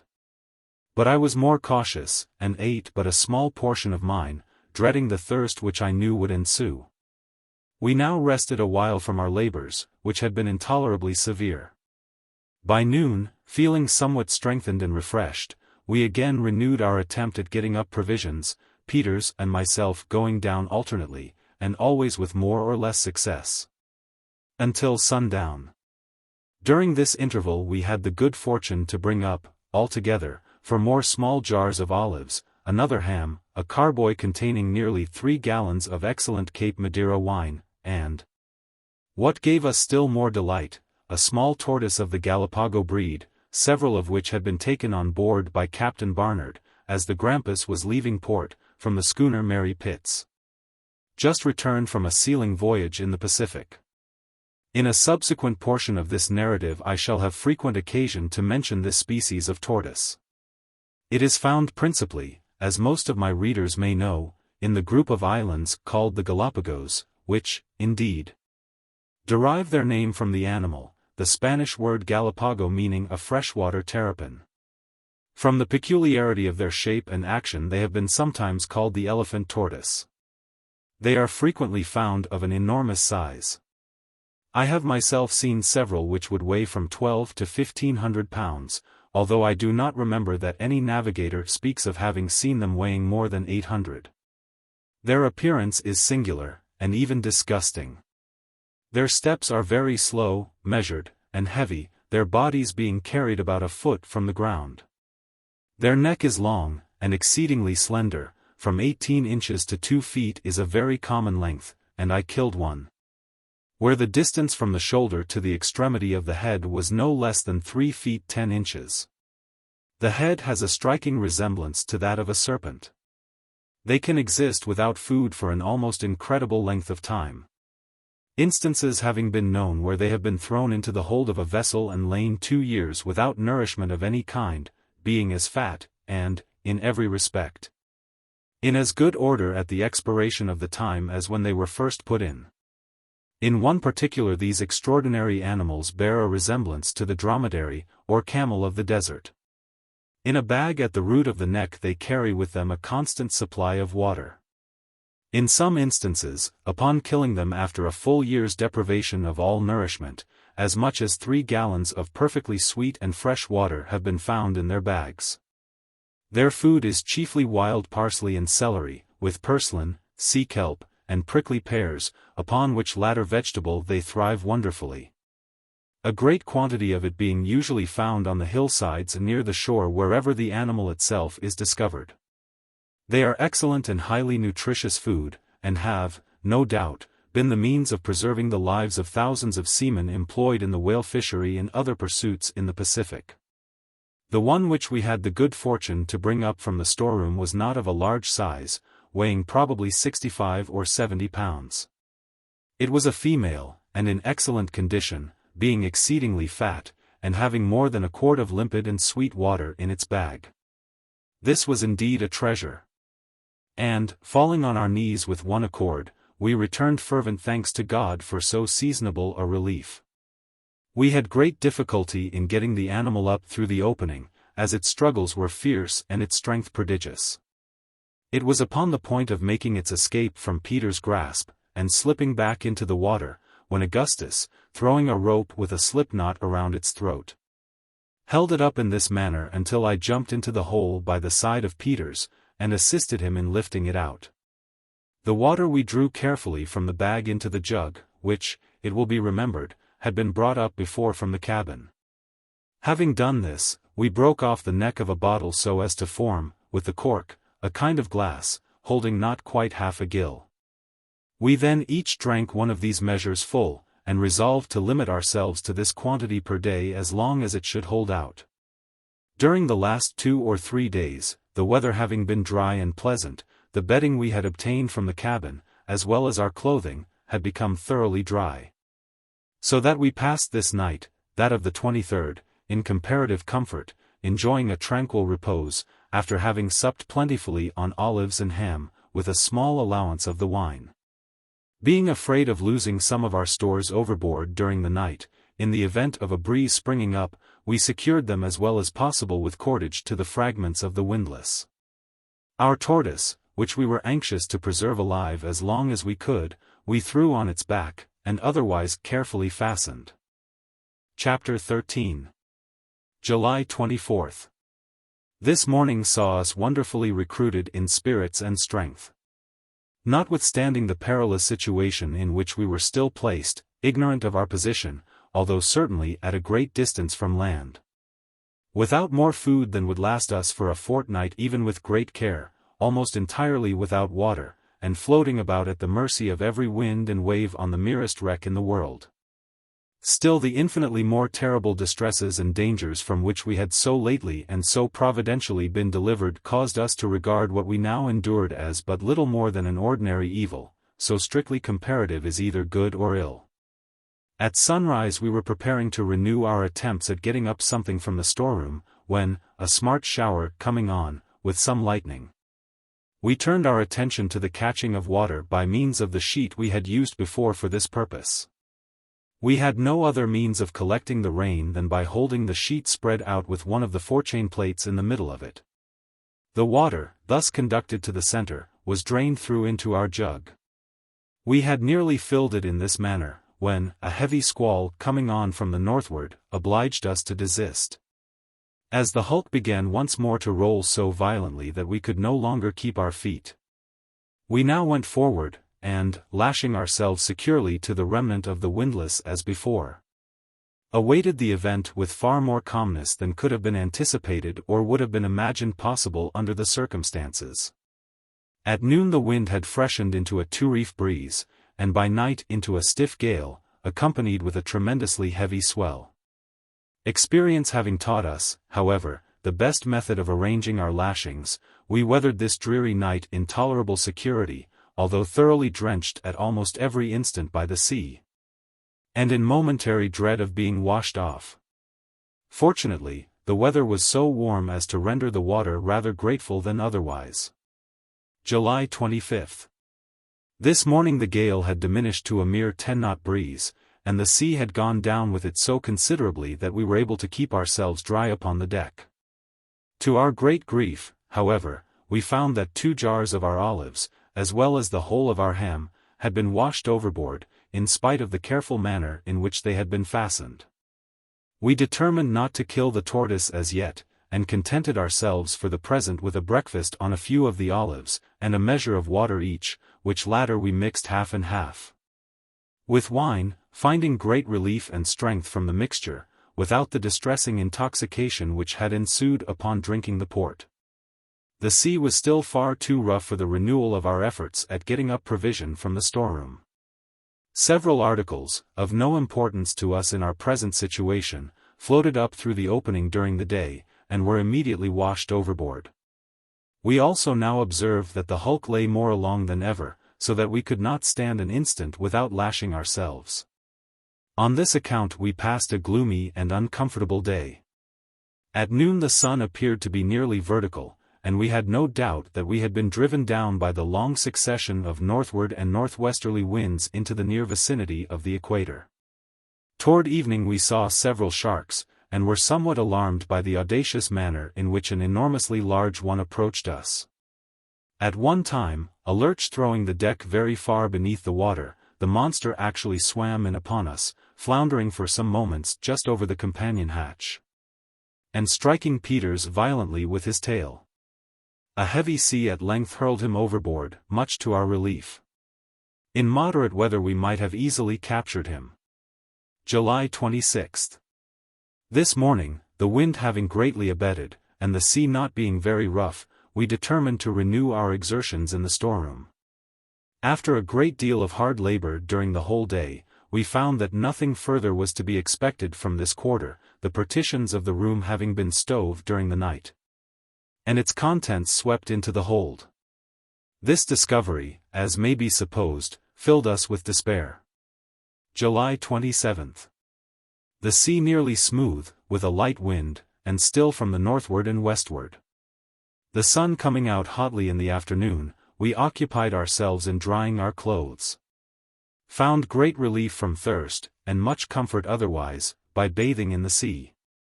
In this, however, we were forced to use great caution, being afraid of sharks, several of which were seen swimming around the brig during the day. July 28. Good weather still. The brig now began to lie along so alarmingly that we feared she would eventually roll bottom up. Prepared ourselves as well as we could for this emergency, lashing our tortoise, water jug, and 2 remaining jars of olives as far as possible over to the windward, placing them outside the hull below the main chains. The sea very smooth all day, with little or no wind. July 29. A continuance of the same weather. Augustus's wounded arm began to evince symptoms of mortification. He complained of drowsiness and excessive thirst, but no acute pain. Nothing could be done for his relief beyond rubbing his wounds with a little of the vinegar from the olives, and from this no benefit seemed to be experienced. We did everything in our power for his comfort, and trebled his allowance of water. July 30. An excessively hot day, with no wind. An enormous shark kept close by the hulk during the whole of the forenoon. We made several unsuccessful attempts to capture him by means of a noose. Augustus much worse, and evidently sinking as much from want of proper nourishment as from the effect of his wounds. He constantly prayed to be relieved from his sufferings, wishing for nothing but death. This evening we ate the last of our olives, and found the water in our jug so putrid that we could not swallow it at all without the addition of wine. Determined to kill our tortoise in the morning. July 31st. After a night of excessive anxiety and fatigue, owing to the position of the hulk, we set about killing and cutting up our tortoise. He proved to be much smaller than we had supposed, although in good condition, the whole meat about him not amounting to more than 10 pounds. With a view of preserving a portion of this as long as possible, we cut it into fine pieces, and filled with them our 3 remaining olive jars and the wine bottle, all of which had been kept, pouring in afterward the vinegar from the olives. In this manner we put away about 3 pounds of the tortoise, intending not to touch it until we had consumed the rest. We concluded to restrict ourselves to about 4 ounces of the meat per day. The whole would thus last us 13 days. A brisk shower, with severe thunder and lightning, came on about dusk, but lasted so short a time that we only succeeded in catching about half a pint of water. The whole of this, by common consent, was given to Augustus, who now appeared to be in the last extremity. He drank the water from the sheet as we caught it, we holding it above him as he lay so as to let it run into his mouth, for we had now nothing left capable of holding water. Unless we had chosen to empty out our wine from the carboy, or the stale water from the jug. Either of these expedients would have been resorted to had the shower lasted. The sufferer seemed to derive but little benefit from the draught. His arm was completely black from the wrist to the shoulder, and his feet were like ice. We expected every moment to see him breathe his last. He was frightfully emaciated. So much so that, although he weighed 127 pounds upon his leaving Nantucket, he now did not weigh more than 40 or 50 at the farthest. His eyes were sunk far in his head, being scarcely perceptible, and the skin of his cheeks hung so loosely as to prevent his masticating any food, or even swallowing any liquid. Without great difficulty. August 1st. A continuance of the same calm weather, with an oppressively hot sun. Suffered exceedingly from thirst, the water in the jug being absolutely putrid and swarming with vermin. We contrived, nevertheless, to swallow a portion of it by mixing it with wine. Our thirst, however, was but little abated. We found more relief by bathing in the sea, but could not avail ourselves of this expedient except at long intervals, on account of the continual presence of sharks. We now saw clearly that Augustus could not be saved, that he was evidently dying. We could do nothing to relieve his sufferings, which appeared to be great. About 12 o'clock he expired in strong convulsions, and without having spoken for several hours. His death filled us with the most gloomy forebodings, and had so great an effect upon our spirits that we sat motionless by the corpse during the whole day, and never addressed each other except in a whisper. It was not until some time after dark that we took courage to get up and throw the body overboard. It was then loathsome beyond expression, and so far decayed that, as Peters attempted to lift it, an entire leg came off in his grasp.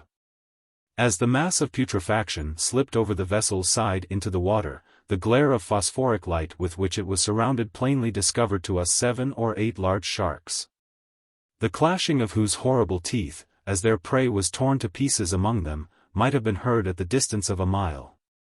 We shrunk within ourselves in the extremity of horror at the sound.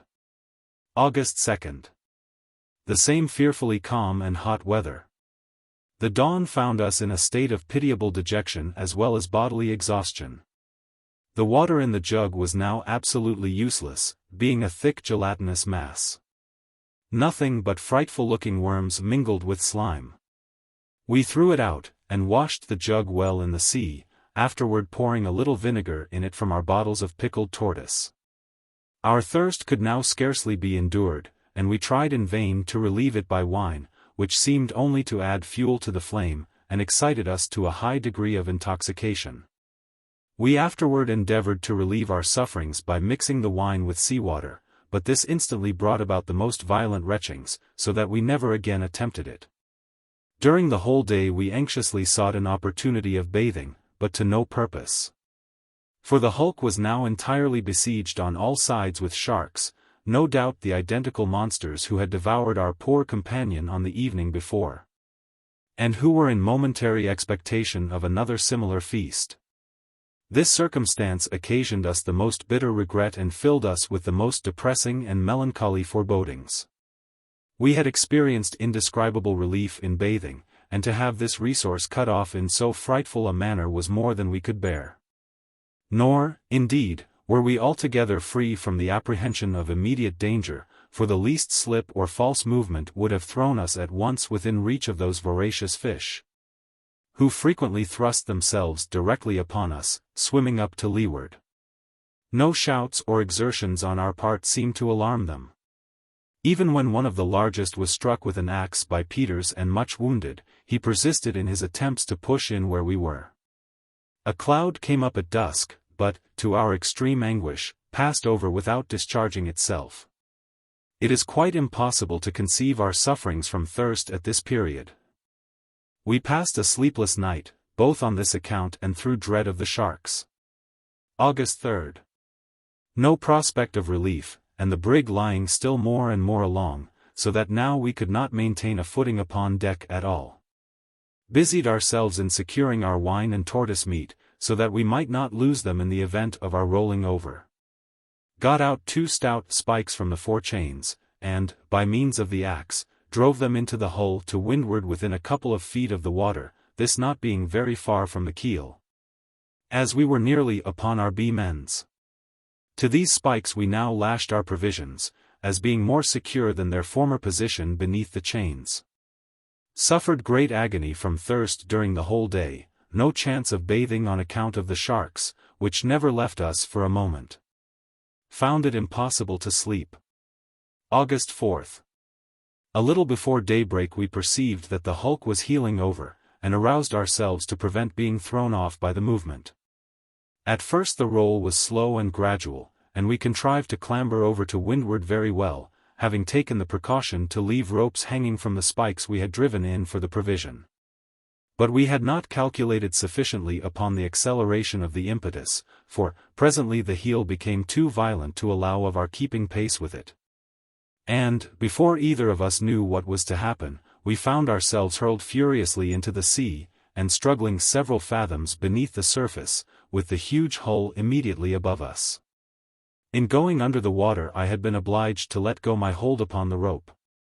And finding that I was completely beneath the vessel, and my strength nearly exhausted, I scarcely made a struggle for life, and resigned myself, in a few seconds, to die.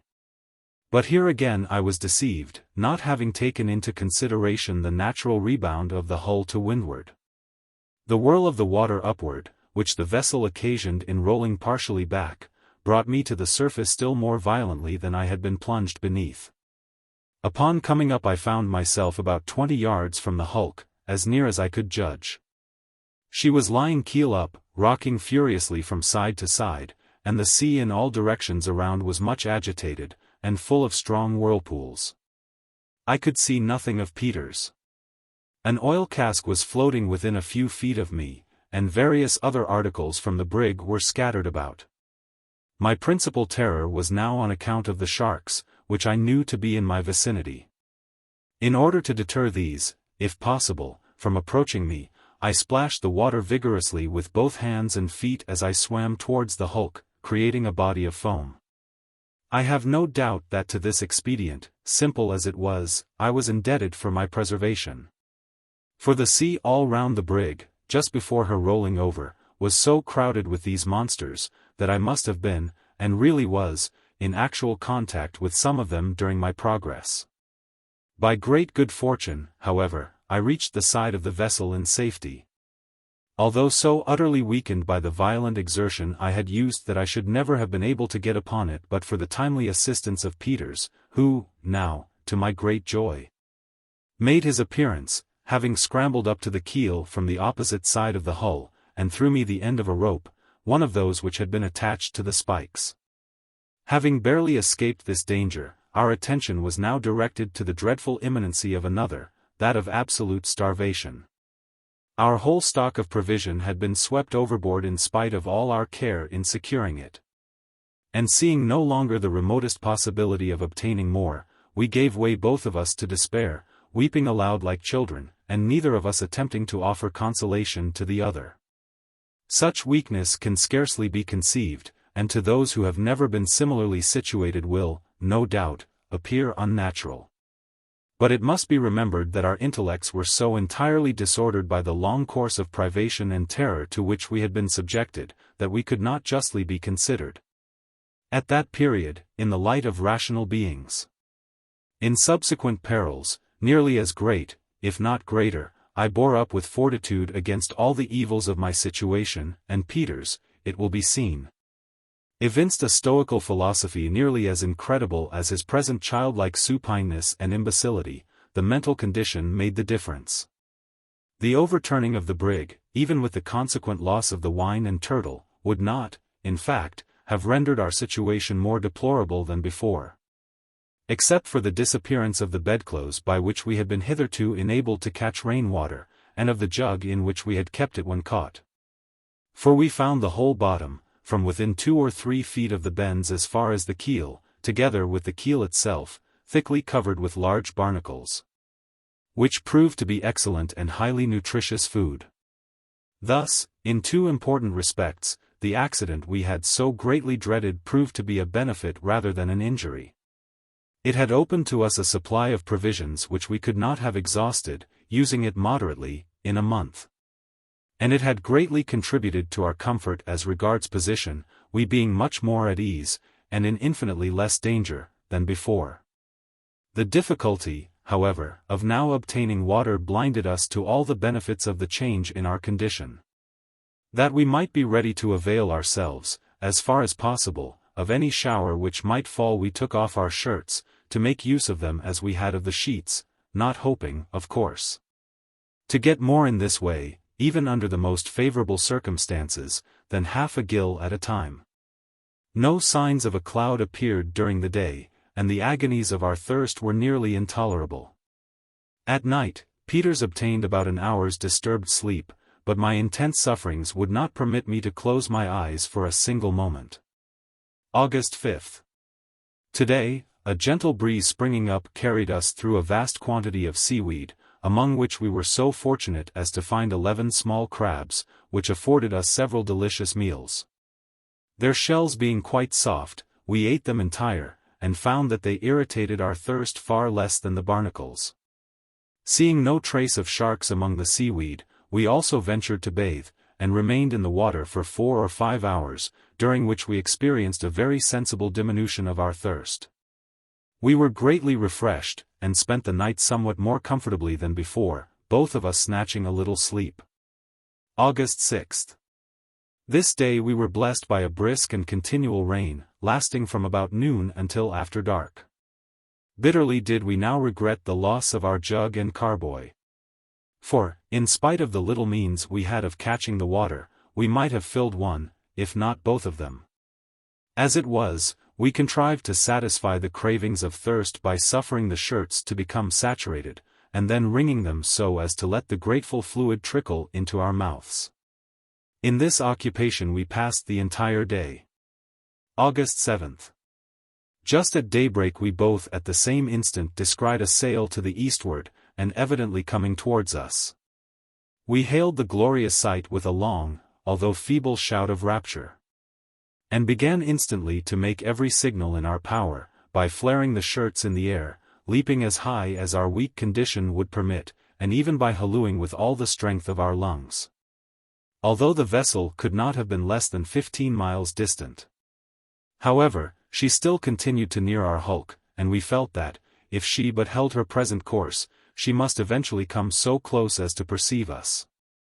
In about an hour after we first discovered her, we could clearly see the people on her decks.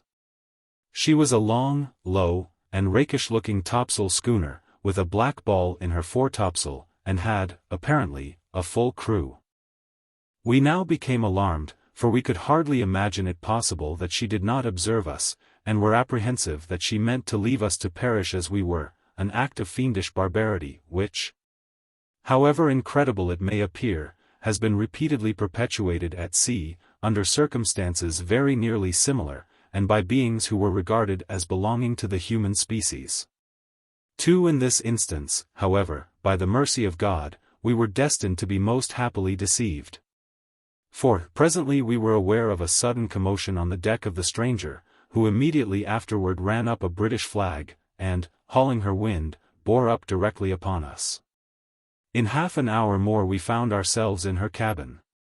She proved to be the Jane Guy, of Liverpool, Captain Guy, bound on a sealing and trading voyage to the South Seas and Pacific. Chapter 14. The Jane Guy was a fine-looking topsail schooner of 180 tons burden. She was unusually sharp in the bows, and on a wind, in moderate weather, the fastest sailer I have ever seen. Her qualities, however, as a rough sea-boat, were not so good, and her draught of water was by far too great for the trade to which she was destined. For this peculiar service, a larger vessel, and one of a light proportionate draught, is desirable, say a vessel of from 300 to 350 tons.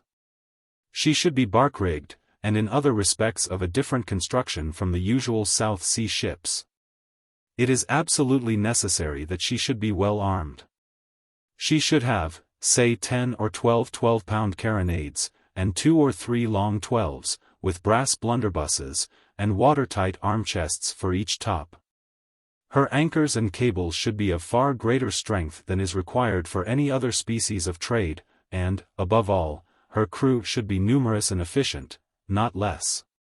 For such a vessel as I have described, than 50 or 60 able-bodied men. The Jane Guy had a crew of 35, all able seamen, besides the captain and mate, but she was not altogether as well armed or otherwise equipped as a navigator acquainted with the difficulties and dangers of the trade could have desired. Captain Guy was a gentleman of great urbanity of manner, and of considerable experience in the southern traffic, to which he had devoted a great portion of his life. He was deficient, however, in energy, and, consequently, in that spirit of enterprise which is here so absolutely requisite. He was part owner of the vessel in which he sailed, and was invested with discretionary powers to cruise in the South Seas for any cargo which might come most readily to hand. He had on board, as usual in such voyages, beads, looking-glasses, tinderworks, axes, hatchets, saws, adzes, planes, chisels, gouges, gimlets, files, spokachaves, rasps, hammers, nails, knives, scissors, razors, needles, thread, crockeryware, calico, trinkets, and other similar articles. The schooner sailed from Liverpool on the 10th of July, crossed the Tropic of Cancer on the 25th, in longitude 20 degrees west, and reached Sal, one of the Cape Verde Islands, on the 29th, where she took in salt and other necessaries for the voyage. On the 3rd of August, she left the Cape Verdes and steered southwest, stretching over toward the coast of Brazil, so as to cross the equator between the meridians of 28 and 30 degrees west longitude. This is the course usually taken by vessels bound from Europe to the Cape of Good Hope, or by that route to the East Indies. By proceeding thus they avoid the calms and strong contrary currents which continually prevail on the coast of Guinea, while, in the end, it is found to be the shortest track, as westerly winds are never wanting afterward by which to reach the Cape. It was Captain Guy's intention to make his first stoppage at Kerguelen's Land, I hardly know for what reason. On the day we were picked up the schooner was off Cape St.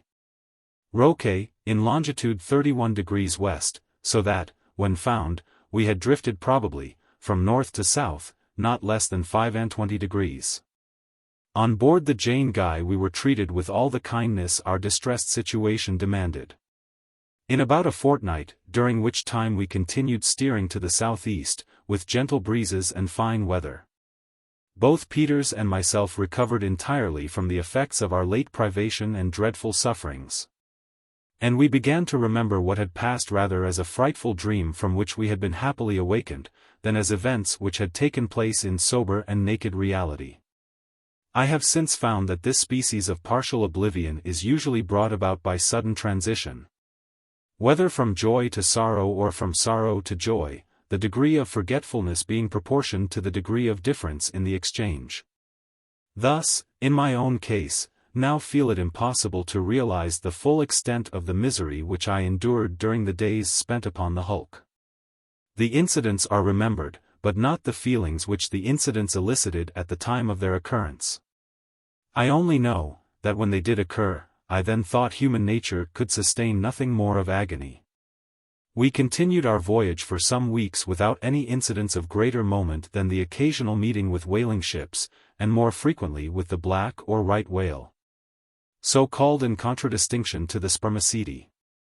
These, however, were chiefly found south of the 25th parallel. On the 16th of September, being in the vicinity of the Cape of Good Hope, the schooner encountered her first gale of any violence since leaving Liverpool.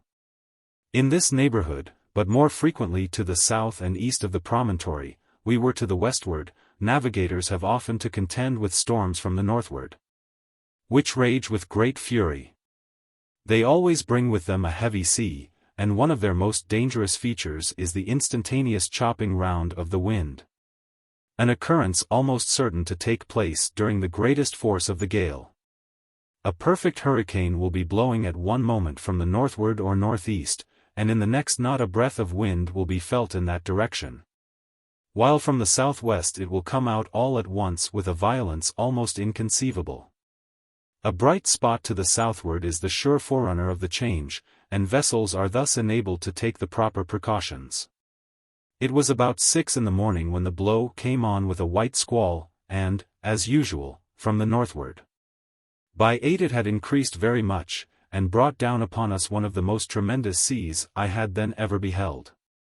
Everything had been made as snug as possible, but the schooner labored excessively, and gave evidence of her bad qualities as a sea-boat, pitching her forecastle under at every plunge and with the greatest difficulty struggling up from one wave before she was buried in another.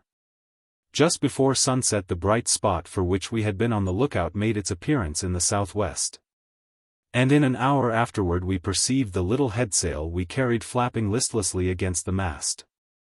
In 2 minutes more, in spite of every preparation, we were hurled on our beam ends, as if by magic, and a perfect wilderness of foam made a clear breach over us as we lay.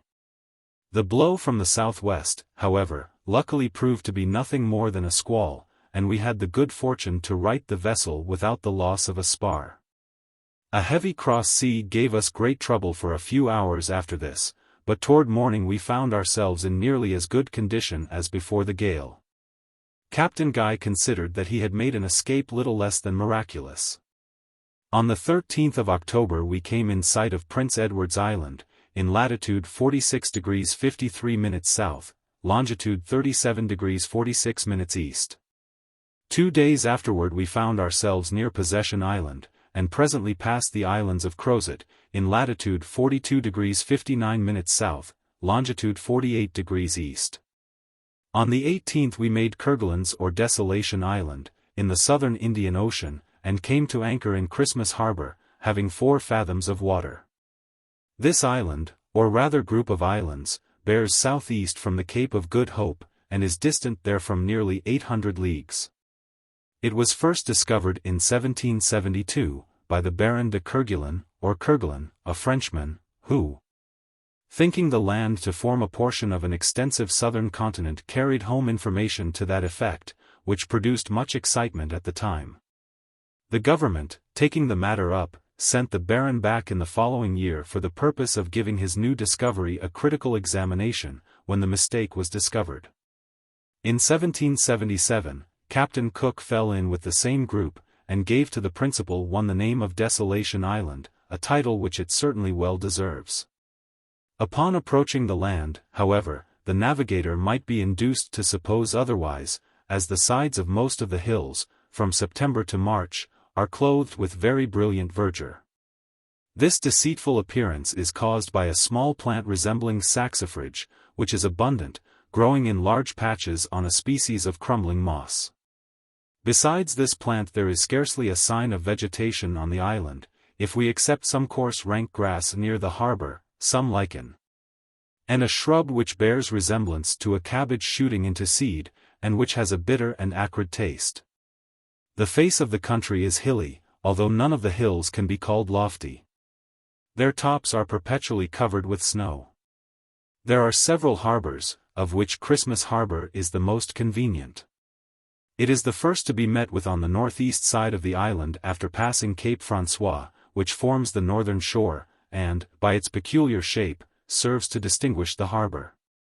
Its projecting point terminates in a high rock, through which is a large hole, forming a natural arch. The entrance is in latitude 48 degrees 40 minutes south, longitude 69 degrees 6 minutes east. Passing in here, good anchorage may be found under the shelter of several small islands, which form a sufficient protection from all easterly winds. Proceeding on eastwardly from this anchorage you come to Wasp Bay, at the head of the harbor. This is a small basin, completely landlocked, into which you can go with 4 fathoms, and find anchorage in from 10 to 3, hard clay bottom. A ship might lie here with her best bower ahead all the year round without risk. To the westward, at the head of Wasp Bay, is a small stream of excellent water, easily procured. Some seal of the fur and hare species are still to be found on Kerguelen's Island, and sea elephants abound. The feathered tribes are discovered in great numbers. Penguins are very plenty, and of these there are 4 different kinds.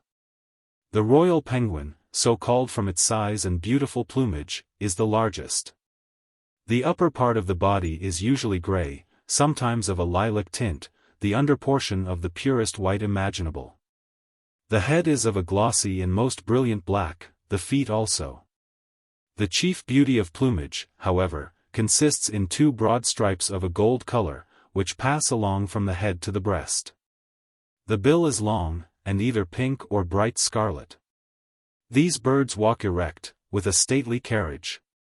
They carry their heads high with their wings drooping like 2 arms, and, as their tails project from their body in a line with the legs, the resemblance to a human figure is very striking, and would be apt to deceive the spectator at a casual glance or in the gloom of the evening.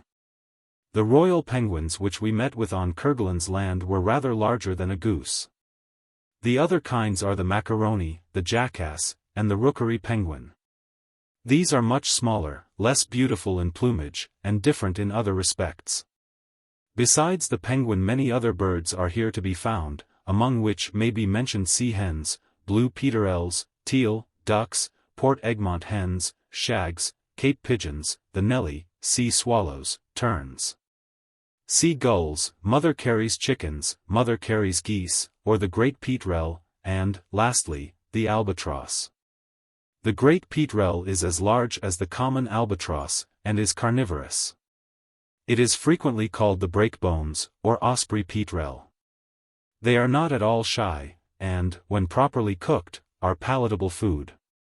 In flying they sometimes sail very close to the surface of the water, with the wings expanded, without appearing to move them in the least degree, or make any exertion with them whatever.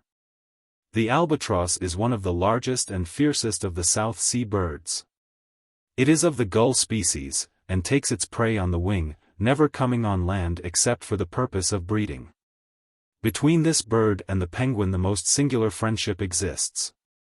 Their nests are constructed with great uniformity upon a plan concerted between the 2 species, that of the albatross being placed in the center of a little square formed by the nests of 4 penguins.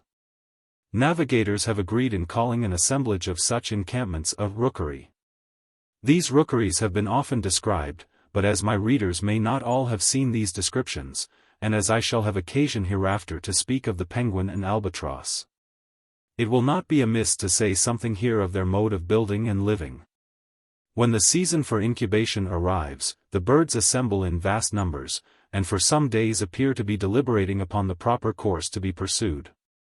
At length they proceed to action. A level piece of ground is selected, of suitable extent, usually comprising 3 or 4 acres, and situated as near the sea as possible, being still beyond its reach. The spot is chosen with reference to its evenness of surface, and that is preferred which is the least encumbered with stones.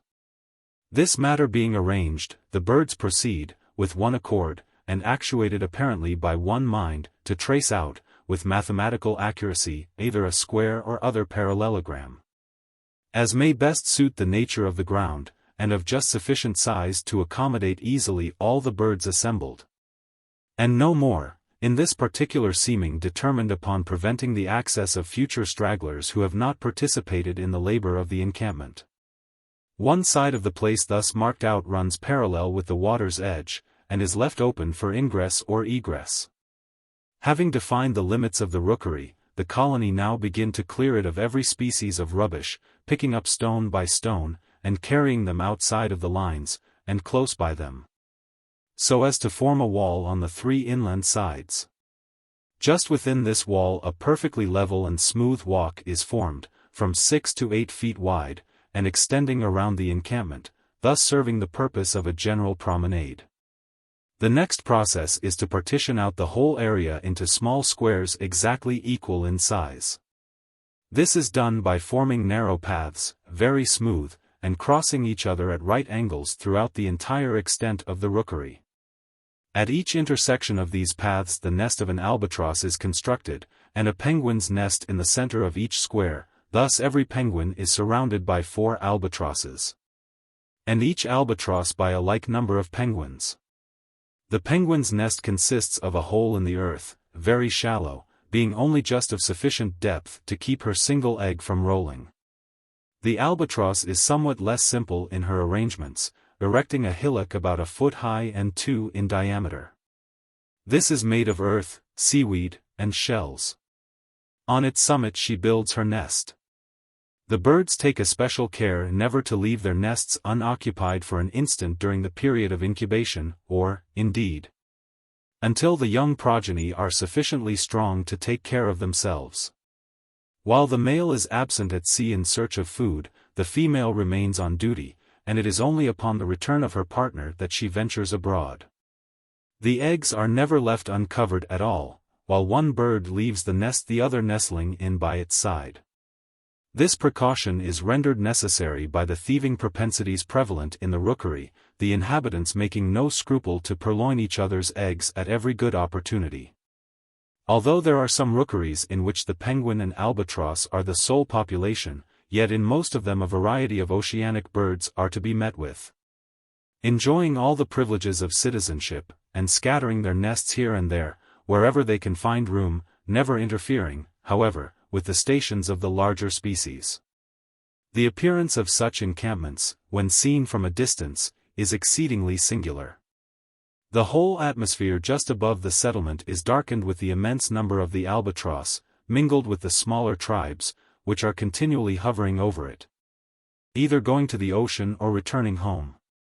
At the same time a crowd of penguins are to be observed, some passing to and fro in the narrow alleys, and some marching with the military strut so peculiar to them, around the general promenade ground which encircles the rookery. In short, survey it as we will, nothing can be more astonishing than the spirit of reflection evinced by these feathered beings. And nothing surely can be better calculated to elicit reflection in every well-regulated human intellect. On the morning after our arrival in Christmas Harbor the chief mate, Mr. Patterson, took the boats, and, although it was somewhat early in the season, went in search of seal, leaving the captain and a young relation of his on a point of barren land to the westward. They having some business, whose nature I could not ascertain, to transact in the interior of the island. Captain Guy took with him a bottle, in which was a sealed letter, and made his way from the point on which he was set on shore toward one of the highest peaks in the place. It is probable that his design was to leave the letter on that height for some vessel which he expected to come after him. As soon as we lost sight of him we proceeded, Peters and myself being in the mate's boat, on our cruise around the coast, looking for seal. In this business we were occupied about 3 weeks, examining with great care every nook and corner, not only of Kerguelen's land, but of the several small islands in the vicinity. Our labors, however, were not crowned with any important success. We saw a great many fur seal, but they were exceedingly shy, and with the greatest exertions, we could only procure 350 skins in all. Sea elephants were abundant, especially on the western coast of the mainland, but of these we killed only 20, and this with great difficulty. On the smaller islands we discovered a good many of the hair seal, but did not molest them. We returned to the schooner, on the 11th, where we found Captain Guy and his nephew, who gave a very bad account of the interior, representing it as one of the most dreary and utterly barren countries in the world. They had remained 2 nights on the island, owing to some misunderstanding, on the part of the second mate, in regard to the sending a jollyboat from the schooner to take them off. Chapter 15. On the 12th we made sail from Christmas Harbor, retracing our way to the westward, and leaving Marian's Island, one of Crozet's group, on the larboard. We afterward passed Prince Edward's Island, leaving it also on our left, then, steering more to the northward, made, in 15 days, the islands of Tristan d'Acunha, in latitude 37 degrees 8 minutes south. Longitude 12 degrees 8 minutes west. This group, now so well known, and which consists of 3 circular islands, was first discovered by the Portuguese, and was visited afterward by the Dutch in 1643, and by the French in 1767. The 3 islands together form a triangle, and are distant from each other about 10 miles, there being fine open passages between. The land in all of them is very high, especially in Tristan d'Acunha, properly so called. This is the largest of the group, being 15 miles in circumference, and so elevated that it can be seen in clear weather at the distance of 80 or 90 miles. A part of the land toward the north rises more than 1,000 feet perpendicularly from the sea. A tableland at this height extends back nearly to the center of the island, and from this tableland arises a lofty cone like that of Tenerife. The lower half of this cone is clothed with trees of good size, but the upper region is barren rock, usually hidden among the clouds, and covered with snow during the greater part of the year. There are no shoals or other dangers about the island, the shores being remarkably bold and the water deep. On the northwestern coast is a bay, with a beach of black sand where a landing with boats can be easily effected, provided there be a southerly wind. Plenty of excellent water may here be readily procured, also cod and other fish may be taken with hook and line. The next island in point of size, and the most westwardly of the group, is that called the Inaccessible. Its precise situation is 37 degrees 17 minutes south, latitude, longitude 12 degrees 24 minutes west. It is 7 or 8 miles in circumference, and on all sides presents a forbidding and precipitous aspect. Its top is perfectly flat, and the whole region is sterile, nothing growing upon it except a few stunted shrubs. Nightingale Island, the smallest and most southerly, is in latitude 37 degrees 26 minutes south. Longitude 12 degrees 12 minutes west, off its southern extremity is a high ledge of rocky islets, a few also of a similar appearance are seen to the northeast. The ground is irregular and sterile, and a deep valley partially separates it. The shores of these islands abound, in the proper season, with sea lions, sea elephants, the hare and fur seal, together with a great variety of oceanic birds. Whales are also plenty in their vicinity. Owing to the ease with which these various animals were here formerly taken, the group has been much visited since its discovery. The Dutch and French frequented it at a very early period. In 1790, Captain Patton, of the ship Industry, of Philadelphia, made Tristan d'Acunha, where he remained 7 months, from August, 1790, to April, 1791, for the purpose of collecting sealskins. In this time he gathered no less than 5,600, and says that he would have had no difficulty in loading a large ship with oil in 3 weeks.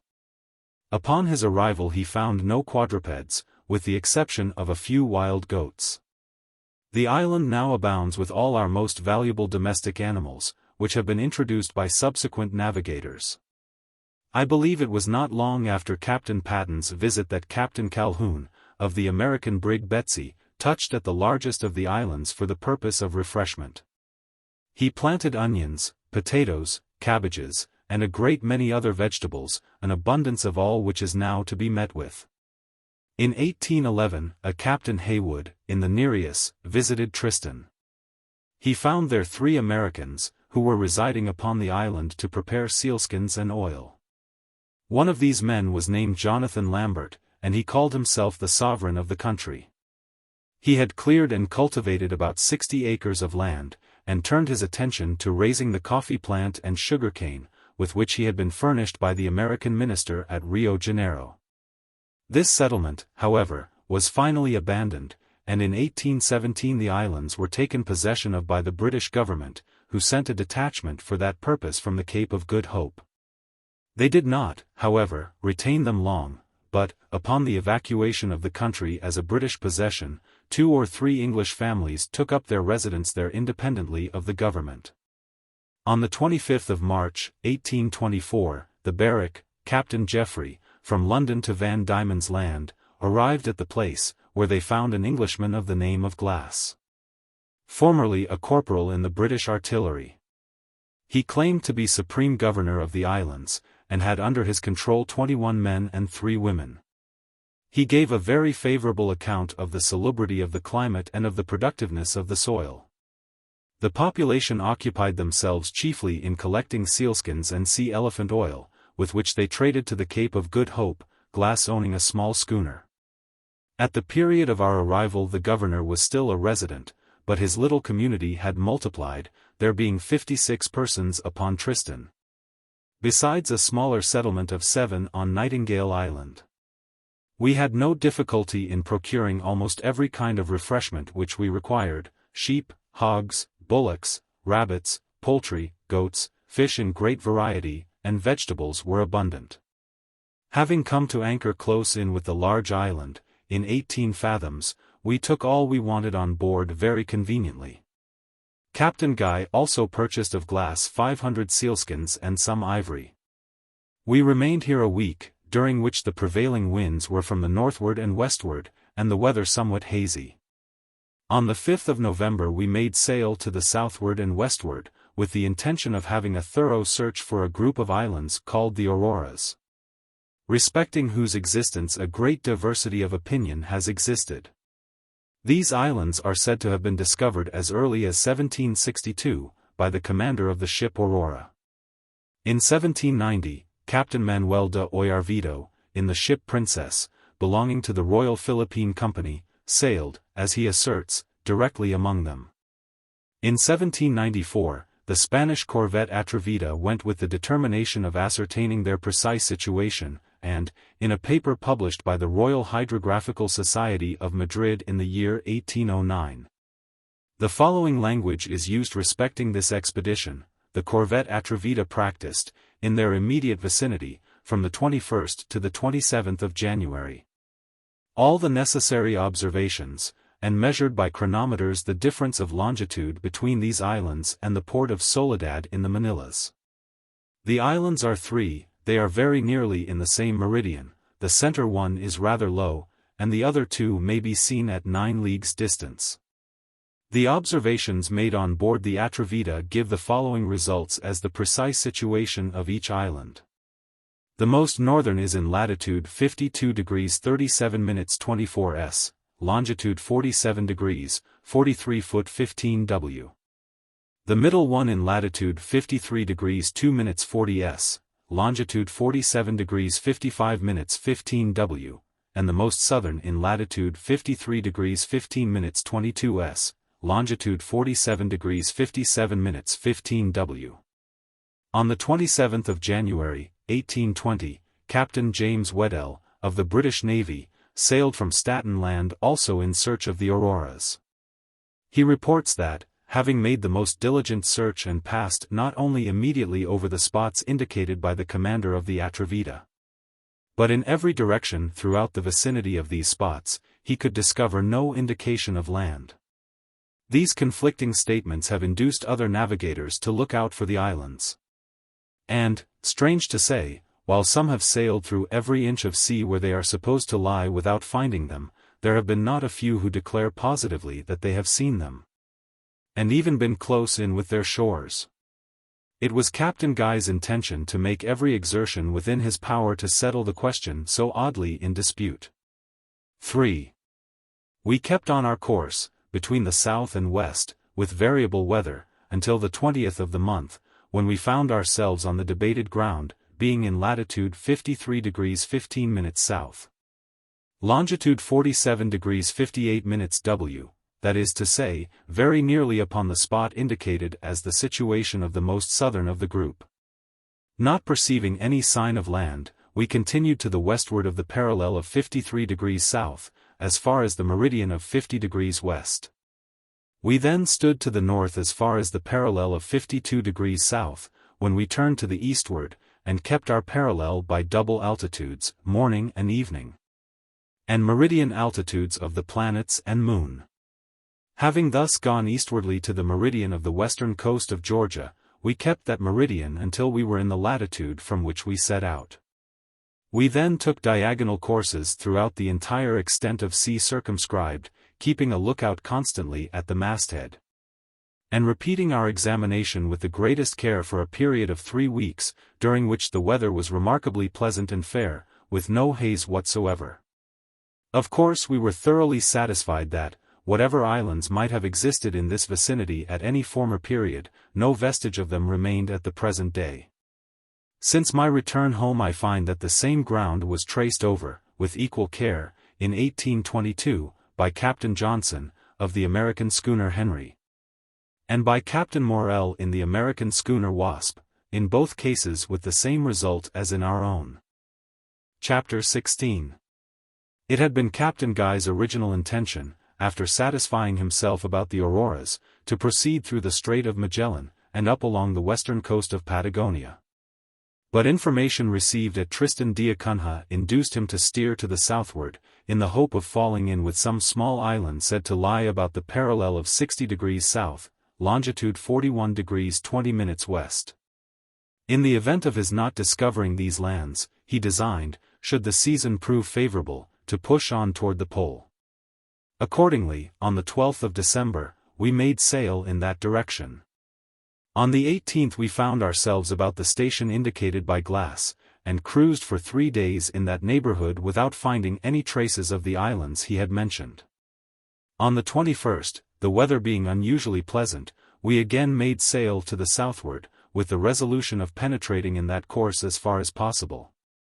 Before entering upon this portion of my narrative, it may be as well, for the information of those readers who have paid little attention to the progress of discovery in these regions, to give some brief account of the very few attempts at reaching the southern pole which have hitherto been made. That of Captain Cook was the first of which we have any distinct account. In 1772 he sailed to the south in the Resolution, accompanied by Lieutenant Furneaux in the Adventure. In December he found himself as far as the 58th parallel of south latitude, and in longitude 26 degrees 57 minutes east.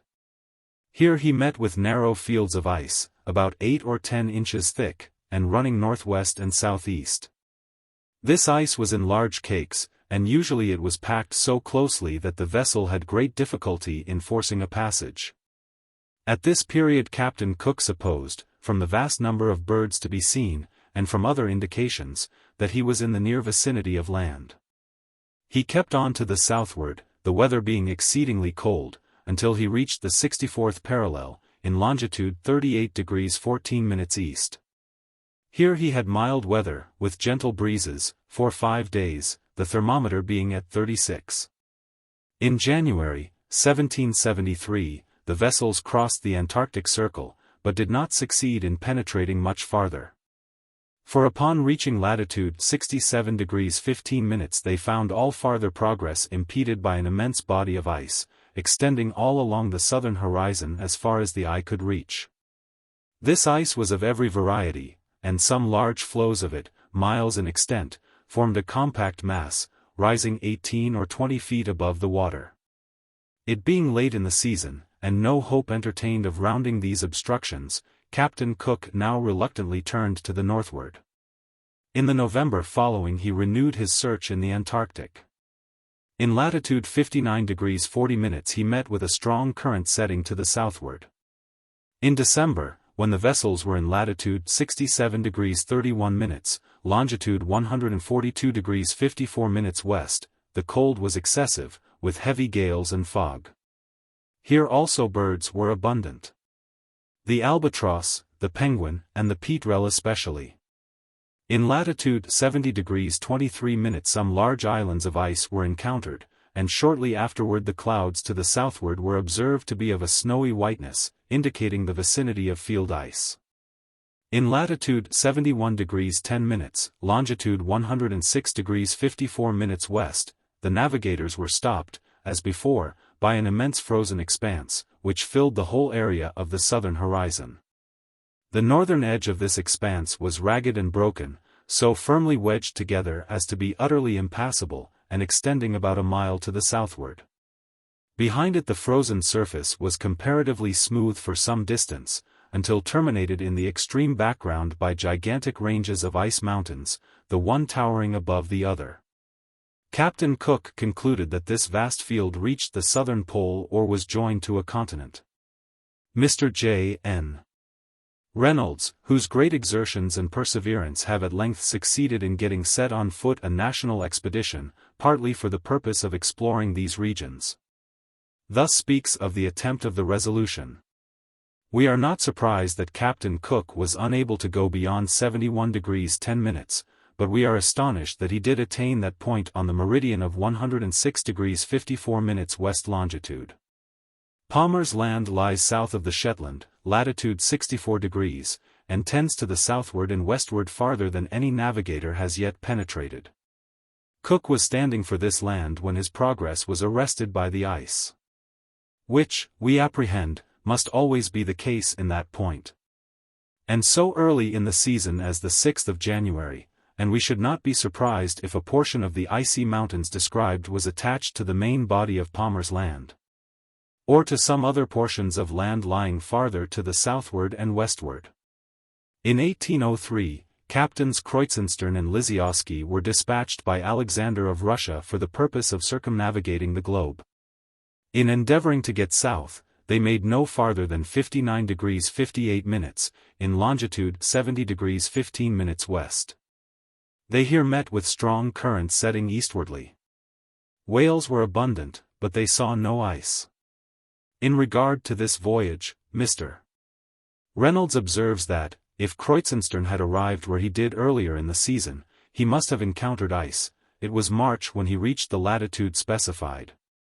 The winds, prevailing, as they do, from the southward and westward, had carried the floes, aided by currents, into that icy region bounded on the north by Georgia, east by Sandwich Land and the South Orkneys, and west by the South Shetland Islands.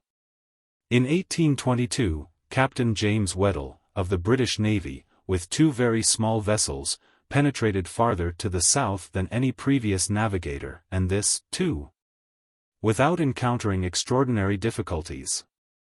He states that although he was frequently hemmed in by ice before reaching the 72nd parallel, yet, upon attaining it, not a particle was to be discovered, and that, upon arriving at the latitude of 74 degrees 15 minutes, no fields, and only 3 islands of ice were visible. It is somewhat remarkable that, although vast flocks of birds were seen, and other usual indications of land, and although, south of the Shetlands, unknown coasts were observed from the masthead tending southwardly, Weddell discourages the idea of land existing in the polar regions of the south. On the 11th of January 1823, Captain Benjamin Morrell, of the American schooner Wasp, sailed from Kerguelen's Land with a view of penetrating as far south as possible. On the 1st of February he found himself in latitude 64 degrees 52 minutes south, longitude 118 degrees 27 minutes east. The following passage is extracted from his journal of that date. The wind soon freshened to an 11-knot breeze, and we embraced this opportunity of making to the west. Being however convinced that the farther we went south beyond latitude 64 degrees, the less ice was to be apprehended, we steered a little to the southward, until we crossed the Antarctic Circle, and were in latitude 69 degrees 15 minutes east. In this latitude there was no field ice, and very few ice islands in sight. Under the date of March 14 I find also this entry. The sea was now entirely free of field ice, and there were not more than a dozen ice islands in sight. At the same time the temperature of the air and water was at least 13 degrees higher, more mild, than we had ever found it between the parallels of 60 and 62 south. We were now in latitude 70 degrees 14 minutes south, and the temperature of the air was 47, and that of the water 44. In this situation I found the variation to be 14 degrees 27 minutes easterly, per azimuth. I have several times passed within the Antarctic Circle, on different meridians, and have uniformly found the temperature, both of the air and the water, to become more and more mild the farther I advanced beyond the 65th degree of south latitude, and that the variation decreases in the same proportion. While north of this latitude, say between 60 and 65 south, we frequently had great difficulty in finding a passage for the vessel between the immense and almost innumerable ice islands, some of which were from 1 to 2 miles in circumference, and more than 500 feet above the surface of the water. Being nearly destitute of fuel and water, and without proper instruments, it being also late in the season, Captain Morel was now obliged to put back, without attempting any further progress to the westward, although an entirely open sea lay before him. He expresses the opinion that, had not these overruling considerations obliged him to retreat, he could have penetrated, if not to the pole itself, at least to the 85th parallel. I have given his ideas respecting these matters somewhat at length, that the reader may have an opportunity of seeing how far they were borne out by my own subsequent experience. In 1831, Captain Briscoe, in the employ of the Messrs. Enderby, whale ship owners of London, sailed in the brig Lively for the South Seas, accompanied by the cutter Tula. On the 28th of February, being in latitude 66 degrees 30 minutes south, longitude 47 degrees 31 minutes east, he descried land, and clearly discovered through the snow the black peaks of a range of mountains running east. He remained in this neighborhood during the whole of the following month, but was unable to approach the coast nearer than within 10 leagues, owing to the boisterous state of the weather. Finding it impossible to make further discovery during this season, he returned northward to winter in Van Diemen's Land. In the beginning of 1832 he again proceeded southwardly, and on the 4th of February was seen to the southeast in latitude 67 degrees 15 minutes longitude 69 degrees 29 minutes west. This was soon found to be an island near the headland of the country he had first discovered. On the 21st of the month he succeeded in landing on the latter, and took possession of it in the name of William IV, calling it Adelaide's Island, in honor of the English Queen. These particulars being made known to the Royal Geographical Society of London, the conclusion was drawn by that body, that there is a continuous tract of land extending from 47 degrees 30 minutes east, to 69 degrees 29 minutes west. Longitude, running the parallel of from 66 to 67 degrees south latitude. In respect to this conclusion Mr. Reynolds observes, in the correctness of it we by no means concur. Nor do the discoveries of Briscoe warrant any such indifference. It was within these limits that Weddell proceeded south on a meridian to the east of Georgia, Sandwich Land, and the South Orkney and Shetland Islands. My own experience will be found to testify most directly to the falsity of the conclusion arrived at by the Society. These are the principal attempts which have been made at penetrating to a high southern latitude, and it will now be seen that there remained, previous to the voyage of the Jane, nearly 300 degrees of longitude in which the Antarctic Circle had not been crossed at all. Of course a wide field lay before us for discovery, and it was with feelings of most intense interest that I heard Captain Guy express his resolution of pushing boldly to the southward. Chapter 17. We kept our course southwardly for 4 days after giving up the search for Glass's Islands, without meeting with any ice at all. On the 26th, at noon, we were in latitude 63 degrees 23 minutes south, longitude 41 degrees 25 minutes west. We now saw several large ice islands, and a floe of field ice, not, however, of any great extent. The winds generally blew from the southeast, or the northeast, but were very light. Whenever we had a westerly wind, which was seldom, it was invariably attended with a rain squall. Every day we had more or less snow. The thermometer, on the 27th stood at 35. January 1, 1828. This day we found ourselves completely hemmed in by the ice, and our prospects looked cheerless indeed. A strong gale blew, during the whole forenoon, from the northeast, and drove large cakes of the drift against the rudder and counter with such violence that we all trembled for the consequences. Toward evening, the gale still blowing with fury, a large field in front separated, and we were enabled, by carrying a press of sail, to force a passage through the smaller flakes into some open water beyond. As we approached this space we took in sail by degrees, and having at length got clear, lay to under a single reefed foresail. January 2nd. We had now tolerably pleasant weather. At noon we found ourselves in latitude 69 degrees 10 minutes south, longitude 42 degrees 20 minutes west, having crossed the Antarctic Circle. Very little ice was to be seen to the southward, although large fields of it lay behind us. This day we rigged some sounding gear, using a large iron pot capable of holding 20 gallons, and a line of 200 fathoms. We found the current setting to the north, about 1/4 mile per hour. The temperature of the air was now about 33. Here we found the variation to be 14 degrees 28 minutes easterly, per azimuth. January 5th. We had still held on to the southward without any very great impediments. On this morning, however, being in latitude 73 degrees 15 minutes east, longitude 42 degrees 10 minutes west, we were again brought to a stand by an immense expanse of firm ice. We saw, nevertheless, much open water to the southward, and felt no doubt of being able to reach it eventually. Standing to the eastward along the edge of the floe, we at length came to a passage of about a mile in width, through which we warped our way by sundown. The sea in which we now were was thickly covered with ice islands, but had no field ice, and we pushed on boldly as before. The cold did not seem to increase, although we had snow very frequently, and now and then hail squalls of great violence. Immense flocks of the albatross flew over the schooner this day, going from southeast to northwest. January 7th. The sea still remained pretty well open, so that we had no difficulty in holding on our course.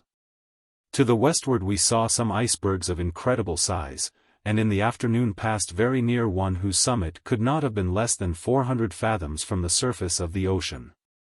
Its girth was probably, at the base, 3/4 of a league, and several streams of water were running from crevices in its sides. We remained in sight of this island 2 days, and then only lost it in a fog. January 10th. Early this morning we had the misfortune to lose a man overboard. He was an American named Peter Vredenberg, a native of New York, and was one of the most valuable hands on board the schooner. In going over the bows his foot slipped, and he fell between 2 cakes of ice, never rising again. At noon of this day we were in latitude 78 degrees 30 minutes, longitude 40 degrees 15 minutes west. The cold was now excessive, and we had hail squalls continually from the northward and eastward. In this direction also we saw several more immense icebergs, and the whole horizon to the eastward appeared to be blocked up with field ice, rising in tiers, one mass above the other. Some driftwood floated by during the evening, and a great quantity of birds flew over, among which were Nellies, peterels, albatrosses, and a large bird of a brilliant blue plumage. The variation here, per azimuth, was less than it had been previously to our passing the Antarctic Circle. January 12th. Our passage to the south again looked doubtful, as nothing was to be seen in the direction of the pole but one apparently limitless floe, backed by absolute mountains of ragged ice, one precipice of which arose frowningly above the other. We stood to the westward until the 14th, in the hope of finding an entrance. January 14th. This morning we reached the western extremity of the field which had impeded us, and, weathering it, came to an open sea, without a particle of ice. Upon sounding with 200 fathoms, we here found a current setting southwardly at the rate of half a mile per hour. The temperature of the air was 47, that of the water 34. We now sailed to the southward without meeting any interruption of moment until the 16th, when, at noon, we were in latitude 81 degrees 21 minutes, longitude 42 degrees west. We here again sounded, and found a current setting still southwardly, and at the rate of 3/4 of a mile per hour. The variation per azimuth had diminished, and the temperature of the air was mild and pleasant, the thermometer being as high as 51. At this period not a particle of ice was to be discovered. All hands on board now felt certain of attaining the pole. January 17th. This day was full of incident. Innumerable flights of birds flew over us from the southward, and several were shot from the deck. One of them, a species of pelican, proved to be excellent eating. About midday a small floe of ice was seen from the masthead off the larboard bow, and upon it there appeared to be some large animal. As the weather was good and nearly calm, Captain Guy ordered out 2 of the boats to see what it was. Dirk Peters and myself accompanied the mate in the larger boat. Upon coming up with the floe, we perceived that it was in the possession of a gigantic creature of the race of the Arctic bear, but far exceeding in size the largest of these animals. Being well armed, we made no scruple of attacking it at once. Several shots were fired in quick succession, the most of which took effect, apparently, in the head and body. Nothing discouraged, however, the monster threw himself from the ice, and swam with open jaws, to the boat in which were Peters and myself. Owing to the confusion which ensued among us at this unexpected turn of the adventure, no person was ready immediately with a second shot. And the bear had actually succeeded in getting half his vast bulk across our gunwale, and seizing one of the men by the small of his back, before any efficient means were taken to repel him. In this extremity nothing but the promptness and agility of Peters saved us from destruction. Leaping upon the back of the huge beast, he plunged the blade of a knife behind the neck, reaching the spinal marrow at a blow. The brute tumbled into the sea lifeless, and without a struggle, rolling over Peters as he fell. The latter soon recovered himself, and a rope being thrown him, he secured the carcass before entering the boat. We then returned in triumph to the schooner, towing our trophy behind us. This bear, upon admeasurement, proved to be full 15 feet in his greatest length. His wool was perfectly white, and very coarse, curling tightly. The eyes were of a blood red, and larger than those of the Arctic bear, the snout also more rounded, rather resembling the snout of the bulldog. The meat was tender, but excessively rank and fishy, although the men devoured it with avidity, and declared it excellent eating. Scarcely had we got our prize alongside, when the man at the masthead gave the joyful shout of "Land" on the starboard bow. All hands were now upon the alert, and, a breeze springing up very opportunely from the northward and eastward, we were soon close in with the coast. It proved to be a low rocky islet, of about a league in circumference, and altogether destitute of vegetation, if we except a species of prickly pear. In approaching it from the northward, a singular ledge of rock is seen projecting into the sea, and bearing a strong resemblance to corded bales of cotton. Around this ledge to the westward is a small bay, at the bottom of which our boats effected a convenient landing. It did not take us long to explore every portion of the island, but, with one exception, we found nothing worthy of our observation. In the southern extremity, we picked up near the shore, half buried in a pile of loose stones, a piece of wood, which seemed to have formed the prow of a canoe. There had been evidently some attempt at carving upon it, and Captain Guy fancied that he made out the figure of a tortoise, but the resemblance did not strike me very forcibly. Besides this prow, if such it were, we found no other token that any living creature had ever been here before. Around the coast we discovered occasional small floes of ice, but these were very few. The exact situation of the islet, to which Captain Guy gave the name of Bennet's Islet, in honor of his partner in the ownership of the schooner, is 82 degrees 50 minutes south, latitude, 42 degrees 20 minutes west, longitude. We had now advanced to the southward more than 8 degrees farther than any previous navigators, and the sea still lay perfectly open before us. We found, too, that the variation uniformly decreased as we proceeded, and, what was still more surprising, that the temperature of the air, and latterly of the water, became milder. The weather might even be called pleasant, and we had a steady but very gentle breeze always from some northern point of the compass. The sky was usually clear, with now and then a slight appearance of thin vapor in the southern horizon. This, however, was invariably of brief duration. Two difficulties alone presented themselves to our view: we were getting short of fuel, and symptoms of scurvy had occurred among several of the crew. These considerations began to impress upon Captain Guy the necessity of returning, and he spoke of it frequently.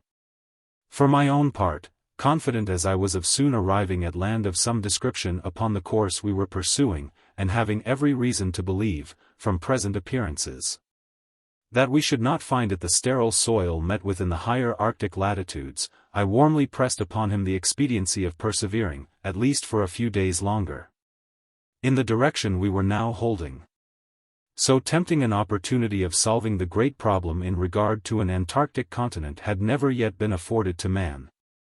And I confess that I felt myself bursting with indignation at the timid and ill-timed suggestions of our commander. I believe, indeed, that what I could not refrain from saying to him on this head had the effect of inducing him to push on.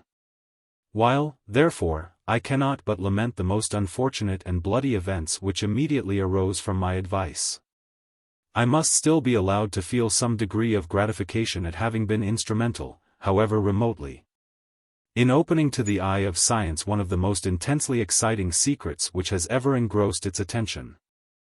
Chapter 18. January 18th. This morning we continued to the southward, with the same pleasant weather as before. The sea was entirely smooth, the air tolerably warm, and from the northeast, the temperature of the water 53. We now again got our sounding gear in order, and, with 150 fathoms of line, found the current setting toward the pole at the rate of a mile an hour. This constant tendency to the southward, both in the wind and current, caused some degree of speculation, and even of alarm, in different quarters of the schooner. And I saw distinctly that no little impression had been made upon the mind of Captain Guy.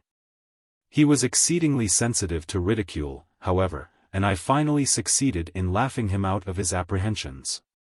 The variation was now very trivial. In the course of the day we saw several large whales of the right species, and innumerable flights of the albatross passed over the vessel. We also picked up a bush, full of red berries, like those of the hawthorn, and the carcass of a singular-looking land animal. It was 3 feet in length, and but 6 inches in height, with 4 very short legs, the feet armed with long claws of a brilliant scarlet, and resembling coral in substance. The body was covered with a straight silky hair, perfectly white. The tail was peaked like that of a rat, and about 1.5 feet long.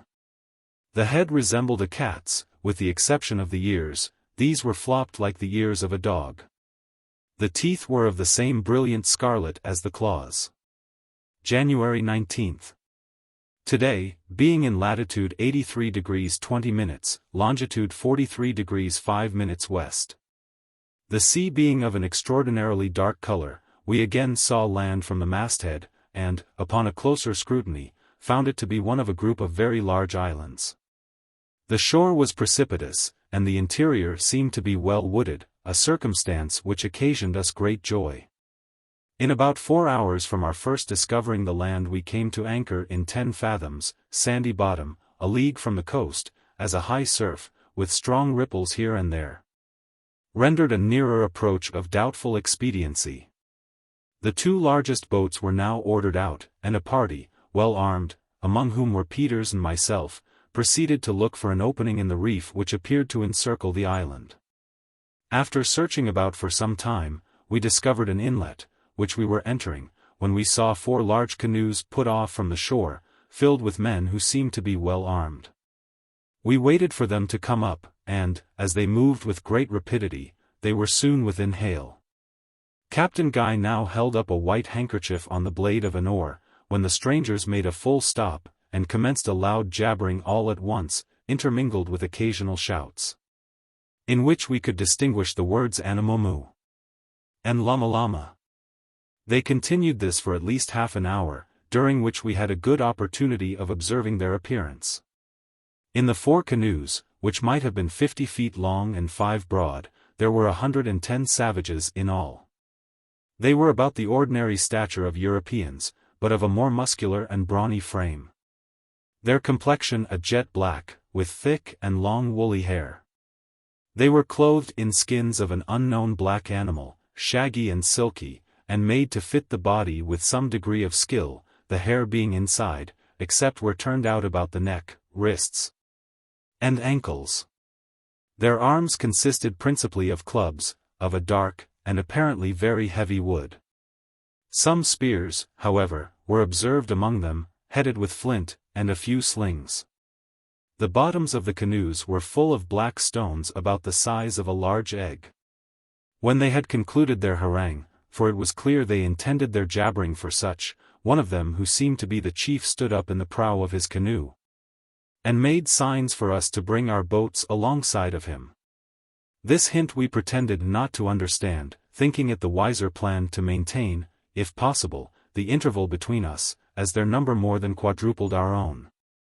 Finding this to be the case, the chief ordered the 3 other canoes to hold back, while he advanced toward us with his own. As soon as he came up with us he leaped on board the largest of our boats, and seated himself by the side of Captain Guy, pointing at the same time to the schooner, and repeating the word Anamomu and Lama Lama. We now put back to the vessel, the 4 canoes following at a little distance. Upon getting alongside, the chief evinced symptoms of extreme surprise and delight, clapping his hands, slapping his thighs and breast, and laughing obstreperously.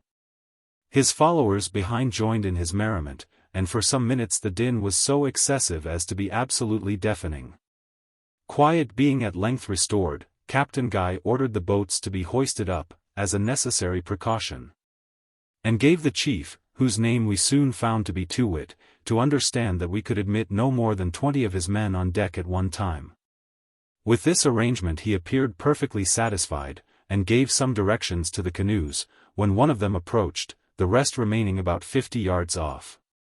20 of the savages now got on board, and proceeded to ramble over every part of the deck, and scramble about among the rigging, making themselves much at home, and examining every article with great inquisitiveness.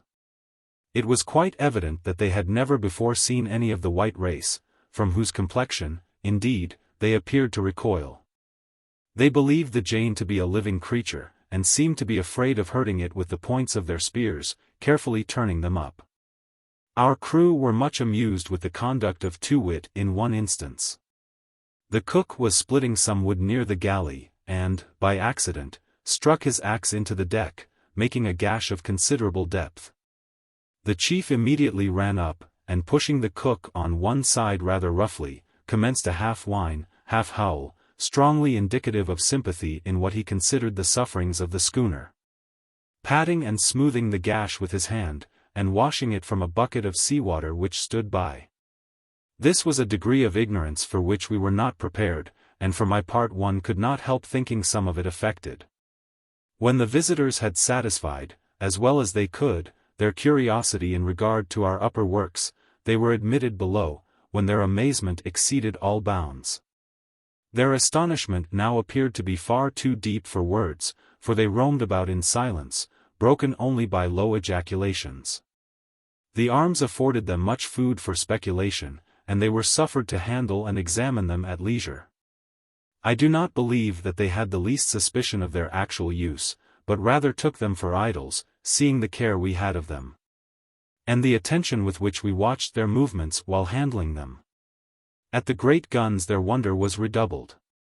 They approached them with every mark of the profoundest reverence and awe, but forbore to examine them minutely. There were 2 large mirrors in the cabin, and here was the acme of their amazement. Too-wit was the first to approach them, and he had got in the middle of the cabin, with his face to one and his back to the other, before he fairly perceived them. Upon raising his eyes and seeing his reflected self in the glass, I thought the savage would go mad. But, upon turning short round to make a retreat, and beholding himself a second time in the opposite direction, I was afraid he would expire upon the spot. No persuasion could prevail upon him to take another look. Throwing himself upon the floor, with his face buried in his hands, he remained thus until we were obliged to drag him upon deck. The whole of the savages were admitted on board in this manner, 20 at a time, Too-wit being suffered to remain during the entire period. We saw no disposition to thievery among them, nor did we miss a single article after their departure. Throughout the whole of their visit they evinced the most friendly manner. There were, however, some points in their demeanor which we found it impossible to understand. For example, we could not get them to approach several very harmless objects, such as the schooner's sails, an egg, an open book, or a pan of flour. We endeavored to ascertain if they had among them any articles which might be turned to account in the way of traffic, but found great difficulty in being comprehended. We made out, nevertheless, what greatly astonished us, that the islands abounded in the large tortoise of the Galapagos, one of which we saw in the canoe of Too-wit. We saw also some bêche de mer in the hands of one of the savages, who was greedily devouring it in its natural state. These anomalies, for they were such when considered in regard to the latitude, induced Captain Guy to wish for a thorough investigation of the country, in the hope of making a profitable speculation in his discovery. For my own part, anxious as I was to know something more of these islands, I was still more earnestly bent on prosecuting the voyage to the southward without delay. We had now fine weather, but there was no telling how long it would last. And being already in the 84th parallel, with an open sea before us, a current setting strongly to the southward, and the wind fair, I could not listen with any patience to a proposition of stopping longer than was absolutely necessary for the health of the crew and the taking on board a proper supply of fuel and fresh provisions. I represented to the captain that we might easily make this group on our return, and winter here in the event of being blocked up by the ice. He at length came into my views, for in some way, hardly known to myself, I had acquired much influence over him, and it was finally resolved that, even in the event of our finding bêche de mer, we should only stay here a week to recruit, and then push on to the southward while we might. Accordingly we made every necessary preparation, and, under the guidance of Too-wit, got the Jane through the reef in safety, coming to anchor about a mile from the shore, in an excellent bay, completely landlocked, on the southeastern coast of the main island, and in 10 fathoms of water, black sandy bottom. At the head of this bay there were 3 fine springs, we were told, of good water, and we saw abundance of wood in the vicinity. The 4 canoes followed us in, keeping, however, at a respectful distance. Too-wit himself remained on board, and, upon our dropping anchor, invited us to accompany him on shore, and visit his village in the interior. To this Captain Guy consented. And 10 savages being left on board as hostages, a party of US, 12 in all, got in readiness to attend the chief. We took care to be well armed, yet without evincing any distrust. The schooner had her guns run out, her boarding nettings up, and every other proper precaution was taken to guard against surprise. Directions were left with the chief mate to admit no person on board during our absence, and, in the event of our not appearing in 12 hours, to send the cutter, with a swivel, around the island in search of us. At every step we took inland the conviction forced itself upon us that we were in a country differing essentially from any hitherto visited by civilized men. We saw nothing with which we had been formerly conversant. The trees resembled no growth of either the torrid, the temperate, of the northern frigid zones, and were altogether unlike those of the lower southern latitudes we had already traversed. The very rocks were novel in their mass, their color, and their stratification.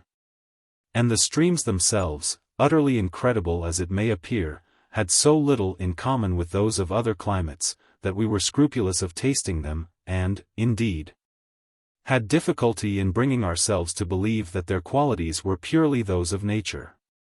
At a small brook which crossed our path, the first we had reached, Too-wit and his attendants halted to drink. On account of the singular character of the water, we refused to taste it, supposing it to be polluted. And it was not until some time afterward we came to understand that such was the appearance of the streams throughout the whole group. I am at a loss to give a distinct idea of the nature of this liquid, and cannot do so without many words. Although it flowed with rapidity in all declivities where common water would do so, yet never, except when falling in a cascade, had it the customary appearance of limpidity. It was, nevertheless, in point of fact, as perfectly limpid as any limestone water in existence, the difference being only in appearance. At first sight, and especially in cases where little declivity was found, it bore resemblance, as regards consistency, to a thick infusion of gum arabic in common water. But this was only the least remarkable of its extraordinary qualities. It was not colorless, nor was it of any one uniform color, presenting to the eye, as it flowed, every possible shade of purple, like the hues of a changeable silk. This variation in shade was produced in a manner which excited as profound astonishment in the minds of our party as the mirror had done in the case of Too-wit. Upon collecting a basinful, and allowing it to settle thoroughly, we perceived that the whole mass of liquid was made up of a number of distinct veins, each of a distinct hue. That these veins did not commingle, and that their cohesion was perfect in regard to their own particles among themselves, and imperfect in regard to neighboring veins. Upon passing the blade of a knife athwart the veins, the water closed over it immediately, as with us, and also, in withdrawing it, all traces of the passage of the knife were instantly obliterated. If, however, the blade was passed down accurately between the two veins, a perfect separation was effected, which the power of cohesion did not immediately rectify. The phenomena of this water formed the first definite link in that vast chain of apparent miracles with which I was destined to be at length encircled. Chapter 19. We were nearly 3 hours in reaching the village, it being more than 9 miles in the interior, and the path lying through a rugged country. As we passed along, the party of Too-wit, the whole 110 savages of the canoes, was momentarily strengthened by smaller detachments, of from 2 to 6 or 7, which joined us, as if by accident, at different turns of the road. There appeared so much of system in this that I could not help feeling distrust, and I spoke to Captain Guy of my apprehensions. It was now too late, however, to recede, and we concluded that our best security lay in evincing a perfect confidence in the good faith of Too-wit. We accordingly went on, keeping a wary eye upon the maneuvers of the savages, and not permitting them to divide our numbers by pushing in between. In this way, passing through a precipitous ravine, we at length reached what we were told was the only collection of habitations upon the island. As we came in sight of them, the chief set up a shout, and frequently repeated the word clock, which we supposed to be the name of the village, or perhaps the generic name for villages. The dwellings were of the most miserable description imaginable, and, unlike those of even the lowest of the savage races with which mankind are acquainted, were of no uniform plan. Some of them, and these we found belonged to the Wampoos or Yampoos, the great men of the land, consisted of a tree cut down at about 4 feet from the root, with a large black skin thrown over it, and hanging in loose folds upon the ground. Under this the savage nestled. Others were formed by means of rough limbs of trees, with the withered foliage upon them, made to recline, at an angle of 45 degrees, against a bank of clay, heaped up, without regular form, to the height of 5 or 6 feet. Others, again, were mere holes dug in the earth perpendicularly, and covered over with similar branches, these being removed when the tenant was about to enter, and pulled on again when he had entered. A few were built among the forked limbs of trees as they stood, the upper limbs being partially cut through, so as to bend over upon the lower, thus forming thicker shelter from the weather. The greater number, however, consisted of small shallow caverns, apparently scratched in the face of a precipitous ledge of dark stone, resembling fuller's earth, with which 3 sides of the village were bounded. At the door of each of these primitive caverns was a small rock, which the tenant carefully placed before the entrance upon leaving his residence, for what purpose I could not ascertain, as the stone itself was never of sufficient size to close up more than 1/3 of the opening. This village, if it were worthy of the name, lay in a valley of some depth, and could only be approached from the southward, the precipitous ledge of which I have already spoken cutting off all access in other directions. Through the middle of the valley ran a brawling stream of the same magical-looking water which has been described. We saw several strange animals about the dwellings, all appearing to be thoroughly domesticated. The largest of these creatures resembled our common hog in the structure of the body and snout. The tail, however, was bushy, and the legs slender as those of the antelope. Its motion was exceedingly awkward and indecisive, and we never saw it attempt to run. We noticed also several animals very similar in appearance, but of a greater length of body, and covered with a black wool. There were a great variety of tame fowls running about, and these seemed to constitute the chief food of the natives. To our astonishment we saw a black albatross among these birds in a state of entire domestication, going to sea periodically for food, but always returning to the village as a home, and using the southern shore in the vicinity as a place of incubation. There they were joined by their friends the pelicans as usual, but these latter never followed them to the dwellings of the savages. Among the other kinds of tame fowls were ducks, differing very little from the canvas-back of our own country, black gannets, and a large bird not unlike the buzzard in appearance, but not carnivorous. Of fish there seemed to be a great abundance.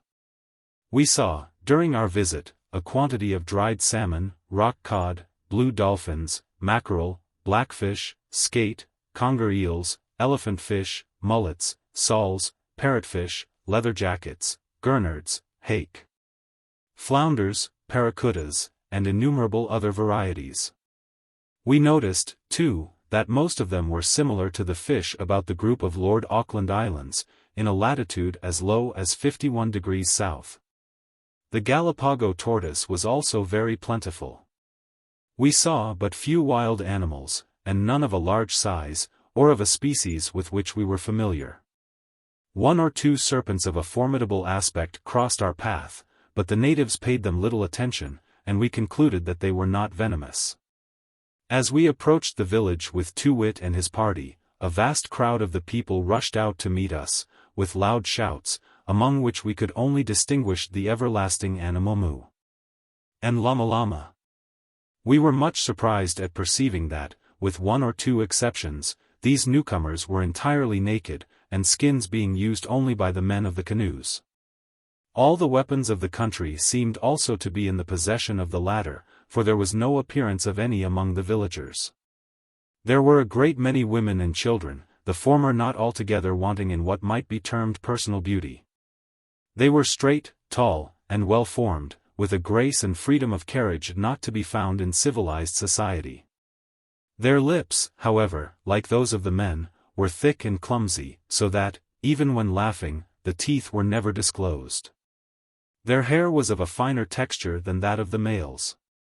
Among these naked villagers there might have been 10 or 12 who were clothed, like the party of Too-wit, in dresses of black skin, and armed with lances and heavy clubs. These appeared to have great influence among the rest, and were always addressed by the title Wampu. These, too, were the tenants of the black skin palaces.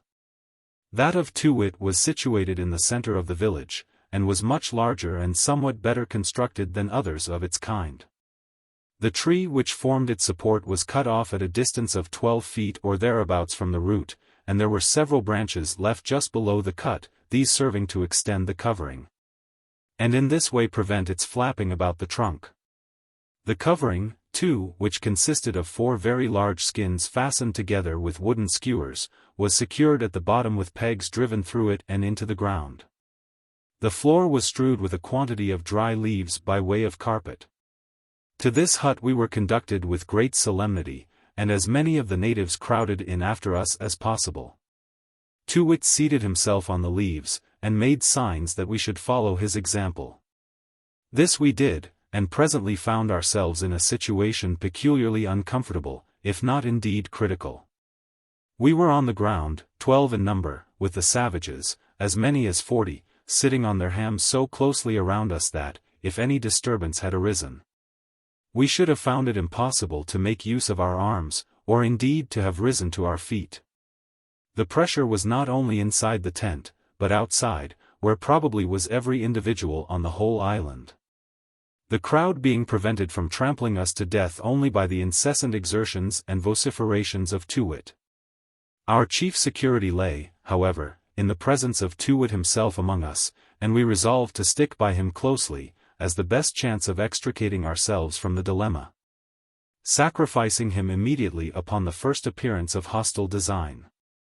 After some trouble a certain degree of quiet was restored, when the chief addressed us in a speech of great length, and very nearly resembling the one delivered in the canoes.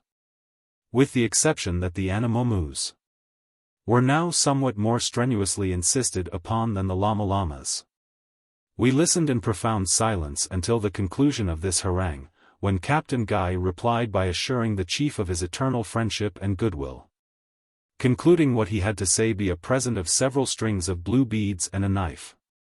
At the former the monarch, much to our surprise, turned up his nose with some expression of contempt, but the knife gave him the most unlimited satisfaction, and he immediately ordered dinner. This was handed into the tent over the heads of the attendants, and consisted of the palpitating entrails of a species of unknown animal. Probably one of the slim-legged hogs which we had observed in our approach to the village. Seeing us at a loss how to proceed, he began, by way of setting us an example, to devour yard after yard of the enticing food, until we could positively stand it no longer, and evinced such manifest symptoms of rebellion of stomach as inspired his majesty with a degree of astonishment only inferior to that brought about by the looking-glasses. We declined, however, partaking of the delicacies before us, and endeavored to make him understand that we had no appetite whatever, having just finished a hearty déjeuner. When the monarch had made an end of his meal, we commenced a series of cross-questioning in every ingenious manner we could devise, with a view of discovering what were the chief productions of the country, and whether any of them might be turned to profit. At length he seemed to have some idea of our meaning, and offered to accompany us to a part of coast where he assured us the bêche de mer, pointing to a specimen of that animal, was to be found in great abundance. We were glad of this early opportunity of escaping from the oppression of the crowd, and signified our eagerness to proceed. We now left the tent, and, accompanied by the whole population of the village, followed the chief to the southeastern extremity of the island, nor far from the bay where our vessel lay at anchor. We waited here for about an hour, until the 4 canoes were brought around by some of the savages to our station. The whole of our party then getting into one of them, we were paddled along the edge of the reef before mentioned, and of another still farther out, where we saw a far greater quantity of bêche de mer than the oldest seaman among us had ever seen in those groups of the lower latitudes most celebrated for this article of commerce. We stayed near these reefs only long enough to satisfy ourselves that we could easily load a dozen vessels with the animal if necessary, when we were taken alongside the schooner, and parted with Too-wit, after obtaining from him a promise that he would bring us, in the course of 24 hours, as many of the canvasback ducks and Gallipago tortoises as his canoes would hold.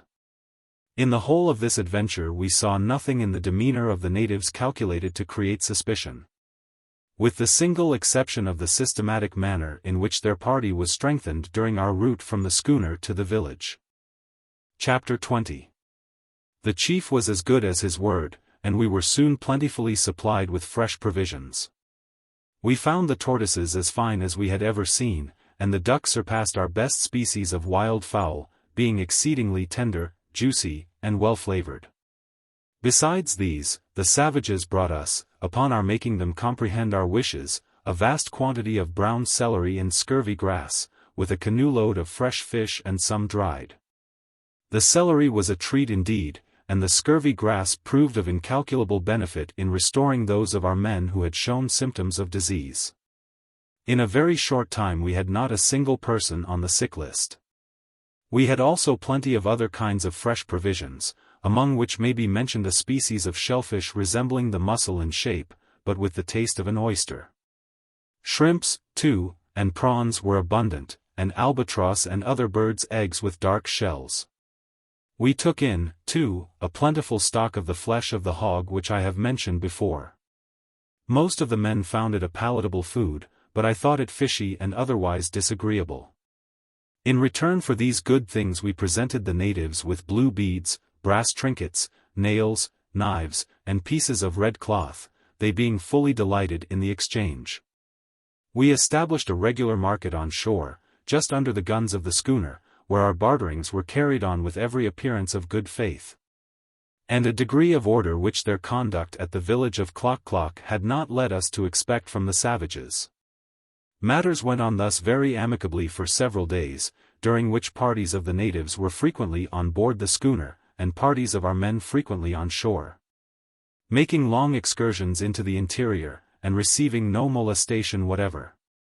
Finding the ease with which the vessel might be loaded with bêche de mer, owing to the friendly disposition of the islanders, and the readiness with which they would render us assistance in collecting it, Captain Guy resolved to enter into negotiations with Too Wit for the erection of suitable houses in which to cure the article, and for the services of himself and tribe in gathering as much as possible, while he himself took advantage of the fine weather to prosecute his voyage to the southward. Upon mentioning this project to the chief, he seemed very willing to enter into an agreement. A bargain was accordingly struck, perfectly satisfactory to both parties, by which it was arranged that, after making the necessary preparations, such as laying off the proper grounds, erecting a portion of the buildings, and doing some other work in which the whole of our crew would be required, the schooner should proceed on her route, leaving 3 of her men on the island to superintend the fulfillment of the project, and instruct the natives in drying the bêche de mer. In regard to terms, these were made to depend upon the exertions of the savages in our absence. They were to receive a stipulated quantity of blue beads, knives, red cloth, and so forth, for every certain number of pickles of the bêche de mer which should be ready on our return. A description of the nature of this important article of commerce, and the method of preparing it, may prove of some interest to my readers, and I can find no more suitable place than this for introducing an account of it. The following comprehensive notice of the substance is taken from a modern history of a voyage to the South Seas. It is that mollusca from the Indian seas which is known to commerce by the French name bouche de mer, a nice morsel from the sea. If I am not much mistaken, the celebrated Cuvier calls it Gasteropoda pulmonifera. It is abundantly gathered in the coasts of the Pacific Islands, and gathered especially for the Chinese market, where it commands a great price. Perhaps as much as their much talked of edible birds' nests, which are properly made up of the gelatinous matter picked up by a species of swallow from the body of these mollusci. They have no shell, no legs, nor any prominent part, except an absorbing and an excretory, opposite organs. But, by their elastic wings, like caterpillars or worms, they creep in shallow waters, in which, when low, they can be seen by a kind of swallow, the sharp bill of which, inserted in the soft animal, draws a gummy and filamentous substance, which, by drying, can be wrought into the solid walls of their nest. Hence the name of Gasteropoda pulmonifera. This mollusca is oblong, and of different sizes, from 3 to 18 inches in length, and I have seen a few that were not less than 2 feet long. They were nearly round, a little flattish on one side, which lies next to the bottom of the sea, and they are from 1 to 8 inches thick. They crawl up into shallow water at particular seasons of the year, probably for the purpose of gendering, as we often find them in pairs. It is when the sun has the most power on the water, rendering it tepid, that they approach the shore. And they often go up into places so shallow that, on the tides receding, they are left dry, exposed to the beat of the sun. But they do not bring forth their young in shallow water, as we never see any of their progeny, and full-grown ones are always observed coming in from deep water. They feed principally on that class of zoophytes which produce the coral.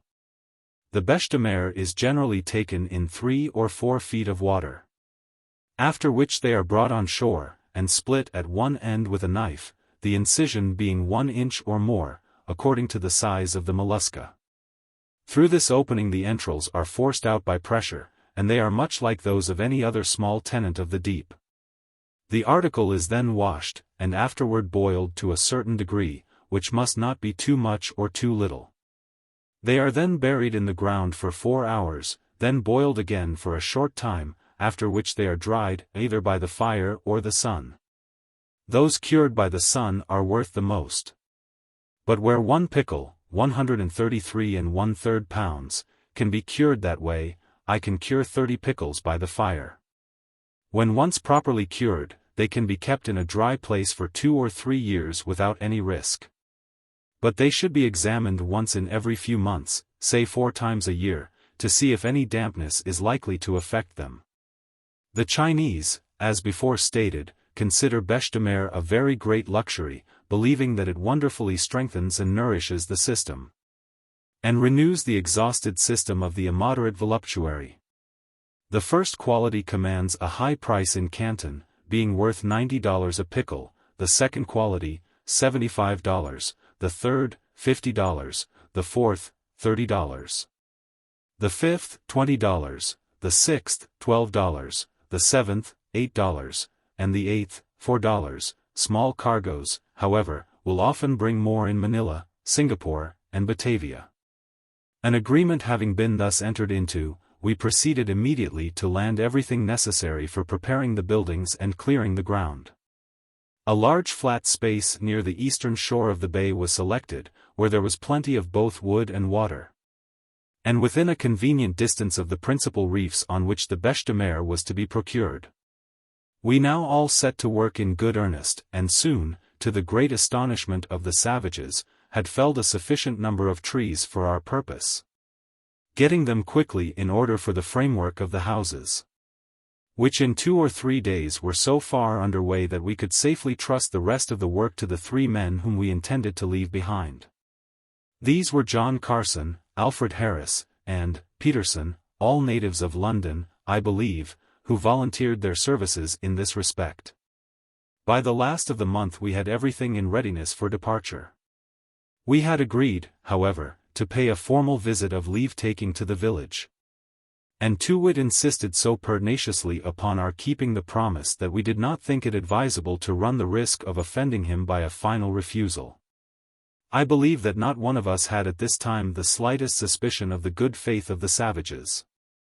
They had uniformly behaved with the greatest decorum, aiding us with alacrity in our work, offering us their commodities, frequently without price, and never, in any instance, pilfering a single article, although the high value they set upon the goods we had with us was evident by the extravagant demonstrations of joy always manifested upon our making them a present.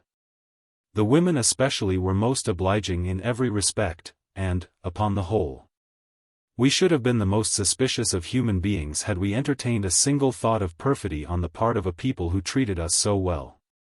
A very short while sufficed to prove that this apparent kindness of disposition was only the result of a deeply laid plan for our destruction, and that the islanders for whom we entertained such inordinate feelings of esteem, were among the most barbarous, subtle, and bloodthirsty wretches that ever contaminated the face of the globe. It was on the 1st of February that we went on shore for the purpose of visiting the village. Although, as said before, we entertained not the slightest suspicion, still no proper precaution was neglected. 6 men were left in the schooner, with instructions to permit none of the savages to approach the vessel during our absence, under any pretense whatever, and to remain constantly on deck. The boarding nettings were up, the guns double-shot with grape and canister, and the swivels loaded with canisters of musket balls. She lay, with her anchor apeak, about a mile from the shore, and no canoe could approach her in any direction without being distinctly seen and exposed to the full fire of our swivels immediately. The 6 men being left on board, our shore party consisted of 32 persons in all.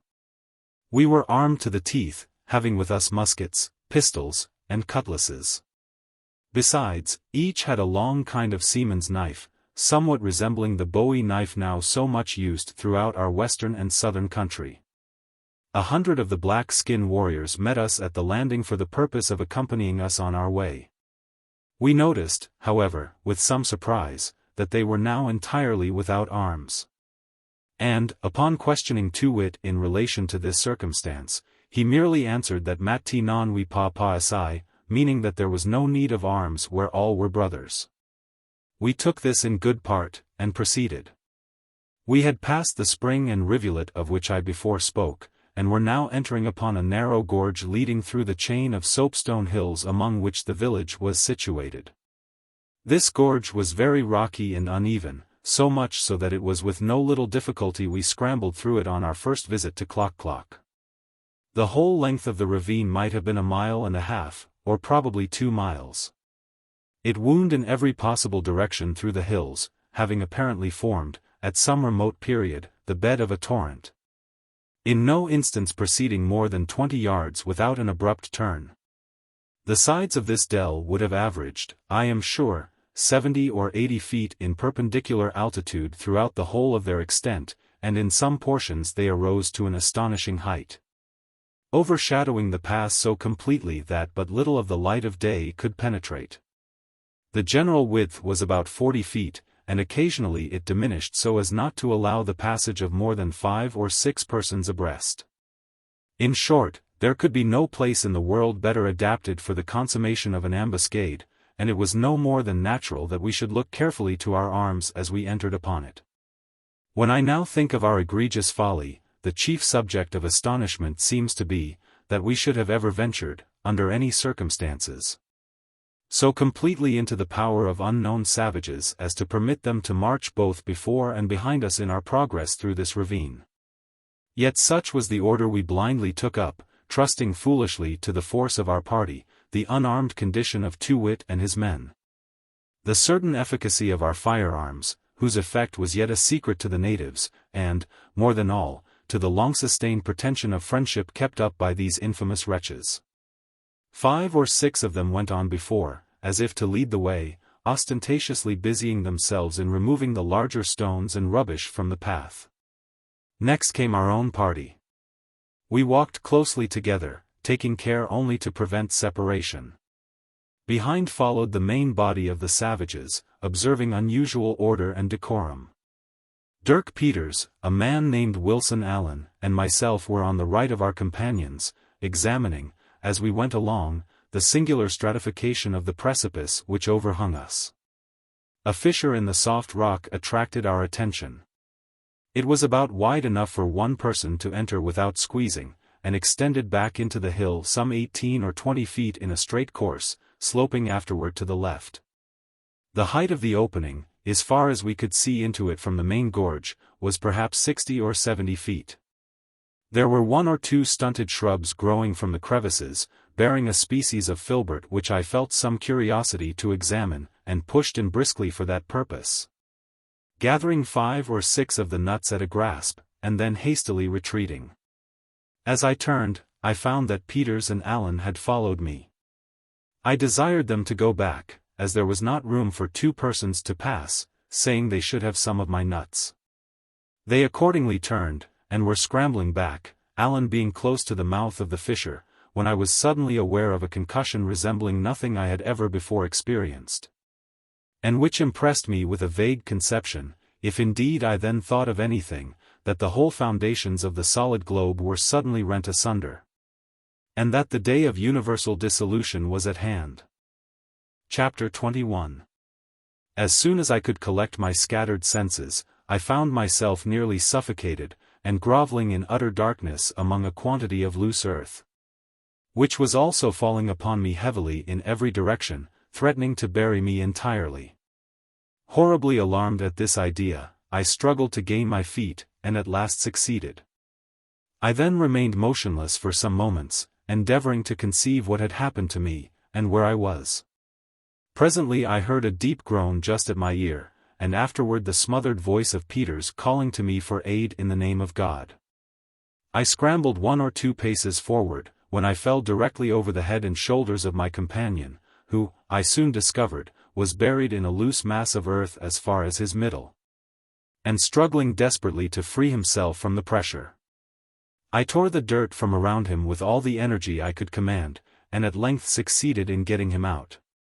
As soon as we sufficiently recovered from our fright and surprise to be capable of conversing rationally, we both came to the conclusion that the walls of the fissure in which we had ventured had, by some convulsion of nature, or probably from their own weight, caved in overhead, and that we were consequently lost forever, being thus entombed alive. For a long time we gave up supinely to the most intense agony and despair, such as cannot be adequately imagined by those who have never been in a similar position. I firmly believed that no incident ever occurring in the course of human events is more adapted to inspire the supremeness of mental and bodily distress than a case like our own, of living inhumation. The blackness of darkness which envelopes the victim, the terrific oppression of lungs, the stifling fumes from the damp earth, unite with the ghastly considerations that we are beyond the remotest confines of hope, and that such is the allotted portion of the dead. To carry into the human heart a degree of appalling awe and horror not to be tolerated, never to be conceived. At length Peters proposed that we should endeavor to ascertain precisely the extent of our calamity, and grope about our prison. It being barely possible, he observed, that some opening might yet be left us for escape. I caught eagerly at this hope, and, arousing myself to exertion, attempted to force my way through the loose earth. Hardly had I advanced a single step before a glimmer of light became perceptible, enough to convince me that, at all events, we should not immediately perish for want of air. We now took some degree of heart, and encouraged each other to hope for the best. Having scrambled over a bank of rubbish which impeded our farther progress in the direction of the light, we found less difficulty in advancing and also experienced some relief from the excessive oppression of lungs which had tormented us. Presently we were enabled to obtain a glimpse of the objects around, and discovered that we were near the extremity of the straight portion of the fissure, where it made a turn to the left. A few struggles more, and we reached the bend, when to our inexpressible joy, there appeared a long seam or crack extending upward a vast distance, generally at an angle of about 45 degrees. Although sometimes much more precipitous. We could not see through the whole extent of this opening. But, as a good deal of light came down it, we had little doubt of finding at the top of it, if we could by any means reach the top, a clear passage into the open air. I now called to mind that 3 of us had entered the fissure from the main gorge, and that our companion, Allan, was still missing. We determined at once to retrace our steps and look for him. After a long search, and much danger from the farther caving in of the earth above us, Peters at length cried out to me that he had hold of our companion's foot, and that his whole body was deeply buried beneath the rubbish beyond the possibility of extricating him. I soon found that what he said was too true, and that, of course, life had been long extinct. With sorrowful hearts, therefore, we left the corpse to its fate, and again made our way to the bend. The breadth of the seam was barely sufficient to admit us, and, after 1 or 2 ineffectual efforts at getting up, we began once more to despair. I have before said that the chain of hills through which ran the main gorge was composed of a species of soft rock resembling soapstone. The sides of the cleft we were now attempting to ascend were of the same material, and so excessively slippery, being wet, that we could get but little foothold upon them even in their least precipitous parts. In some places, where the ascent was nearly perpendicular, the difficulty was, of course, much aggravated, and, indeed, for some time we thought insurmountable. We took courage, however, from despair, and what, by dint of cutting steps in the soft stone with our bowie knives, and swinging at the risk of our lives to small projecting points of a harder species of slaty rock which now and then protruded from the general mass, we at length reached a natural platform, from which was perceptible a patch of blue sky, at the extremity of a thickly wooded ravine. Looking back now, with somewhat more leisure, at the passage through which we had thus far proceeded, we clearly saw from the appearance of its sides, that it was of late formation. And we concluded that the concussion, whatever it was, which had so unexpectedly overwhelmed us, had also, at the same moment, laid open this path for escape. Being quite exhausted with exertion, and indeed, so weak that we were scarcely able to stand or articulate, Peters now proposed that we should endeavor to bring our companions to the rescue by firing the pistols which still remained in our girdles. The muskets as well as cutlasses had been lost among the loose earth at the bottom of the chasm. Subsequent events proved that, had we fired, we should have sorely repented it, but luckily a half-suspicion of foul play had by this time arisen in my mind, and we forbore to let the savages know of our whereabouts. After having reposed for about an hour, we pushed on slowly up the ravine, and had gone no great way before we heard a succession of tremendous yells. At length we reached what might be called the surface of the ground. For our path hitherto, since leaving the platform, had lain beneath an archway of high rock and foliage, at a vast distance overhead. With great caution we stole to a narrow opening, through which we had a clear sight of the surrounding country. when the whole dreadful secret of the concussion broke upon us in one moment and at one view. The spot from which we looked was not far from the summit of the highest peak in the range of the Soapstone Hills.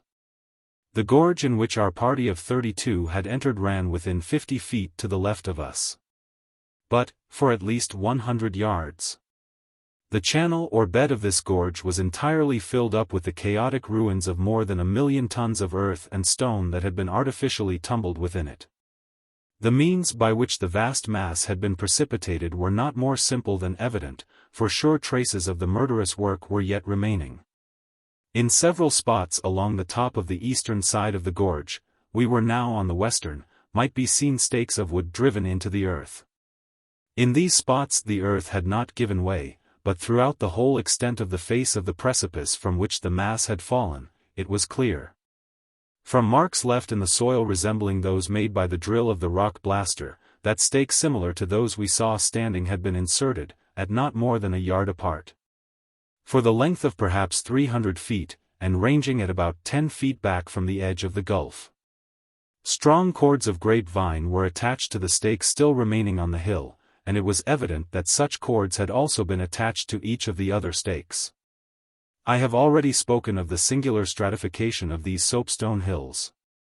And the description just given of the narrow and deep fissure through which we effected our escape from inhumation will afford a further conception of its nature. This was such that almost every natural convulsion would be sure to split the soil into perpendicular layers or ridges running parallel with one another. And a very moderate exertion of art would be sufficient for effecting the same purpose. Of this stratification the savages had availed themselves to accomplish their treacherous ends. There can be no doubt that, by the continuous line of stakes, a partial rupture of the soil had been brought about probably to the depth of 1 or 2 feet. When by means of a savage pulling at the end of each of the cords, these cords being attached to the tops of the stakes, and extending back from the edge of the cliff, a vast leverage power was obtained, capable of hurling the whole face of the hill, upon a given signal, into the bosom of the abyss below. The fate of our poor companions was no longer a matter of uncertainty. We alone had escaped from the tempest of that overwhelming destruction. We were the only living white men upon the island. Chapter 22. Our situation, as it now appeared, was scarcely less dreadful than when we had conceived ourselves entombed forever. We saw before us no prospect but that of being put to death by the savages, or of dragging out a miserable existence in captivity among them. We might, to be sure, conceal ourselves for a time from their observation among the fastnesses of the hills, and, as a final resort, in the chasm from which we had just issued. But we must either perish in the long polar winter through cold and famine, or be ultimately discovered in our efforts to obtain relief. The whole country around us seemed to be swarming with savages, crowds of whom, we now perceived, had come over from the islands to the southward on flat rafts. Doubtless with a view of lending their aid in the capture and plunder of the Jane. The vessel still lay calmly at anchor in the bay, those on board being apparently quite unconscious of any danger awaiting them. How we longed at that moment to be with them! Either to aid in effecting their escape, or to perish with them in attempting a defense. We saw no chance even of warning them of their danger without bringing immediate destruction upon our own heads, with but a remote hope of benefit to them. A pistol fired might suffice to apprise them that something wrong had occurred. But the report could not possibly inform them that their only prospect of safety lay in getting out of the harbor forthwith. It could not tell them that no principles of honor now bound them to remain. That their companions were no longer among the living. Upon hearing the discharge they could not be more thoroughly prepared to meet the foe, who were now getting ready to attack, than they already were, and always had been. No good, therefore, and infinite harm, would result from our firing, and after mature deliberation, we forbore. Our next thought was to attempt to rush toward the vessel, to seize one of the 4 canoes which lay at the head of the bay, and endeavor to force a passage on board. But the utter impossibility of succeeding in this desperate task soon became evident. The country, as I said before, was literally swarming with the natives, skulking among the bushes and recesses of the hills, so as not to be observed from the schooner. In our immediate vicinity especially, and blockading the sole path by which we could hope to attain the shore at the proper point, were stationed the whole party of the black-skin warriors. With Too-wit at their head, and apparently only waiting for some reinforcement to commence his onset upon the Jane. The canoes, too, which lay at the head of the bay, were manned with savages, unarmed, it is true, but who undoubtedly had arms within reach. We were forced, therefore, however unwillingly, to remain in our place of concealment, mere spectators of the conflict which presently ensued. In about half an hour we saw some 60 or 70 rafts, or flatboats, without riggers, filled with savages, and coming round the southern bight of the harbor. They appeared to have no arms except short clubs, and stones which lay in the bottom of the rafts. Immediately afterward another detachment, still larger, appeared in an opposite direction, and with similar weapons. The 4 canoes, too, were now quickly filled with natives, starting up from the bushes at the head of the bay, and put off swiftly to join the other parties. Thus, in less time than I have taken to tell it, and as if by magic, the Jane saw herself surrounded by an immense multitude of desperadoes evidently bent upon capturing her at all hazards. That they would succeed in so doing could not be doubted for an instant. The 6 men left in the vessel, however resolutely they might engage in her defense, were altogether unequal to the proper management of the guns, or in any manner to sustain a contest at such odds. I could hardly imagine that they would make resistance at all, but in this was deceived. For presently I saw them get springs upon the cable, and bring the vessel's starboard broadside to bear upon the canoes, which by this time were within pistol range. The rafts being nearly a quarter of a mile to windward. Owing to some cause unknown, but most probably to the agitation of our poor friends at seeing themselves in so hopeless a situation, the discharge was an entire failure. Not a canoe was hit or a single savage injured, the shot striking short and ricocheting over their heads. The only effect produced upon them was astonishment at the unexpected report and smoke, which was so excessive that for some moments I almost thought they would abandon their design entirely, and return to the shore.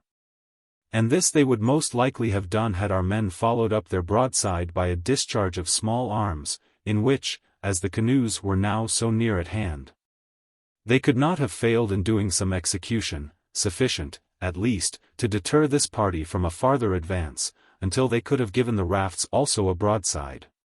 But, in place of this, they left the canoe party to recover from their panic, and, by looking about them, to see that no injury had been sustained, while they flew to the larboard to get ready for the rafts. The discharge to larboard produced the most terrible effect. The star and double-headed shot of the large guns cut 7 or 8 of the rafts completely asunder, and killed, perhaps, 30 or 40 of the savages outright, while 100 of them, at least, were thrown into the water, the most of them dreadfully wounded. The remainder, frightened out of their senses, commenced at once a precipitate retreat, not even waiting to pick up their maimed companions, who were swimming about in every direction, screaming and yelling for aid. This great success, however, came too late for the salvation of our devoted people. The canoe party were already on board the schooner to the number of more than 150. The most of them having succeeded in scrambling up the chains and over the boarding netting even before the matches had been applied to the larboard guns. Nothing now could withstand their brute rage. Our men were borne down at once, overwhelmed, trodden underfoot, and absolutely torn to pieces in an instant. Seeing this, the savages on the rafts got the better of their fears, and came up in shoals to the plunder. In 5 minutes the Jane was a pitiable scene indeed of havoc and tumultuous outrage. The decks were split open and ripped up.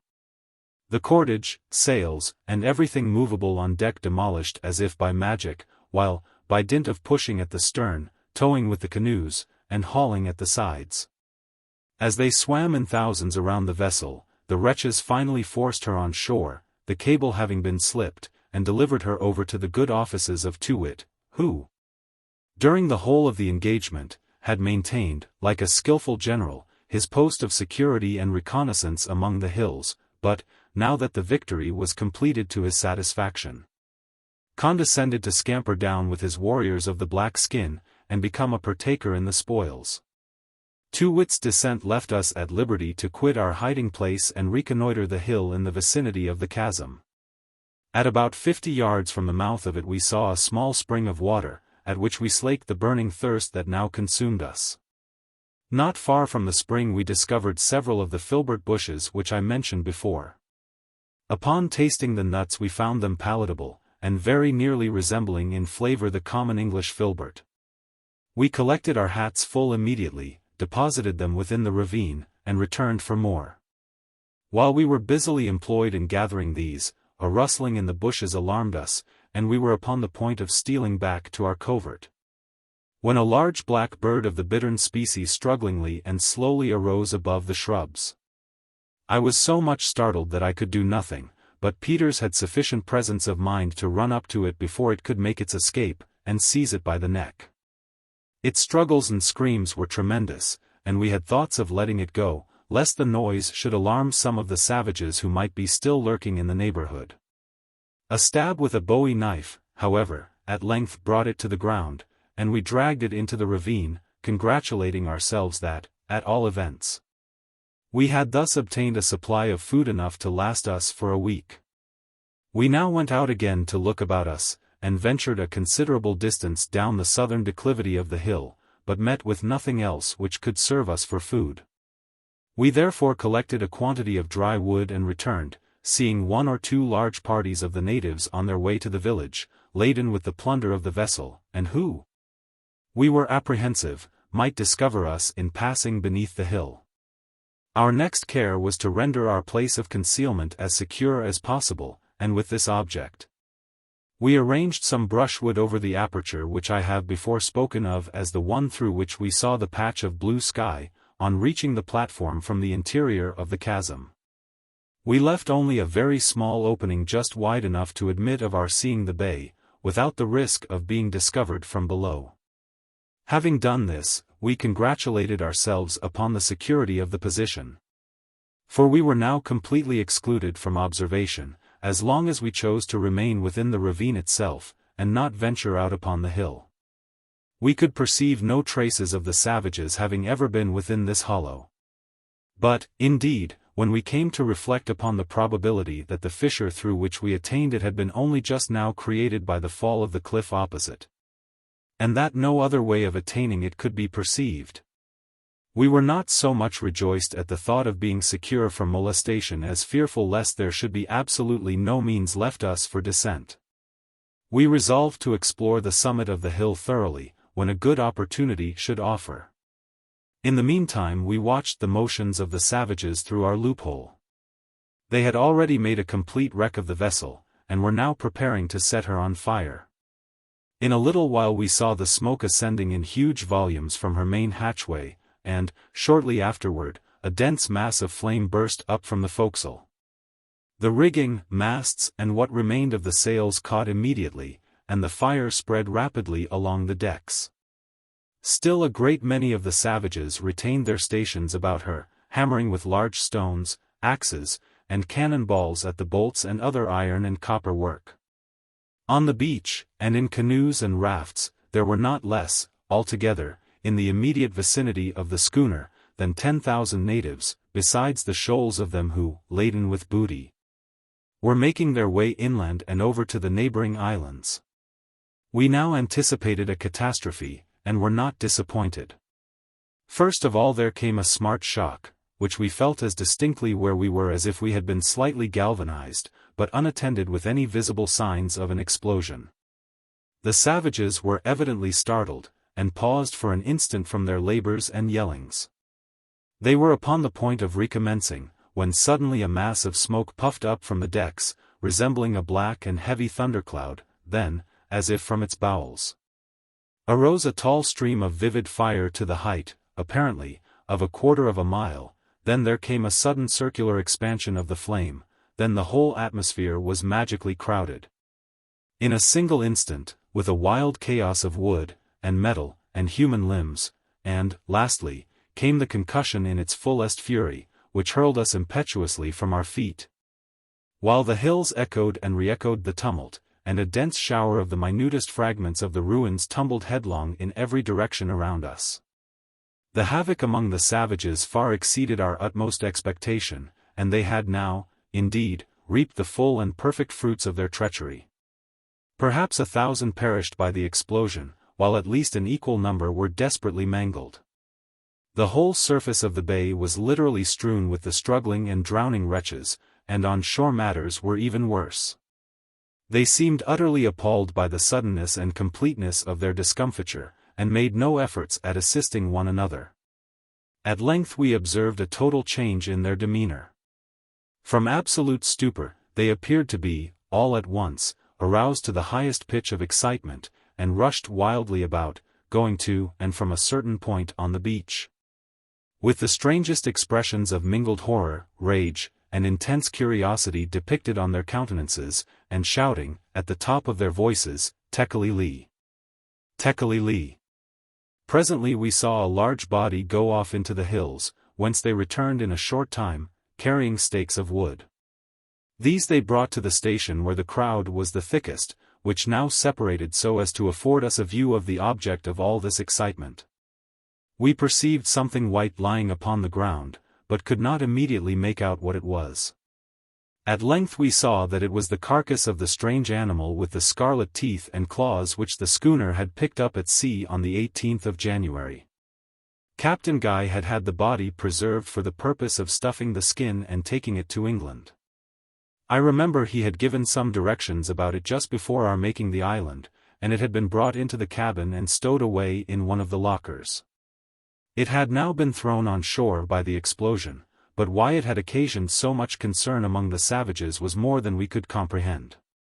Although they crowded around the carcass at a little distance, none of them seemed willing to approach it closely. By and by the men with the stakes drove them in a circle around it, and no sooner was this arrangement completed, than the whole of the vast assemblage rushed into the interior of the island. With loud screams of "Tekeli-li! Tekeli-li!" Chapter 23. During the 6 or 7 days immediately following we remained in our hiding place upon the hill, going out only occasionally, and then with the greatest precaution, for water and filberts. We had made a kind of penthouse on the platform, furnishing it with a bed of dry leaves, and placing in it 3 large flat stones, which served us for both fireplace and table. We kindled a fire without difficulty by rubbing 2 pieces of dry wood together, the one soft, the other hard. The bird we had taken in such good season proved excellent eating, although somewhat tough. It was not an oceanic fowl, but a species of bittern, with jet black and grisly plumage, and diminutive wings in proportion to its bulk. We afterward saw 3 of the same kind in the vicinity of the ravine, apparently seeking for the one we had captured, but, as they never alighted, we had no opportunity of catching them. As long as this fowl lasted we suffered nothing from our situation, but it was now entirely consumed, and it became absolutely necessary that we should look out for provision. The filberts would not satisfy the cravings of hunger, afflicting us, too, with severe gripings of the bowels, and, if freely indulged in, with violent headache. We had seen several large tortoises near the seashore to the eastward of the hill, and perceived they might be easily taken, if we could get at them without the observation of the natives. It was resolved, therefore, to make an attempt at descending. We commenced by going down the southern declivity, which seemed to offer the fewest difficulties. But had not proceeded 100 yards before, as we had anticipated from appearances on the hilltop, our progress was entirely arrested by a branch of the gorge in which our companions had perished.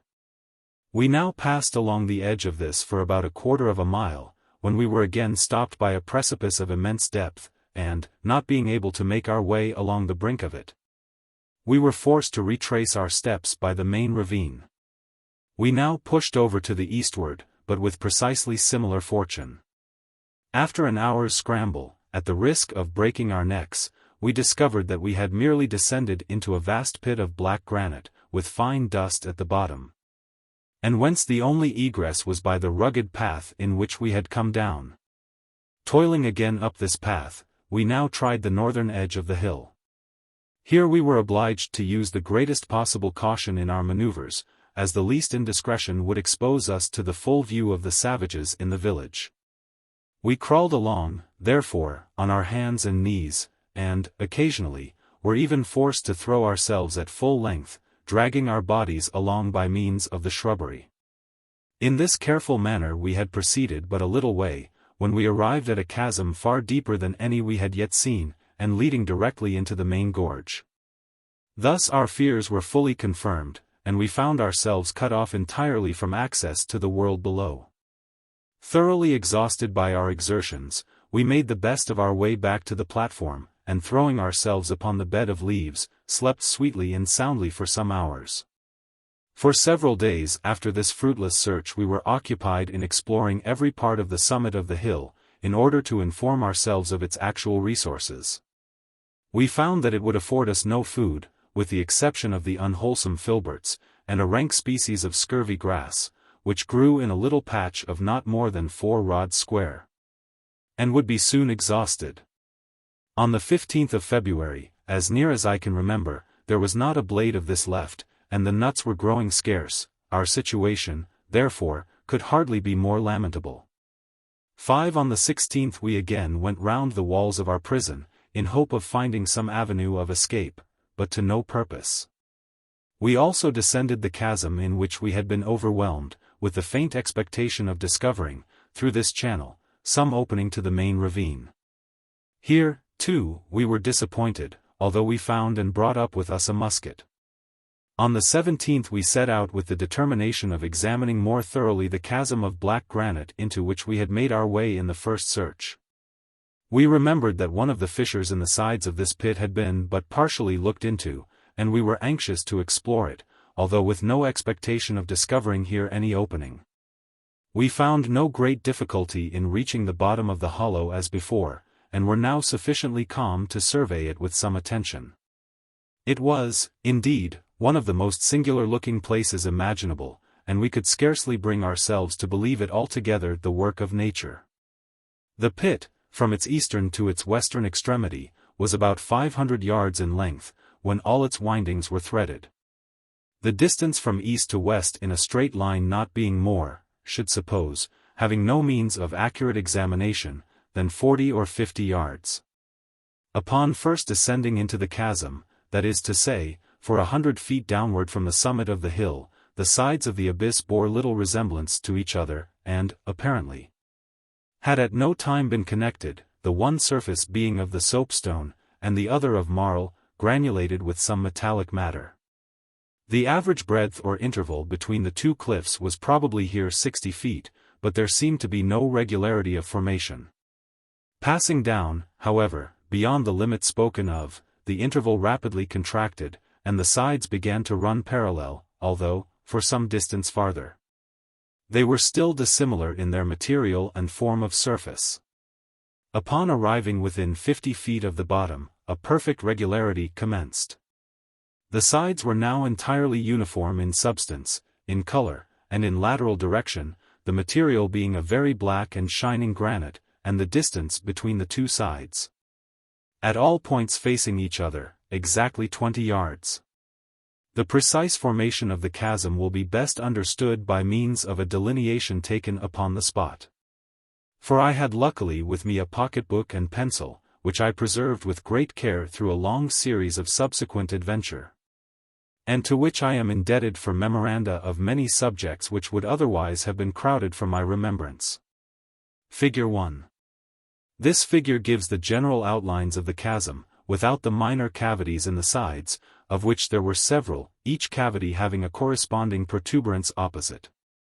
The bottom of the gulf was covered to the depth of 3 or 4 inches with a powder almost impalpable, beneath which we found a continuation of the black granite. To the right, at the lower extremity, will be noticed the appearance of a small opening.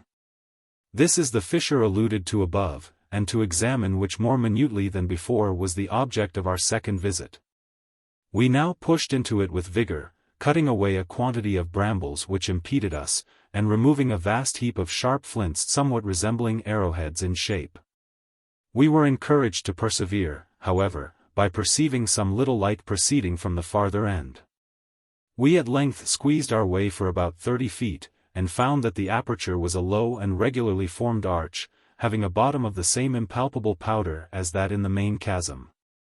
A strong light now broke upon us, and, turning a short bend, we found ourselves in another lofty chamber, similar to the one we had left in every respect but longitudinal form. Its general figure is given in Figure 2. Figure 2. The total length of this chasm, commencing at the opening A and proceeding round the curve B to the extremity D, is 550 yards. At C we discovered a small aperture similar to the one through which we had issued from the other chasm. And this was choked up in the same manner with brambles and a quantity of the white arrowhead flints. We forced our way through it, finding it about 40 feet long, and emerged into a third chasm. This, too, was precisely like the first, except in its longitudinal shape, which was as shown in Figure 3. Figure 3. We found the entire length of the third chasm 320 yards. At the point A was an opening about 6 feet wide, and extending 15 feet into the rock, where it terminated in a bed of marl, there being no other chasm beyond, as we had expected.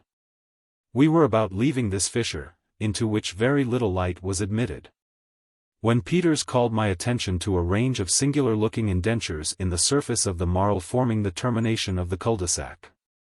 With a very slight exertion of the imagination, the left, or most northern of these indentures might have been taken for the intentional, although rude, representation of a human figure standing erect, with outstretched arm. The rest of them bore also some little resemblance to alphabetical characters, and Peters was willing, at all events, to adopt the idle opinion that they were really such. I convinced him of his error, finally, by directing his attention to the floor of the fissure, where, among the powder, we picked up, piece by piece, several large flakes of the marl, which had evidently been broken off by some convulsion from the surface where the indentures were found, and which had projecting points exactly fitting the indentures, thus proving them to have been the work of nature. Figure 4 presents an accurate copy of the whole. Figure 4. After satisfying ourselves that these singular caverns afforded us no means of escape from our prison, we made our way back, dejected and dispirited, to the summit of the hill. Nothing worth mentioning occurred during the next 24 hours, except that, in examining the ground to the eastward of the third chasm, we found 2 triangular holes of great depth, and also with black granite sides. Into these holes we did not think it worth while to attempt descending, as they had the appearance of mere natural wells, without outlet. They were each about 20 yards in circumference, and their shape, as well as relative position in regard to the third chasm, is shown in Figure 5. Figure 5. Chapter 24. On the 20th of the month, finding it altogether impossible to subsist any longer upon the filberts, the use of which occasioned us the most excruciating torment, we resolved to make a desperate attempt at descending the southern declivity of the hill. The face of the precipice was here of the softest species of soapstone, although nearly perpendicular throughout its whole extent, a depth of 150 feet at the least, and in many places even overarching. After a long search we discovered a narrow ledge about 20 feet below the brink of the gulf. Upon this Peters contrived to leap, with what assistance I could render him by means of our pocket handkerchiefs tied together. With somewhat more difficulty I also got down, and we then saw the possibility of descending the whole way by the process in which we had clambered up from the chasm when we had been buried by the fall of the hill, that is, by cutting steps in the face of the soapstone with our knives. The extreme hazard of the attempt can scarcely be conceived, but, as there was no other resource, we determined to undertake it. Upon the ledge where we stood there grew some filbert bushes, and to one of these we made fast an end of our rope of handkerchiefs. The other end being tied round Peter's waist, I lowered him down over the edge of the precipice until the handkerchiefs were stretched tight. He now proceeded to dig a deep hole in the soapstone, as far in as 8 or 10 inches, sloping away the rock above to the height of a foot, or thereabout, so as to allow of his driving, with the butt of a pistol, a tolerably strong peg into the levelled surface. I then drew him up for about 4 feet, when he made a hole similar to the one below, driving in a peg as before, and having thus a resting place for both feet and hands. I now unfastened the handkerchiefs from the bush, throwing him the end, which he tied to the peg in the uppermost hole. Letting himself down gently to a station about 3 feet lower than he had yet been, that is, to the full extent of the handkerchiefs. Here he dug another hole, and drove another peg. He then drew himself up, so as to rest his feet in the hole just cut, taking hold with his hands upon the peg in the one above. It was now necessary to untie the handkerchiefs from the topmost peg, with the view of fastening them to the second. And here he found that an error had been committed in cutting the holes at so great a distance apart. However, after 1 or 2 unsuccessful and dangerous attempts at reaching the knot, having to hold on with his left hand while he labored to undo the fastening with his right, he at length cut the string, leaving 6 inches of it affixed to the peg. Tying the handkerchiefs now to the second peg, he descended to a station below the third, taking care not to go too far down. By these means which I should never have conceived of myself, and for which we were indebted altogether to Peter's ingenuity and resolution, my companion finally succeeded, with the occasional aid of projections in the cliff, in reaching the bottom without accident. It was some time before I could summon sufficient resolution to follow him, but I did at length attempt it. Peters had taken off his shirt before descending, and this, with my own, formed the rope necessary for the adventure. After throwing down the musket found in the chasm, I fastened this rope to the bushes, and let myself down rapidly, striving, by the vigor of my movements, to banish the trepidation which I could overcome in no other manner. This answered sufficiently well for the first 4 or 5 steps. But presently I found my imagination growing terribly excited by thoughts of the vast depths yet to be descended, and the precarious nature of the pegs and soapstone holes which were my only support. It was in vain I endeavored to banish these reflections, and to keep my eyes steadily bent upon the flat surface of the cliff before me. The more earnestly I struggled not to think, the more intensely vivid became my conceptions, and the more horribly distinct. At length arrived that crisis of fancy, so fearful in all similar cases, the crisis in which we began to anticipate the feelings with which we shall fall, to picture to ourselves the sickness and dizziness, and the last struggle, and the half-swoon, and the final bitterness of the rushing and headlong descent. And now I found these fancies creating their own realities, and all imagined horrors crowding upon me in fact. I felt my knees strike violently together, while my fingers were gradually but certainly relaxing their grasp. There was a ringing in my ears, and I said, "This is my knell of death." And now I was consumed with the irrepressible desire of looking below. I could not, I would not, confine my glances to the cliff. And, with a wild, indefinable emotion, half of horror, half of a relieved oppression, I threw my vision far down into the abyss. For one moment my fingers clutched convulsively upon their hold, while, with the movement, the faintest possible idea of ultimate escape wandered, like a shadow, through my mind. In the next my whole soul was pervaded with a longing to fall. A desire, a yearning, a passion utterly uncontrollable. I let go at once my grasp upon the peg, and, turning half round from the precipice, remained tottering for an instant against its naked face. But now there came a spinning of the brain, a shrill-sounding and phantom voice screamed within my ears, a dusky, fiendish, and filmy figure stood immediately beneath me. And, sighing, I sunk down with a bursting heart, and plunged within its arms.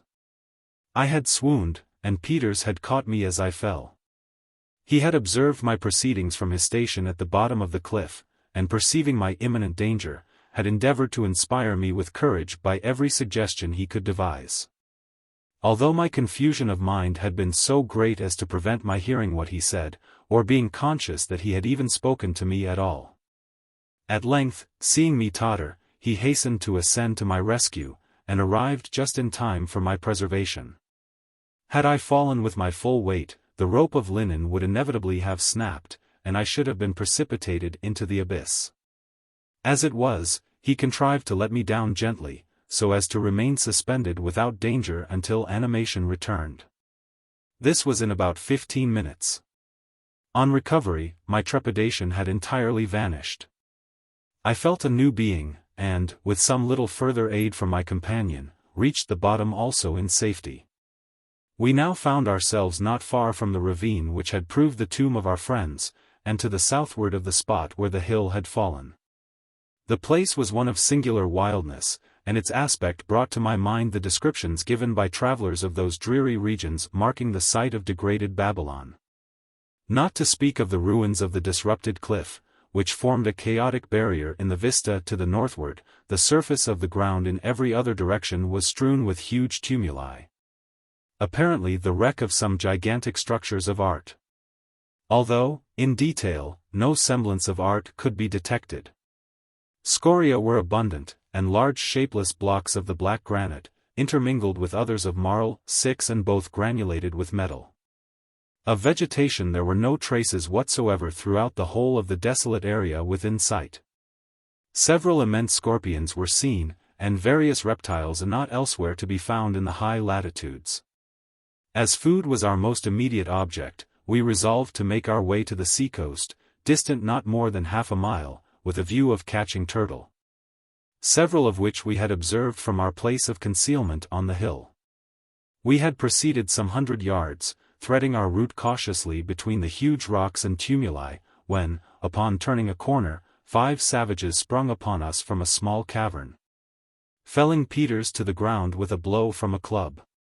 As he fell, the whole party rushed upon him to secure their victim, leaving me time to recover from my astonishment.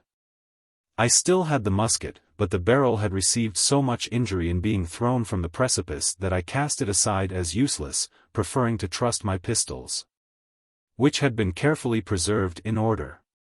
With these I advanced upon the assailants, firing one after the other in quick succession. 2 savages fell, and one, who was in the act of thrusting a spear into Peters, sprung to his feet without accomplishing his purpose. My companion being thus released, we had no further difficulty.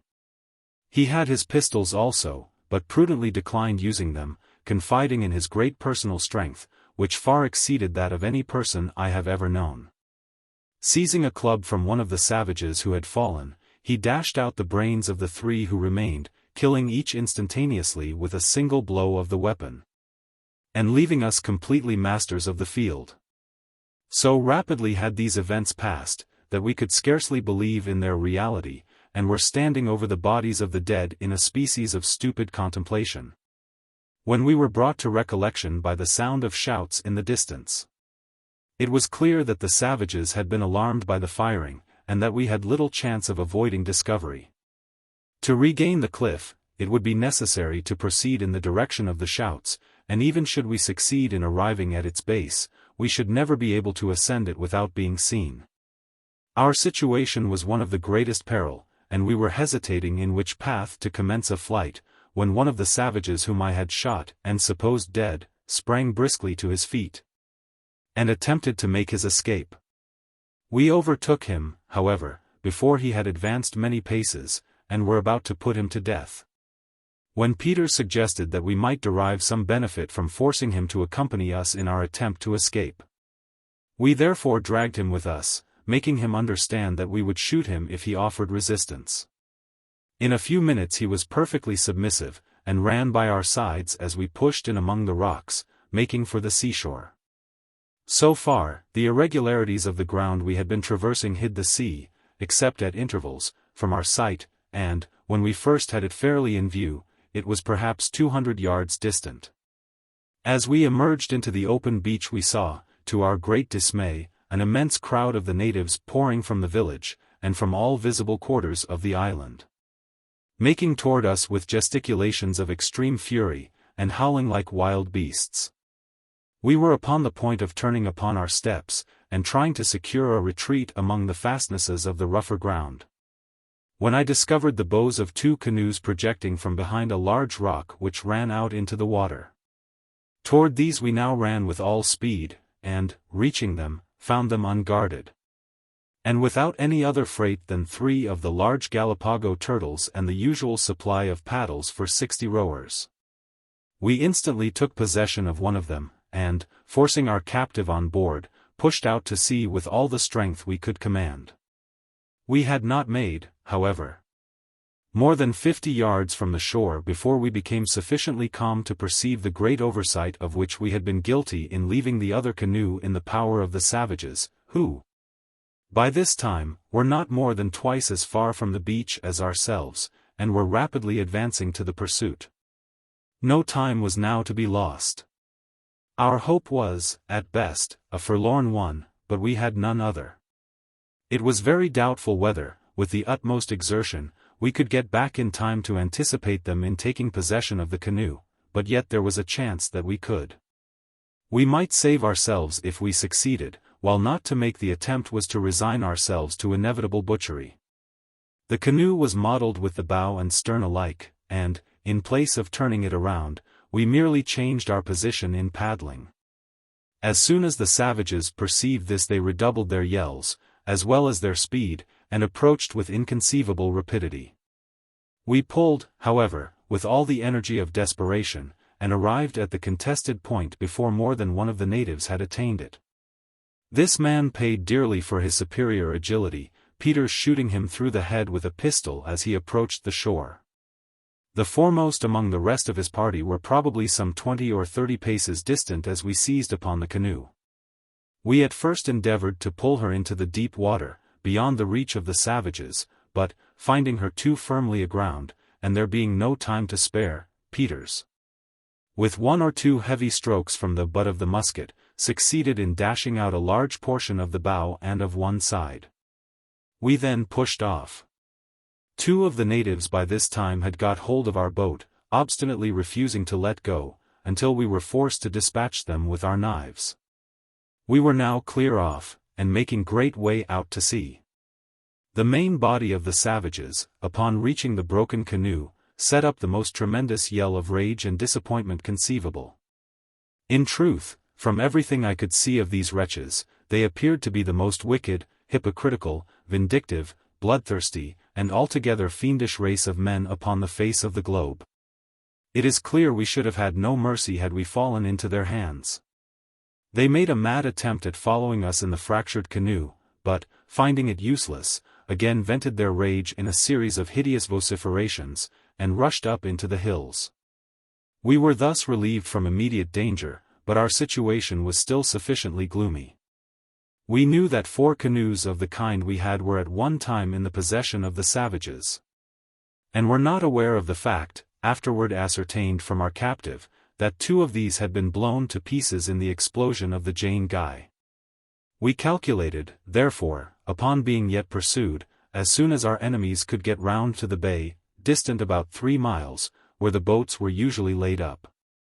Fearing this, we made every exertion to leave the island behind us, and went rapidly through the water, forcing the prisoner to take a paddle. In about half an hour, when we had gained probably 5 or 6 miles to the southward, a large fleet of the flat-bottomed canoes or rafts were seen to emerge from the bay evidently with the design of pursuit. Presently they put back, despairing to overtake us. Chapter 25. We now found ourselves in the wide and desolate Antarctic Ocean, in a latitude exceeding 84 degrees, in a frail canoe, and with no provision but the 3 turtles. The long polar winter, too, could not be considered as far distant, and it became necessary that we should deliberate well upon the course to be pursued. There were 6 or 7 islands in sight belonging to the same group, and distant from each other about 5 or 6 leagues, but upon neither of these had we any intention to venture. In coming from the northward in the Jane Guy we had been gradually leaving behind us the severest regions of ice. This, however little it may be in accordance with the generally received notions respecting the Antarctic, was a fact, experience would not permit us to deny. To attempt, therefore, getting back would be folly, especially at so late a period of the season. Only one course seemed to be left open for hope. We resolved to steer boldly to the southward, where there was at least a probability of discovering other lands, and more than a probability of finding a still milder climate. So far we had found the Antarctic, like the Arctic Ocean, peculiarly free from violent storms or immoderately rough water. But our canoe was, at best, of frail structure, although large, and we set busily to work with a view of rendering her as safe as the limited means in our possession would admit. The body of the boat was of no better material than bark, the bark of a tree unknown. The ribs were of a tough osier, well adapted to the purpose for which it was used. We had 50 feet room from stem to stern, from 4 to 6 in breadth, and in depth throughout 4 feet and a half, the boats thus differing vastly in shape from those of any other inhabitants of the Southern Ocean with whom civilized nations are acquainted. We never did believe them the workmanship of the ignorant islanders who owned them. And some days after this period discovered, by questioning our captive, that they were in fact made by the natives of a group to the southwest of the country where we found them, having fallen accidentally into the hands of our barbarians. What we could do for the security of our boat was very little indeed. Several wide rents were discovered near both ends, and these we contrived to patch up with pieces of woolen jacket. With the help of the superfluous paddles, of which there were a great many, we erected a kind of framework about the bow, so as to break the force of any seas which might threaten to fill us in that quarter.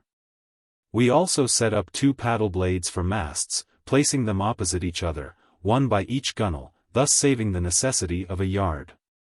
To these masts we attached a sail made of our shirts, doing this with some difficulty, as here we could get no assistance from our prisoner whatever, although he had been willing enough to labor in all the other operations.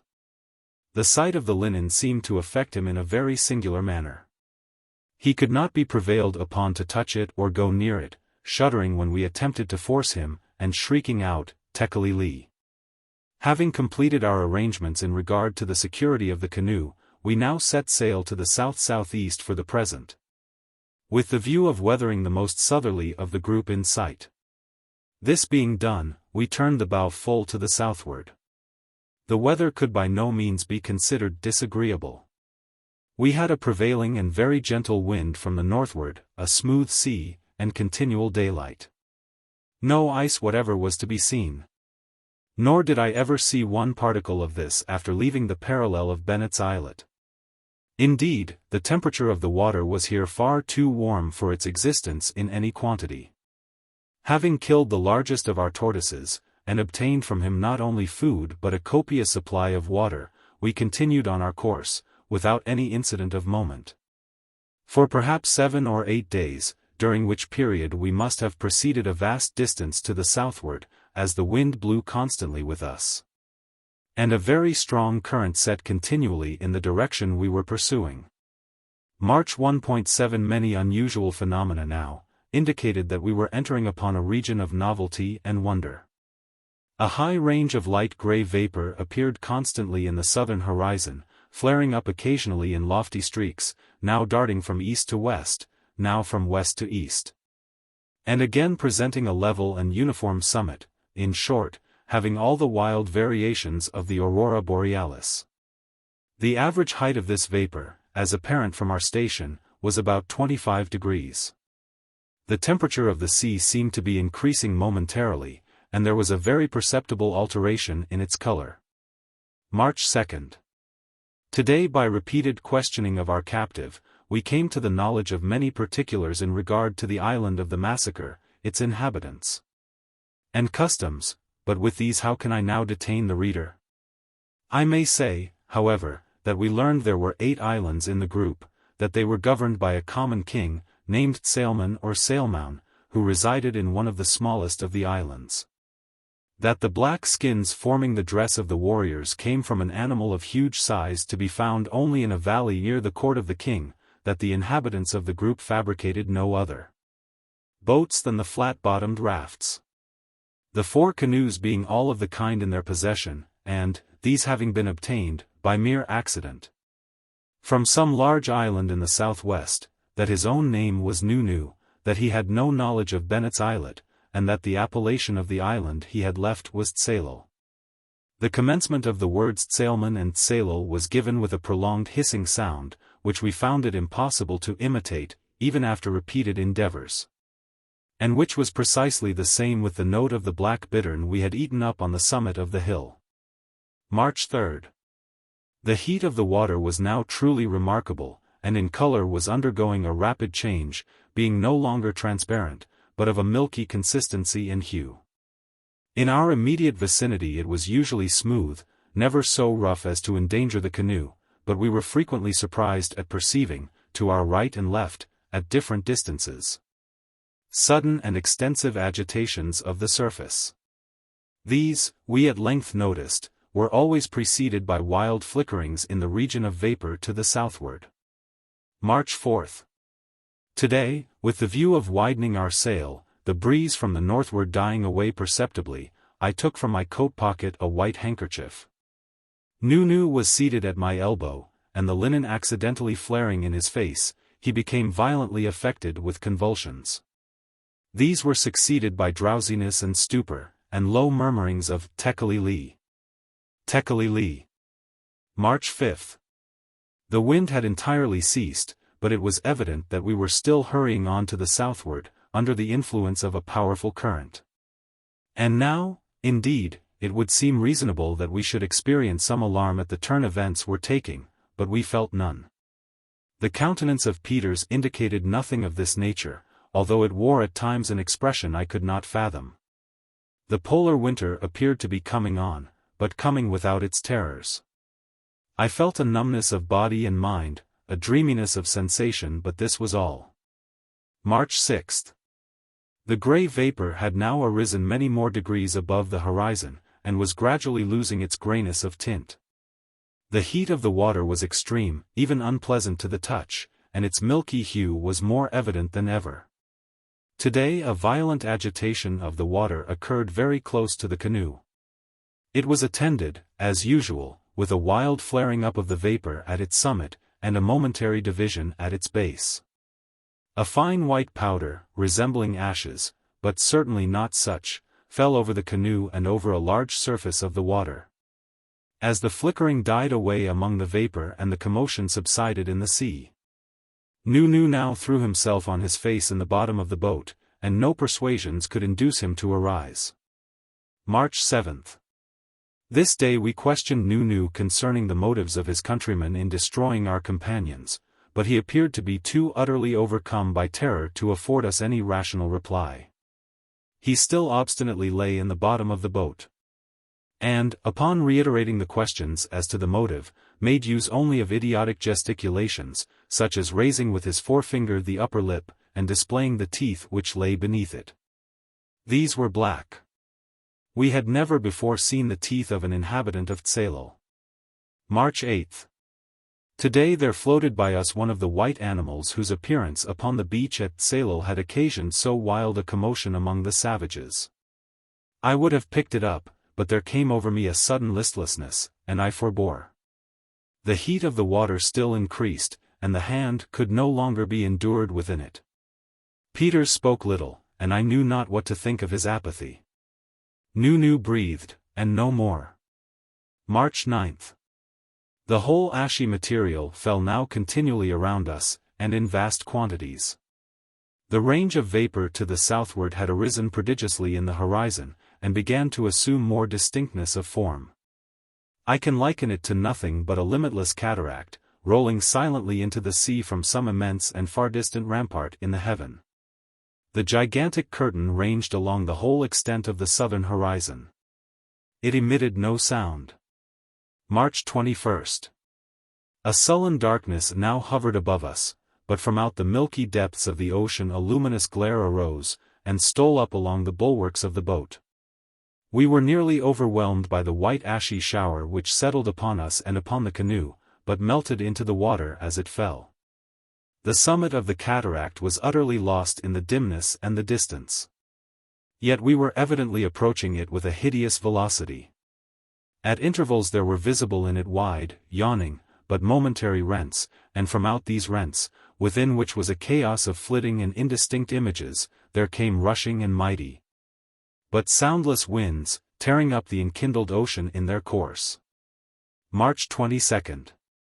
The darkness had materially increased, relieved only by the glare of the water thrown back from the white curtain before us.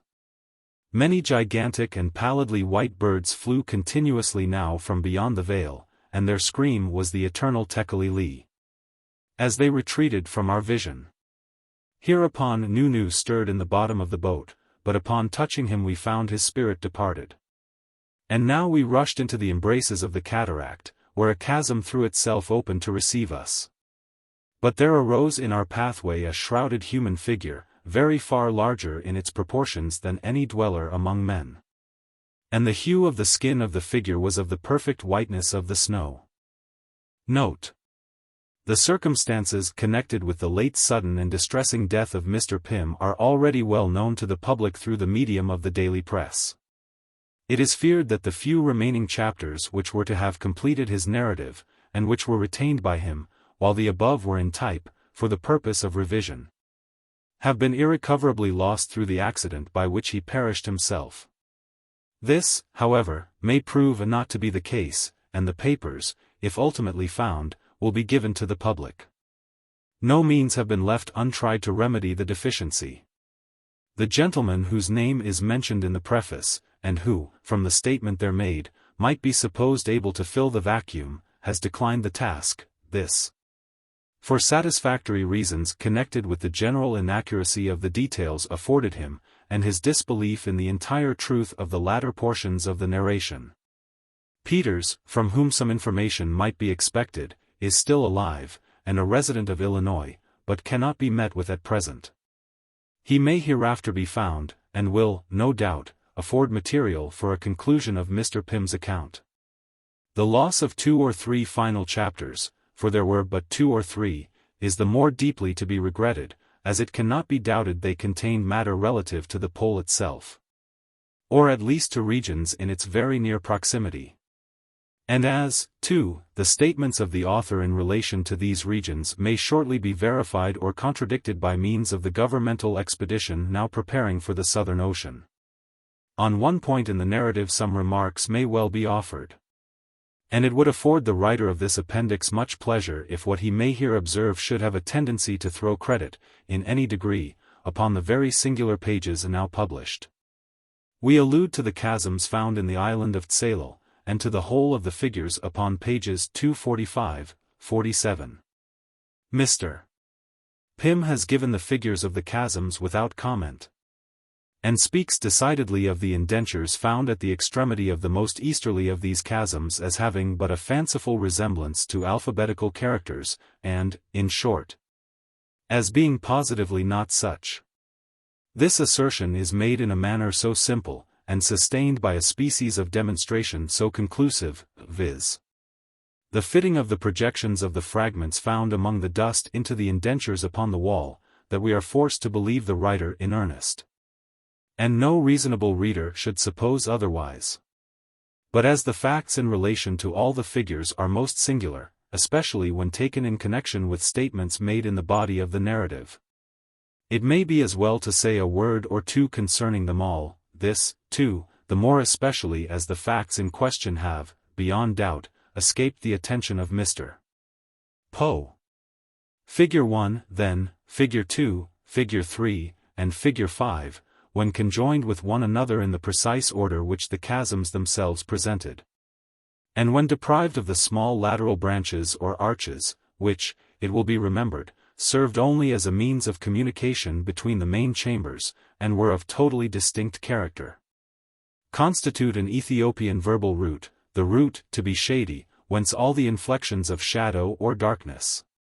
In regard to the left or most northwardly of the indentures in Figure 4, it is more than probable that the opinion of Peters was correct, and that the hieroglyphical appearance was really the work of art, and intended as the representation of a human form.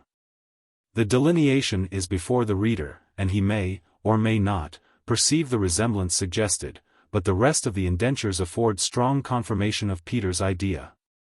The upper range is evidently the Arabic verbal root, to be white, whence all the inflections of brilliancy and whiteness. The lower range is not so immediately perspicuous. The characters are somewhat broken and disjointed, nevertheless, it cannot be doubted that, in their perfect state, they formed the full Egyptian word, the region of the south. It should be observed that these interpretations confirm the opinion of Peters in regard to the most northwardly of the figures. The arm is outstretched toward the south. Conclusions such as these open a wide field for speculation and exciting conjecture. They should be regarded, perhaps, in connection with some of the most faintly detailed incidents of the narrative, although in no visible manner is this chain of connection complete. Tekeli-li was the cry of the affrighted natives of XVIII upon discovering the carcass of the white animal picked up at sea. This also was the shuddering exclamatives of the captive Tsilalian upon encountering the white materials in possession of Mr. Pym. This also was the shriek of the swift-flying, white, and gigantic birds which issued from the vapory white curtain of the south. Nothing white was to be found at XVIII, and nothing otherwise in the subsequent voyage to the region beyond.